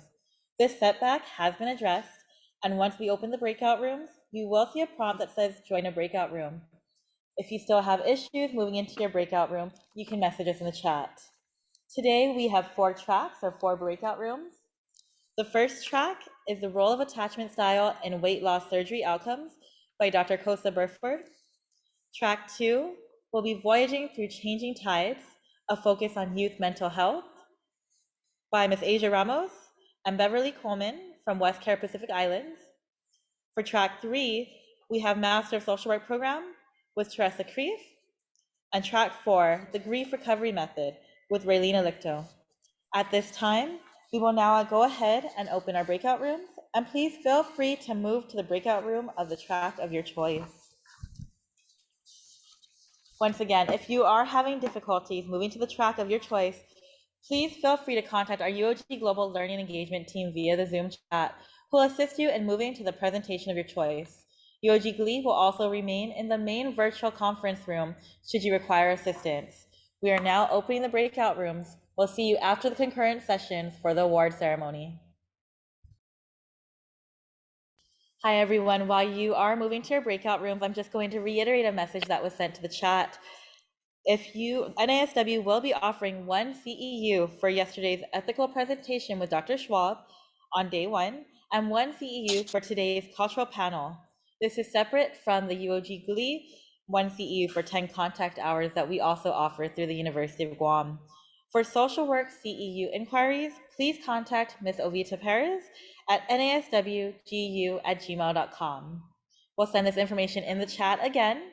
We'll reiterate it once we return to the main breakout session, and we'll send it in the email after the entire conference. Hi, everyone. As a reminder, you can move yourself to your respective breakout sessions. That is an option this time. You can do that by clicking the breakout rooms icon on the bottom of the app. You're able to move yourself into your respective breakout session that you're interested in. If you're still having issues, please feel free to message us. We are going down the line to move you. However, you do have the option to move yourself as well, should you choose to. Hi, everyone, and welcome back to the 2022 Social Work Regional Training Conference presented by the National Association of Social Workers, NASW Guam chapter. We are now back in the main room. Thank you for participating in our concurrent sessions, and we hope you enjoyed your tracks. Now we're going to go into a quick break before we go into the award ceremony and our closing, and we'll hear a couple of words from our winners today. So thank you again for joining us, and enjoy your short break.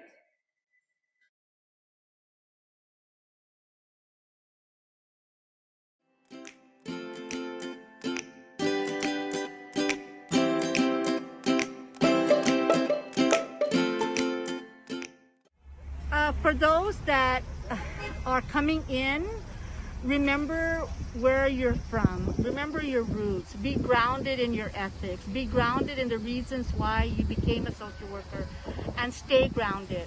And one of the things that I really love about my work especially is no matter how difficult it is, I saw a client, I'm a counselor for adolescents, and the other day, and we were talking about positive affirmations, right? And I asked her part of her homework was to go look up positive quotes.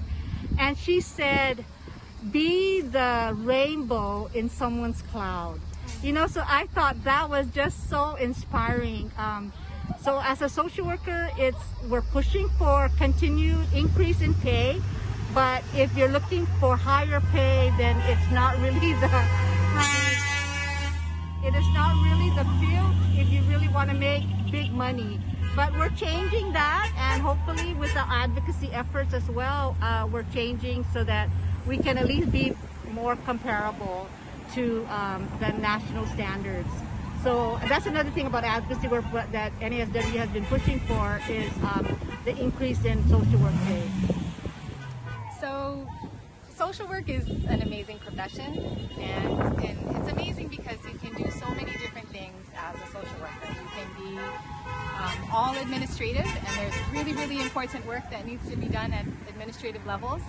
And then you can also be a counselor or a therapist, and of course you're working one-on-one with a person or with families in that capacity. And then you can work on a broader scale as a community organizer, or just mobilizing groups of people that need support. And so the really awesome thing about this profession and being a social worker is just that there are so many different things that you can do, and it's not just one position and one job that pays a certain amount or whatever. It's like you can just expand and be so creative in the profession.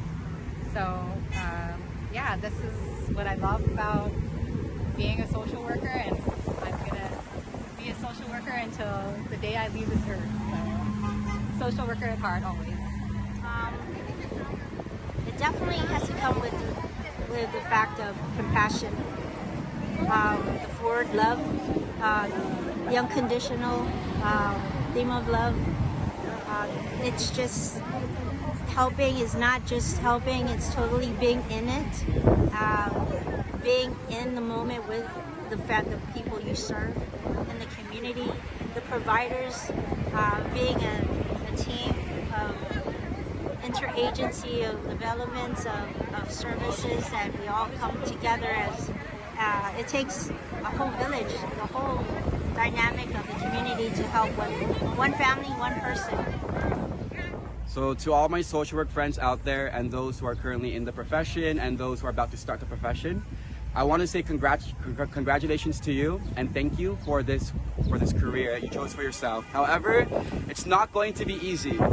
It's not going to be that career where you're going to leave after 5. It's going to be one of those careers where you're going to be expected to do a lot more than what you normally can do. But to hang in there, because in this field, it's very rewarding and you will see a change, not in your clients, but also a change in yourself. And just remember, not everyone can do this profession, but we can. Social work is not about the money, that's for sure. Social work is definitely about compassion and passion for helping not just the population of Guam, but our brothers and sisters in Micronesia. And I think at the end of the day, I've always been told by a professor that social work chooses you. You'll know if this is the job for you or not. And no matter how many different capacities you hold or agencies or places you go to, that being here at home at UOG has definitely set the foundation to allow us to realize if we really want to be in this field or not. So we're very blessed to have professors that are great at what they do. We have agencies who appreciate the social workers in the capacity, and we have a community who definitely acknowledges our social workers in the field. Something that inspires me and gives me hope is truly all the other social work.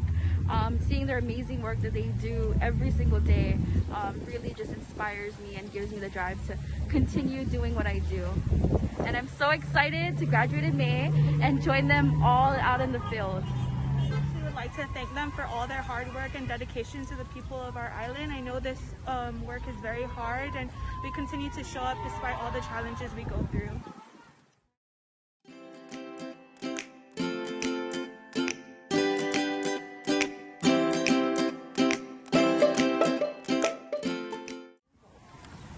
You know, one of the changes, the advocacy that we've really pushed is to get licensure on Guam, and seeing that being able to have our clients protected for unethical practices, the fact that social workers title is protected as well if once we have licensed social worker. So those advocacy that we've done in the past is meaningful and provides us with hope also. That's very, very important. The social justice issues that surrounds Guam in terms of the changing LGBTQ, that has been very personal for me because of, my family. I have a daughter who's a lesbian. And so, the changes around that advocacy of making equality come to them has really been very good. Changes in the policy for legislation for other social justice areas we continue to push for. I am really inspired by the work that I get to do as a social worker because I meet new people all the time. I'm always meeting people in terms of clients or folks that I'm working with, but I also meet people who are other professionals that are working together in teams. And so something that is really, really special though about this job is that I personally have really learned about the concept of humility. And no matter how many years someone can be in this profession, I don't think it means that you ever forget to be humble. I get checked by people all the time, and I take it, and I understand that this is part of my learning process as a professional, and I love it. I love just getting to learn and expand all the time, and yes, learning from books and conferences is cool. Reading articles and things like that, that's cool. But when I get to work with people, understand their stories and their lives and how they deal with things, and that teaches me a lot. So I think that's something that I really just love about the profession. In part of advocacy, there's a new program which I actually have changed. I was a child welfare social worker for 22 years in the Child Protective Services, and I wanted to do something proactive in part of helping, and I was offered to public defender as a first social worker on Guam, to focus on the client itself as a whole and provide the services they need beyond the fact of the legal system. So an advocacy is all we need is someone to speak, to be heard, and that's one of the best things you can do is to be heard and be the change. I want to say for me that when I was a student, one aspect of advocacy that I really appreciated was seeing those committed to working for the homeless. And that's why I'm in this population, because I have witnessed family members in my life, friends in my life through high school who went through homelessness. I didn't even know they were homeless until I saw them pick up, from living in poverty to bettering themselves today, all because of a social worker. And, in this homeless profession, working with homeless people as a social worker, a lot of people will say that there's not much help, but I want to say that there is. We have so much support. It's the passion that keeps us going in this work of advocacy. The people that were before me, a lot of resources, a lot of organizations that are now here on Guam is because of advocates before me. It's because of people before me who knew that there was justice that needed to happen in our community. It doesn't have to be with the disabled. It doesn't have to be with those people who we know need it. It's for those who you don't see, those are in the darkness, children who don't have a voice. So it's definitely those entrepreneurs who started out the program, who continue to be here after 20 years, who I thought retired and come back because they know that the community of Guam needs it. So for me, it's just seeing that little spark of hope and passion that even if you're here on Guam for a little bit or you decide to make Guam your home to do social work, the little you do goes a long way in the community. I think if you're interested in joining the social work program or just really interested in learning a little bit more about social work, definitely do it. There's lots of resources on uog.edu to look at how you can get into the BSW program. You can also look at GCC through the Human Services program. Their program is amazing. For me, a really important thing to advocate for is for persons with alcohol and substance use disorders. And I think we're going somewhere with that. We're continuing to get them the help that they need.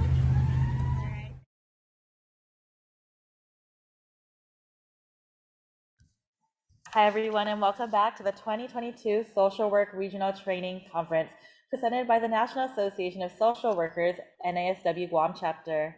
Up next, we'll now be playing the award ceremony, and after we have the award ceremony, we'll hear some words from our winners. So please enjoy our award ceremony, and congratulations to this year's winners.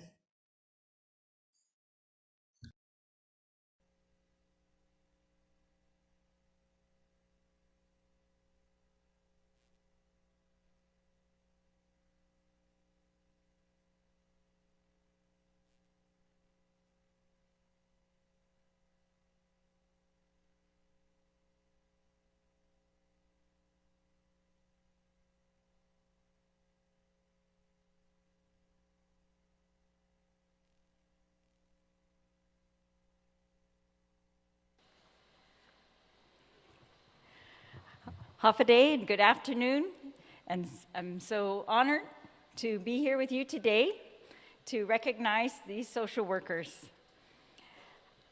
I want to thank all of you for being here on this occasion to assist the National Association of Social Workers, NASW Guam Chapter, with recognizing members and organizations in the community that have made huge strides in serving the community through the presentation of legislative resolutions number 283-36 COR, 284-36 COR, 285-36 COR, 286-36 COR, and 287-36 COR.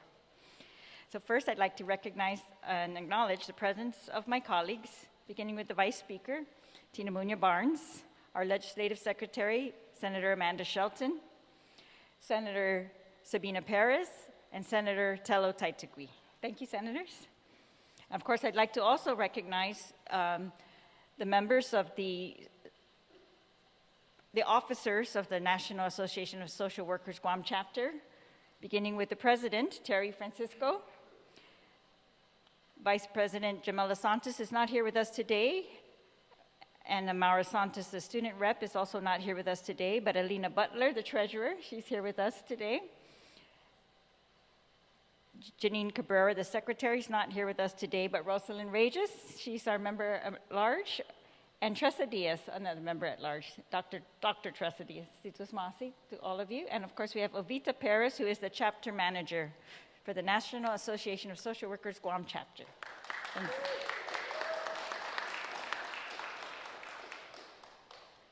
I want to say Undankalu Situs Masi to the National Association of Social Workers Guam chapter for the critical work that each of you do to uplift our community and the recognition that you have bestowed on individuals and organizations on Guam who have helped you in this work.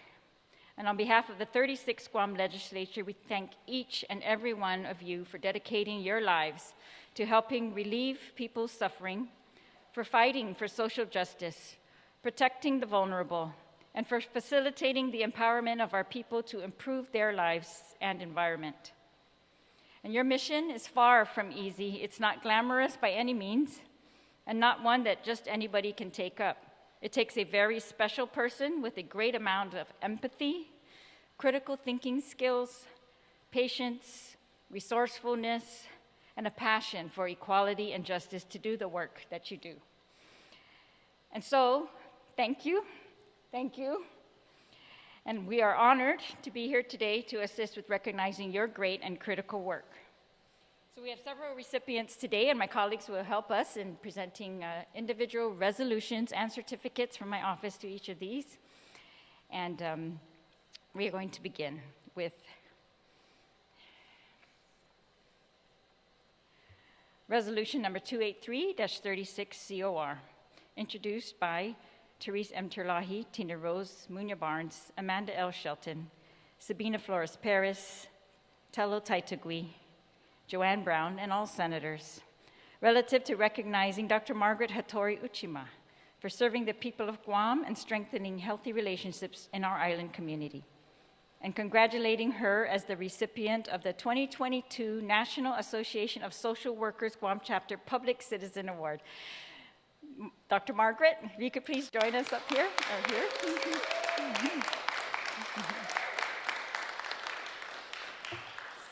So I'm going to read the resolution for Dr. Margaret. Doctor, if you could stand right here. Please stand here while I read. Just part of the reasons, I'm sure, because Dr. Margaret's accomplishments are so many. But be it resolved by the Committee on Rules of Imina 36 na Legislature in Guahan.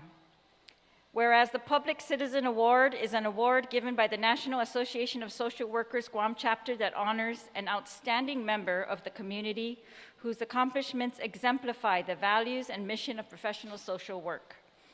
And the 2022 NASW Guam Chapter Public Citizen Award recipient is Dr. Margaret Hattori Uchima, who is dedicated professionally and personally to the health and well-being of our communities in Guahan and throughout Micronesia.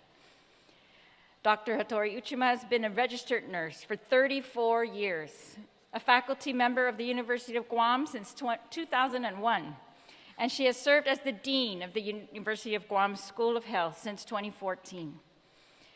She was among the healthcare leaders who worked tirelessly on the front lines to save lives when COVID-19 hit Guam in early 2020. And in the first year of the pandemic, Dr. Hattori Uchima took shifts as a nurse, helped organize nurses island-wide, and with the dedication of the nursing facility, she launched the Temporary Nursing Assistant Program to help address the critical shortage of nursing assistants in the time of great need.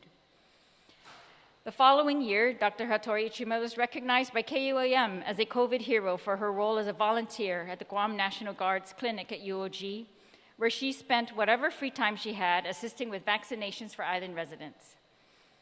In 2020, she was the first Guam Fellow to be inducted into the American Academy of Nursing's 2020 class of fellows, along with 200 30 distinguished leaders in nursing nationwide. And this prestigious fellowship recognized her for her contributions in advancing healthcare and public health.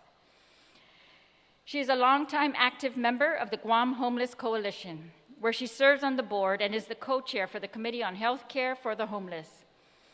Dr. Hattori Uchima is dedicated and a fervent advocate for homeless services and is instrumental in planning the annual Homeless Point-in-Time Count. She is an appointed member of the Governor's Interagency Council for Coordinating Homeless Program. She has secured grants to serve the community and build capacity in healthcare and scientific research. Under her leadership, the Guam Micronesia Geriatric Workforce Enhancement Program advances workforce development, provides family and caregiver training, and engages community networking in geriatrics. Dr. Hattori Uchima is also one of the principal investigators for the Pacific Island Partnership for Cancer Health Equity, a federally funded partnership between the UOG Cancer Research Center and the University of Hawaii Cancer Research Center to promote cancer health equity and mitigate the impact of cancer on Pacific Island populations. As the Dean of the UOG School of Health, under which the Division of Social Work is housed, Dr. Hattori Uchima has shown unwavering support for the development of future social workers and the continued growth of the social work program, and describes herself as a social work cheerleader. Dr. Hattori Uchima's steadfast commitment to our communities throughout Micronesia is remarkable, as she has taken on many responsibilities and has given so much in the process. She does all of this with an inherent ability to connect to others, an incredible work ethic, and an unyielding dedication to caring for our communities. And now, therefore, be it resolved that the Committee on Rules of Imina 36 na Legislature Guahan does hereby, on behalf of the Legislature Guahan and the people of Guam, recognize Dr. Margaret Hattori Uchima for serving the people of Guam and strengthening healthy relationships in our island community, and congratulates her as the recipient of the 2022 National Association of Social Workers Guam Chapter Public Citizen Award.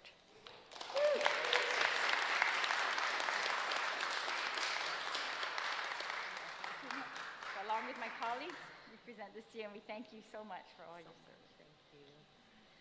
Yay!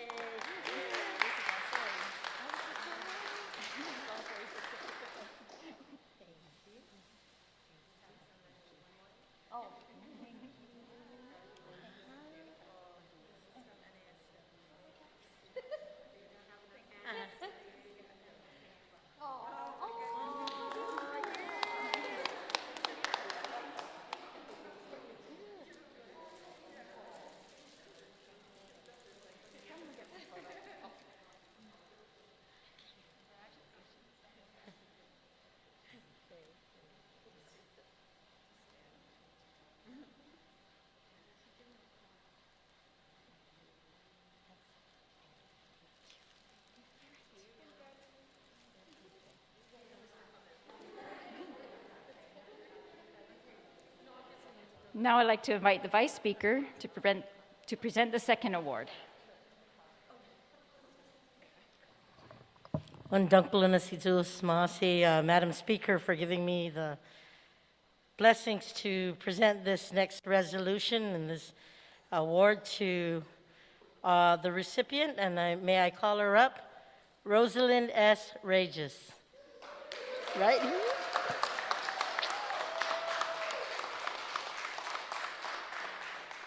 Ladies and gentlemen, this is resolution number 284-36. COR is introduced by Speaker Therese Terlahi, Vice Speaker Tina Rose Munya Barnes, Secretary Senator Amanda Shelton, Senator Sabina Flores Perez, and Senator Tyler Gui, and of course the rest of the members of the 36th Guam Legislature. And it's relative to recognizing Rosalind S. Regis for serving the people of Guam and strengthening healthy relationships in our island community, and congratulating her as the recipient of the 2022 National Association of Social Workers NASW Guam Chapter's Social Worker of the Year Award. Be it resolved by the Committee on Rules of Imina 36 na Legislature Guahan, whereas the Social Worker of the Year Award honors a member of the National Association of Social Workers, Guam chapter, who exemplifies the best of the profession's values and achievements through specific accomplishments, and in honoring the Social Worker of the Year, the NASW Guam chapter highlights superb accomplishments in the practice of social work. And the 2022 NASW Guam chapter Social Worker of the Year award recipient is Rosalind S. Regis, who is a seasoned social worker with 20+ years of experience helping Guam's diverse communities, individuals, and families in need.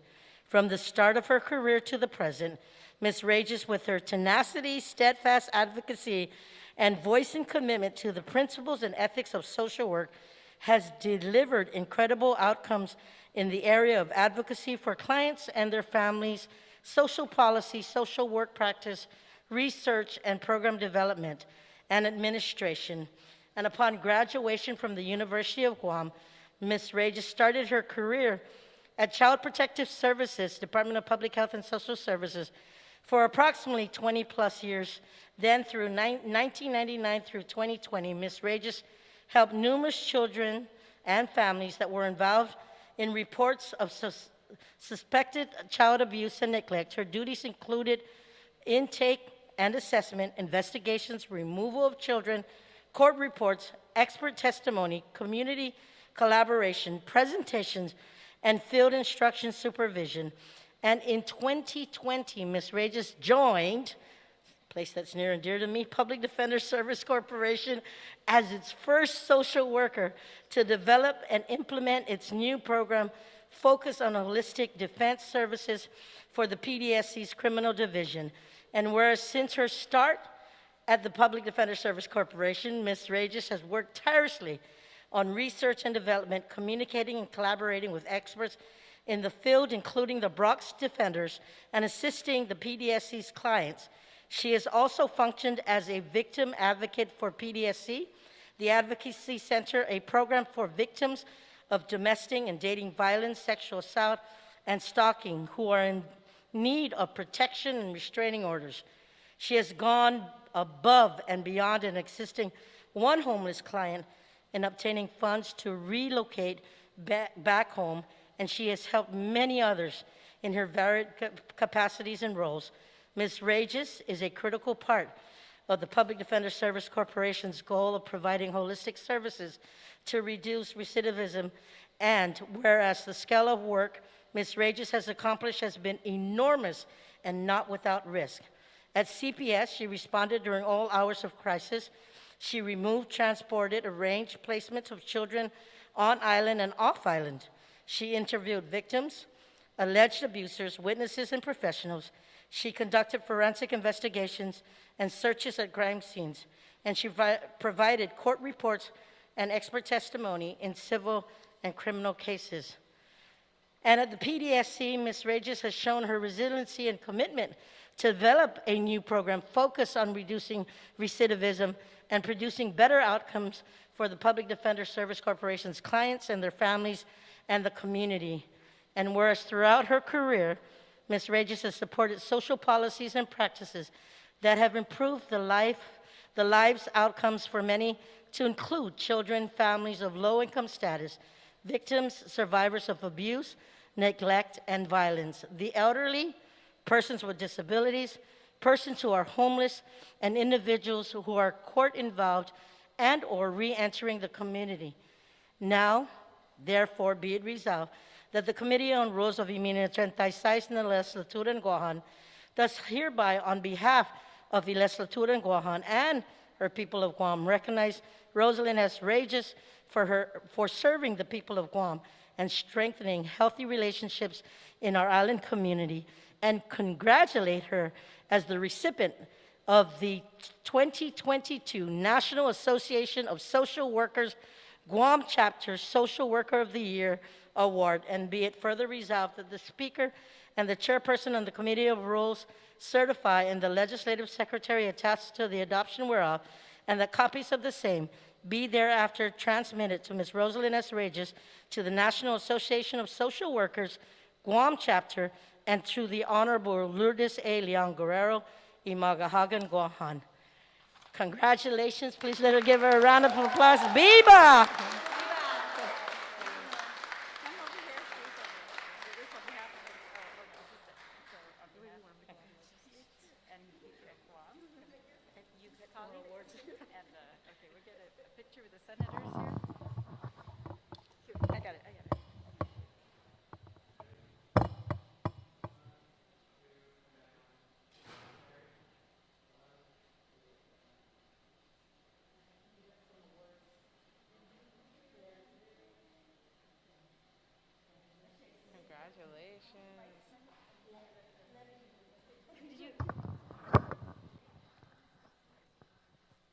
These awards are from the National Association of Social Workers, Guam chapter.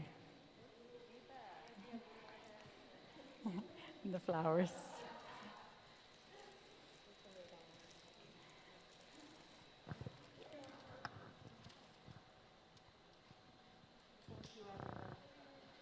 Congratulations. Okay. Oh.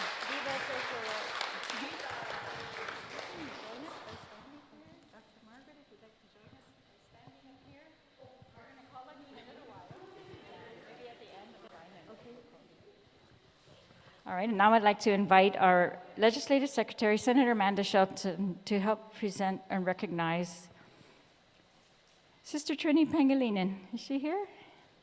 Okay, so sorry, Sister Trini Pangalinan's not here, but I'm going to read her resolution anyways, because we are so proud of the work that these recipients have done. That's okay?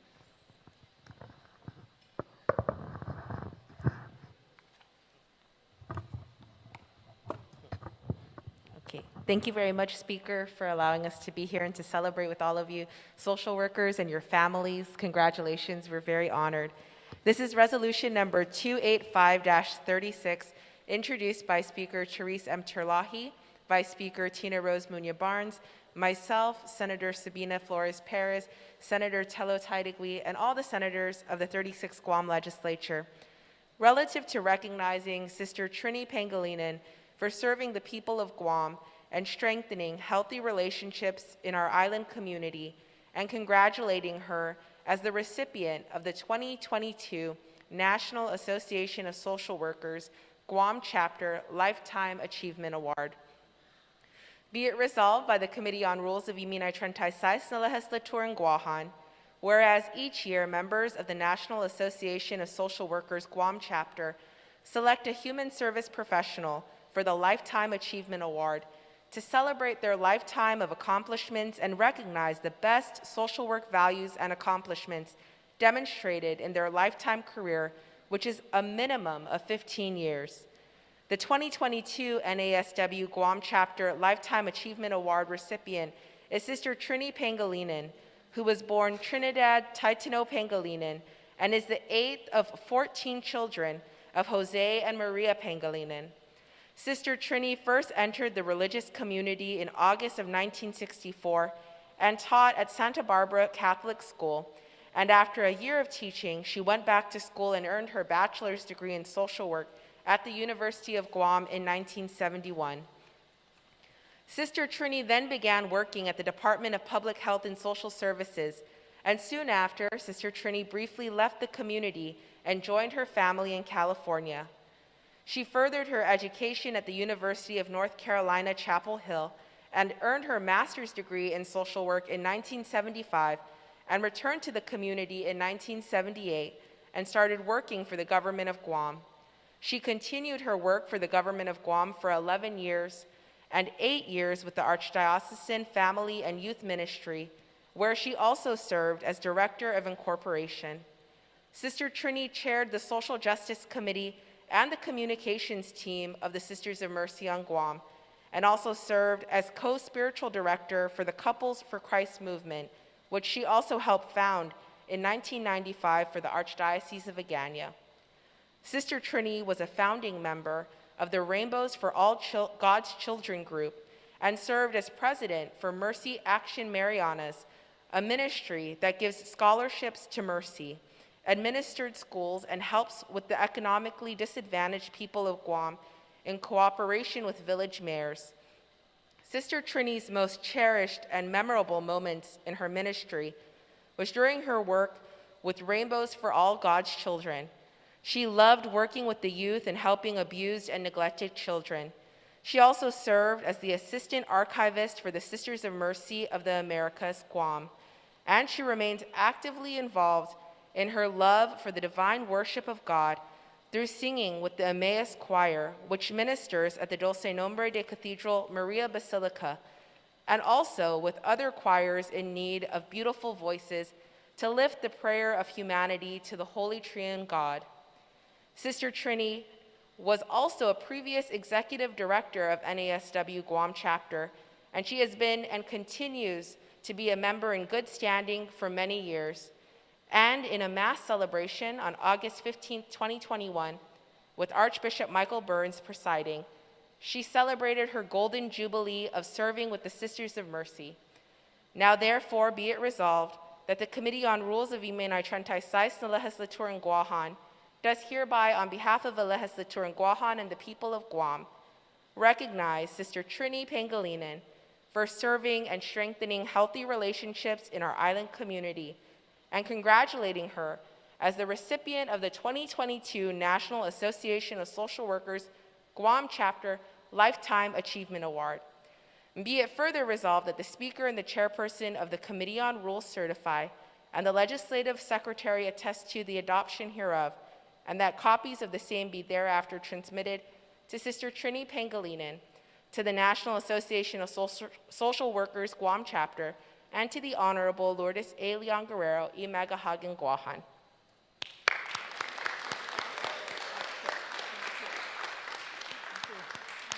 Big round of applause for Sister Trini. Sister, I hope you're watching us now or later because you deserve this Lifetime Achievement Award. Many of us, all of our island has been lifted up by the Sisters of Mercy, and in particular Sister Trini and the work that she's done and in the organizations that she has founded or helped us to maintain and sustain. Now I'd like to invite Senator Sabina Perez to present the recognition to Ms. Brianna Duenas. Thank you so much, Speaker. And yes, I'd like to invite Brianna Duenas up to the floor. So it's a real honor to be here, and I'm truly indebted to all the social workers that are here today that we're recognizing, and all those that are out there. Yeah, I know quite a few, and I know the work that they do, so we're truly indebted to you guys. So I'm here to present Resolution 286-36 on behalf of the Speaker, the Vice Speaker, Senator Shelton, Senator Sabina Flores Perez, Senator Tadigui, and all the senators of the 36th Guam Legislature, relative to recognizing Brianna Duenas for serving the people of Guam and strengthening healthy relationships in our island community, and congratulating her as a recipient of the 2022 National Association of Social Workers Guam Chapter Social Work Student of the Year Award. Be it resolved by the Committee on Rules of Imenay 36 na Legislature in Guahan, whereas a Social Work Student of the Year Award honors a social work student who exemplifies the best of NASW Guam Chapter's mission through specific academic accomplishments, and in honoring the Social Work Student of the Year, the chapter highlights superb accomplishments exemplified by the nominee through their career. Whereas the 2022 NASW Guam Chapter Social Work Student of the Year is Ms. Brianna Duenas, who is an exemplary social work student. And whereas throughout her journey in trying to become an established professional social worker, Brianna has engaged in various community services and outreach as a student. She did research and gathered data on women in recovery from substance abuse. She assisted in hosting a focus group with individuals who have experience in treatment on Guam, and a compilation of the data collected was shared with all other service providers on Guam. And Brianna was one of the lead presenters of this information at the Guam's virtual conference on substance abuse disorders. And whereas, in addition to the work that she does at her field practicum, Brianna has gone above and beyond and participated in human services roles outside of school. These include being a certified volunteer advocate for Victims Advocate Reaching Out, or VARO, and a community mentor for Manyalu. She is also youth ambassador for the Guam Green Growth Initiative and works towards implementing systems of change that will allow for more sustainable living for all persons residing on Guam. And whereas Brianna currently is the president of the Social Work Student Alliance, and as president, she has done much to ensure that students have access to the services they need. And she has always made herself available to help in any way she can. And as a leader, has displayed her consideration of the students' overall health and well-being by connecting with outlets that allow people to engage in self-care and de-stress activities such as the virtual painting workshop, which was a successful event.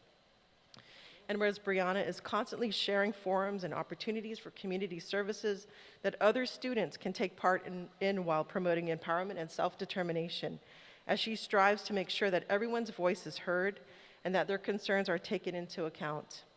And whereas Brianna plans on continuing her education with a master's program so that she can become even better equipped to help the people of Guam.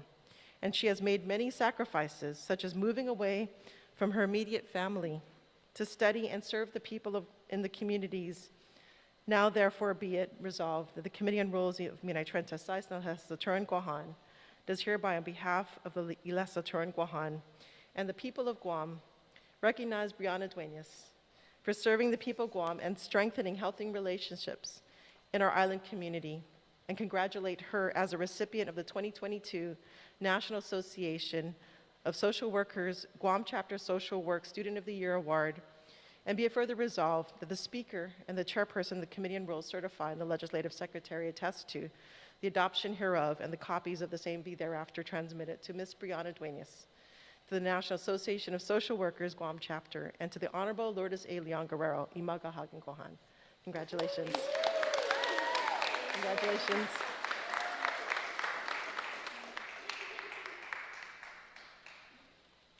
So happy for you. Thank you. I didn't know I would see you at this point.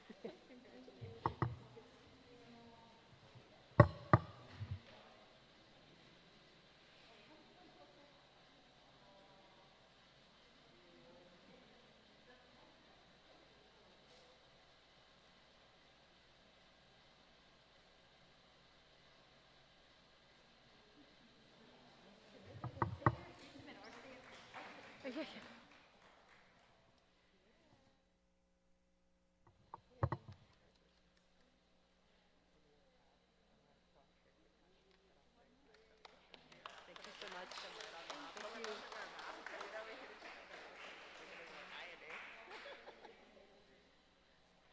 This is very fun.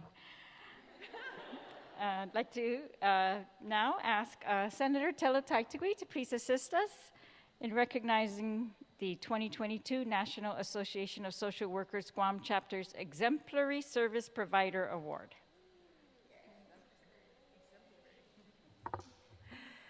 Thank you, Madam Speaker. And I'm just really happy we can do this in person. And if there's anything more deserving, right, to have this in person, it's here with the social workers. And just to let you know, Senator Sabina and I were talking over there. I think we need to get someone to donate a car for the Social Worker of the Year like they do for teachers. So we're going to be working on that. Do I have your support on the other side? Okay. So also want to do a shout out to Carmen, who flew all the way from the mainland for this as well.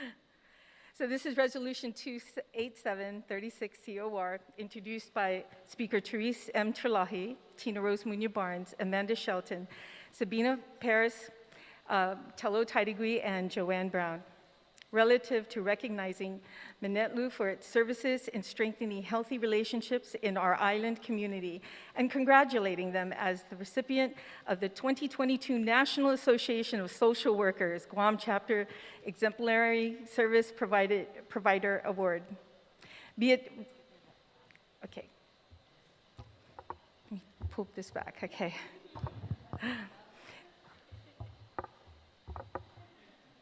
Oh yeah, Millennium. Did you have a name to it? Thank you, ladies, for joining us, and we'll make sure you take the first drive in that car we put in for So be it resolved by the Committee on Rules of Minintrentasais na Legislaturan Guahan, whereas the Exemplary Service Provider Award honors an agency, organization, or program in the social service realm that exemplifies the best of NASW Guam Chapter's mission through specific professional accomplishments. And whereas the 2022 NASW Guam Chapter Exemplary Service Provider Award recipient is Minetlu, formerly known as the Big Brothers, Big Sisters of Guam, which is a nonprofit organization that has been educating and empowering children and families to change their lives for the better for over 15 years and offers various programs to educate, inspire, and empower Guam's youth and families. And whereas the organization was previously affiliated of Big Brothers, Big Sisters of America, where it focused primarily on serving at-risk youth and matching volunteer mentors with youth. And whereas these life-changing relationships are carefully managed by caseworkers who learn about both mentor and mentee to create successful matches, following the mentor and mentees to match in providing support, engaging opportunities, and insisting in resolving issues. And whereas a dedicated team does home visits and mentees have coffee, meetups with mentors and participants in hikes and other group mentoring activities. And over the years, Minetlu has expanded its services to assist youth and their families. And whereas most recently, the organization has started Project Akudai to assist those experiencing or at risk of experiencing homelessness.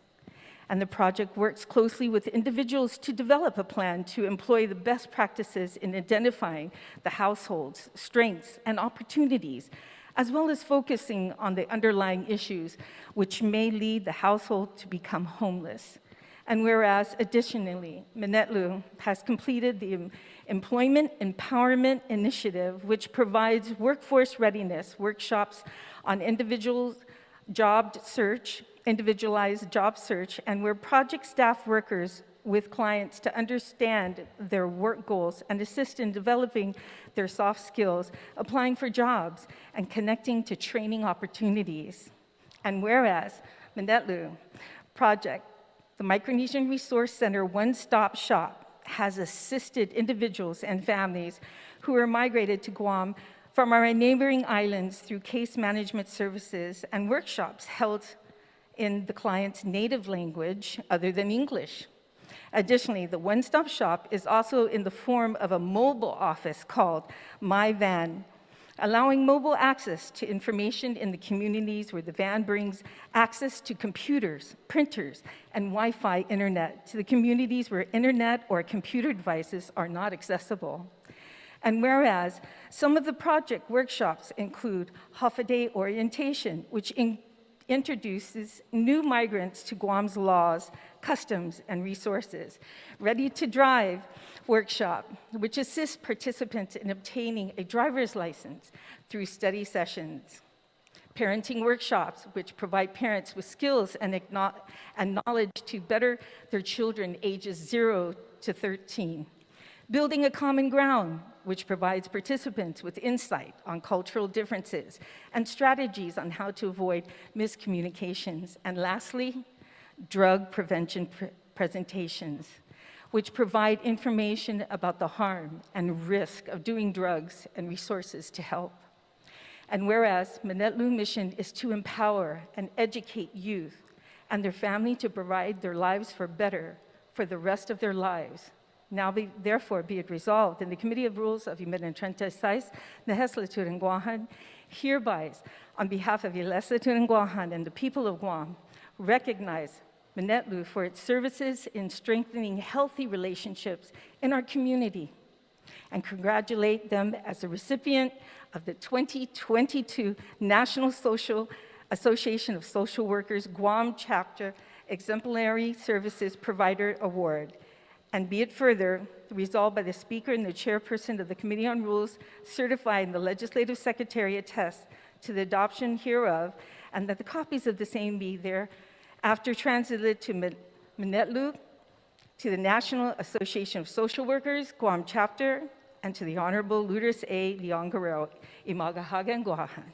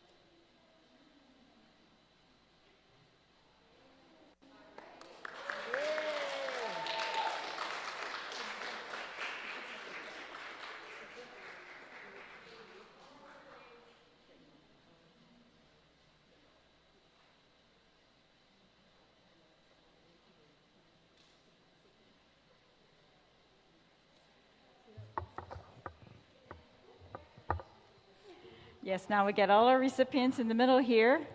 And I'd like to, it looks like we've got with us, I always say social workers are the best, right? They are our advocates, our protectors, the hardest workers, and they're doing the stuff that frontline work, right? And so when they recognize amongst them their own, I think we can say we've got the best of the best here, right? Yeah, very much.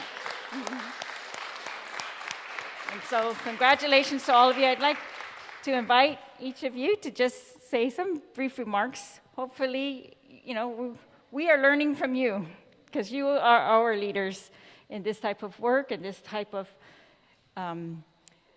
remedy for our community. And I know that you always have to, you know, teach yourselves, right? And try to do better. We all have to do that.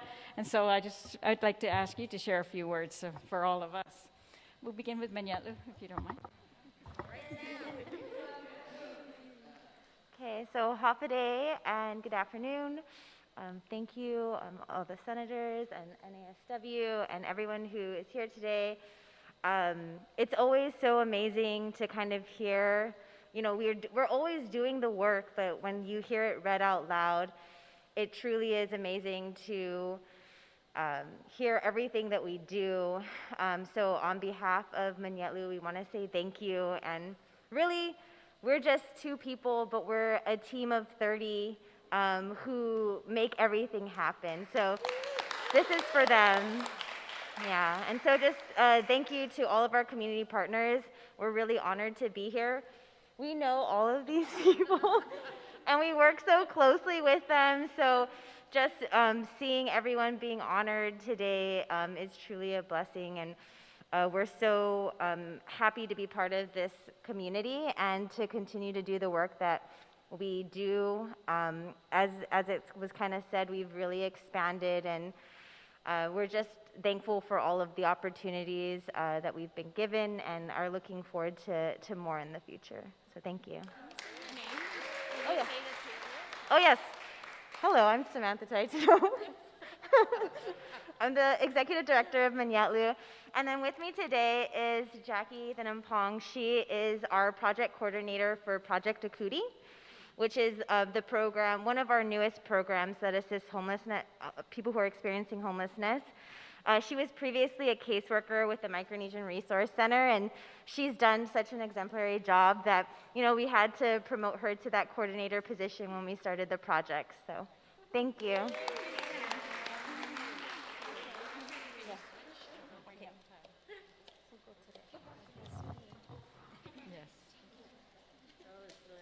Rosalind Paris, Rosalind Rages, Spencer. So Miss Rosalind Rages, she was awarded, let me just read it, Social Worker of the Year. Yeah.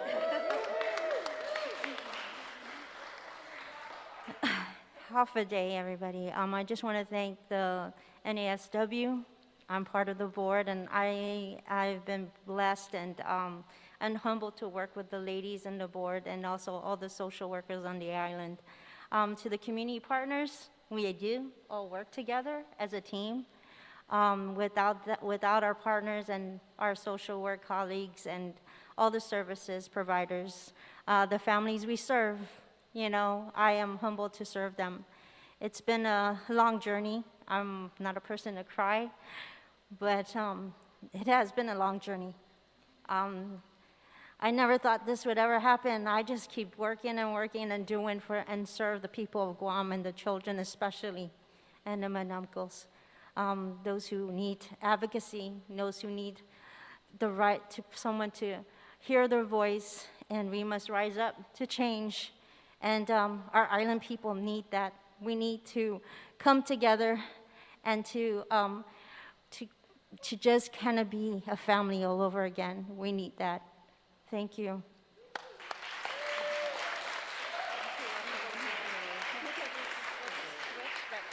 So Rosalind's joined here today by members of the Public Defender Service Corporation. I want to thank them and all the work that they do.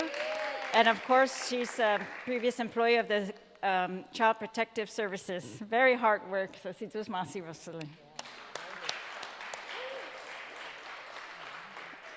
Of course, one of our honorees is not here with us, but Sister Trini Pangilinan was again awarded the 2022 National Association of Social Workers Guam Chapter's Lifetime Award.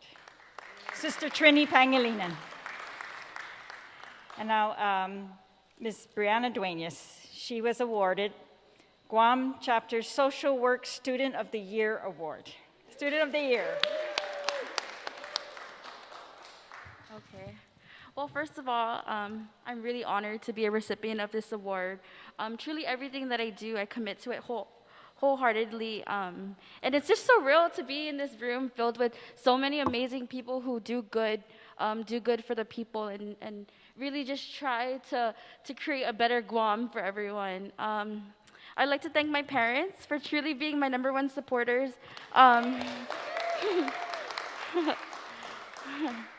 Putting me through school and, really truly allowing all of this to happen. I'm grateful. Yeah, thank you.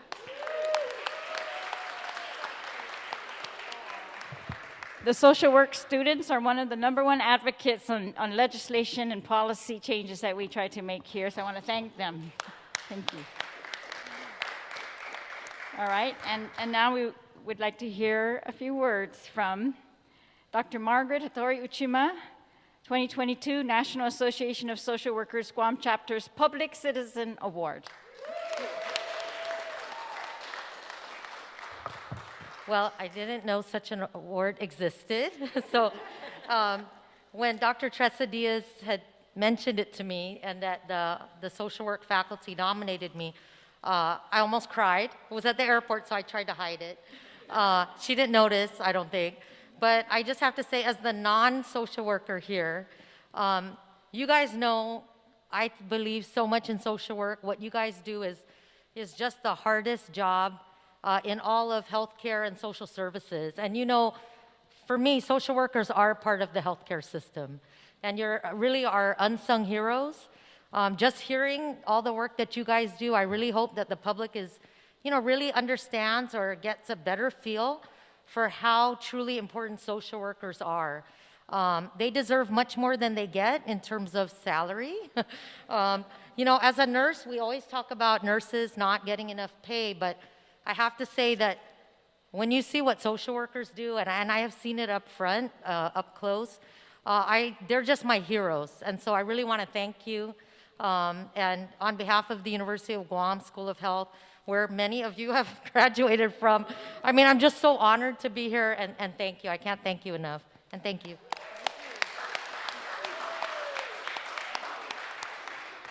Dr. Margaret is too humble. She's my hero. Dr. Margaret, yes. She is. I'd like to invite the president of the Guam Chapter, National Association of Social Workers, Guam Chapter, Terry Francisco. She'd like to say a few words. Just congratulations again to our 2022 NASW award winners. You truly do make our island home a better place for us all. Viva social work.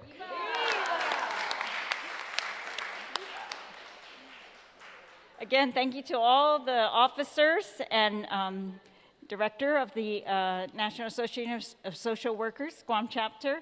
Again, congratulations to the recipients and to their families and to their organization, Sizus Maasi. And again, thank you again to my colleagues who have joined us today. And I guess we're just going to end with Viva social workers. Viva!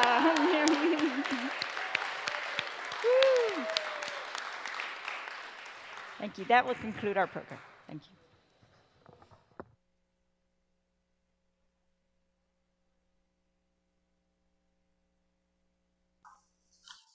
Hi, everyone, and thank you for tuning in to our award ceremony for our 2022 Social Work Award winners.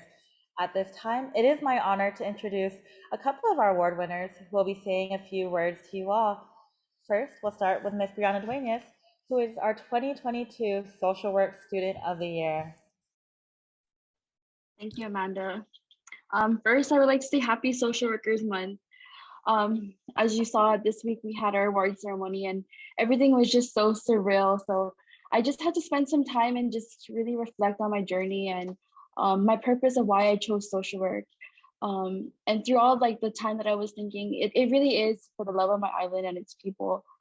I am extremely honored to be a recipient of this award and filled with so much gratitude to each and every one of you. To Ms. Rose, Sister Trini, Dr. Margaret, and Minetlu, congratulations on also being recipients of this award.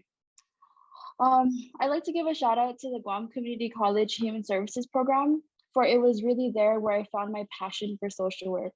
To Arlene, Ms. Arwin, you are both doing an amazing job at uplifting the program, and I'm so excited for the journey ahead for you. Shout out to my cohort, to Swasta at UOG, for committing to growing in this field of social work, even when witnessing the burnout and struggles heightened because of this pandemic. Lastly, I would like to take some time to extend my appreciation and love to BOSA, to the staff and social workers for being my mentors and being a part of my journey to post-graduation. To Ms. Pam, Ms. Arlene, Ms. Moki, I can't thank you enough for your willingness to commit to being my mentors on top of all the work that you all already have to do. To everyone on the Zoom call, you rock. The work that you do does not go unnoticed, and you truly are all superheroes. And thank you again for this opportunity of even being nominated for this award. My heart is so filled with gratitude and excitement that I can't put into words, but Viva Social Work. Hafide, Brianna, thank you so much. Thank you for all the work you do. You really do deserve this award. Thank you very much. And now we'd like to recognize another, the 2022 Social Worker of the Year, Ms. Rosalind Regis, if you'd like to say a couple words. Hafide, Viva Social Work. I just want to say to my family of social workers, it's an extreme profession to be a part of this social work family on the island of Guam. It's been a long journey for me, and with meeting so much people, especially the young social workers that are coming up, it is a blessing to see that we are still going on, and we continue to help our community, our people, our island. In one essence, I want to thank my family. I was a single mom, taking my kids to Child Protective Services, where my stomping ground came from. I was there from the beginning for 2 decades, and so it's been my only job as a Child Protective Services investigator and all-around intake, whatever it may be, that whatever I have to do to make it happen for our families and the children we serve. Kudos to my people at BOSA, CPS workers. I love you all. I miss you. You never left. I never left. I left one person there, and that is my son. My children are social workers. The passion that I have for social work has gone through my whole entire family, and it's a blessing. God has truly been there for me. It takes prayers as well on the side of doing this job. We don't often get recognized. And of course, people talk about the pay, and it's not about the pay. If you want to do this field of profession, it all comes with heart and doing what it takes to make this place, this island, a better place to live in for our people, for the children, for our elders, to my social work crew, the family of social work. Thank you for all you do. I will say that, thank you for all you do. In and out, we work 24/7. It doesn't matter what hours we do, what sections we are. We take it home.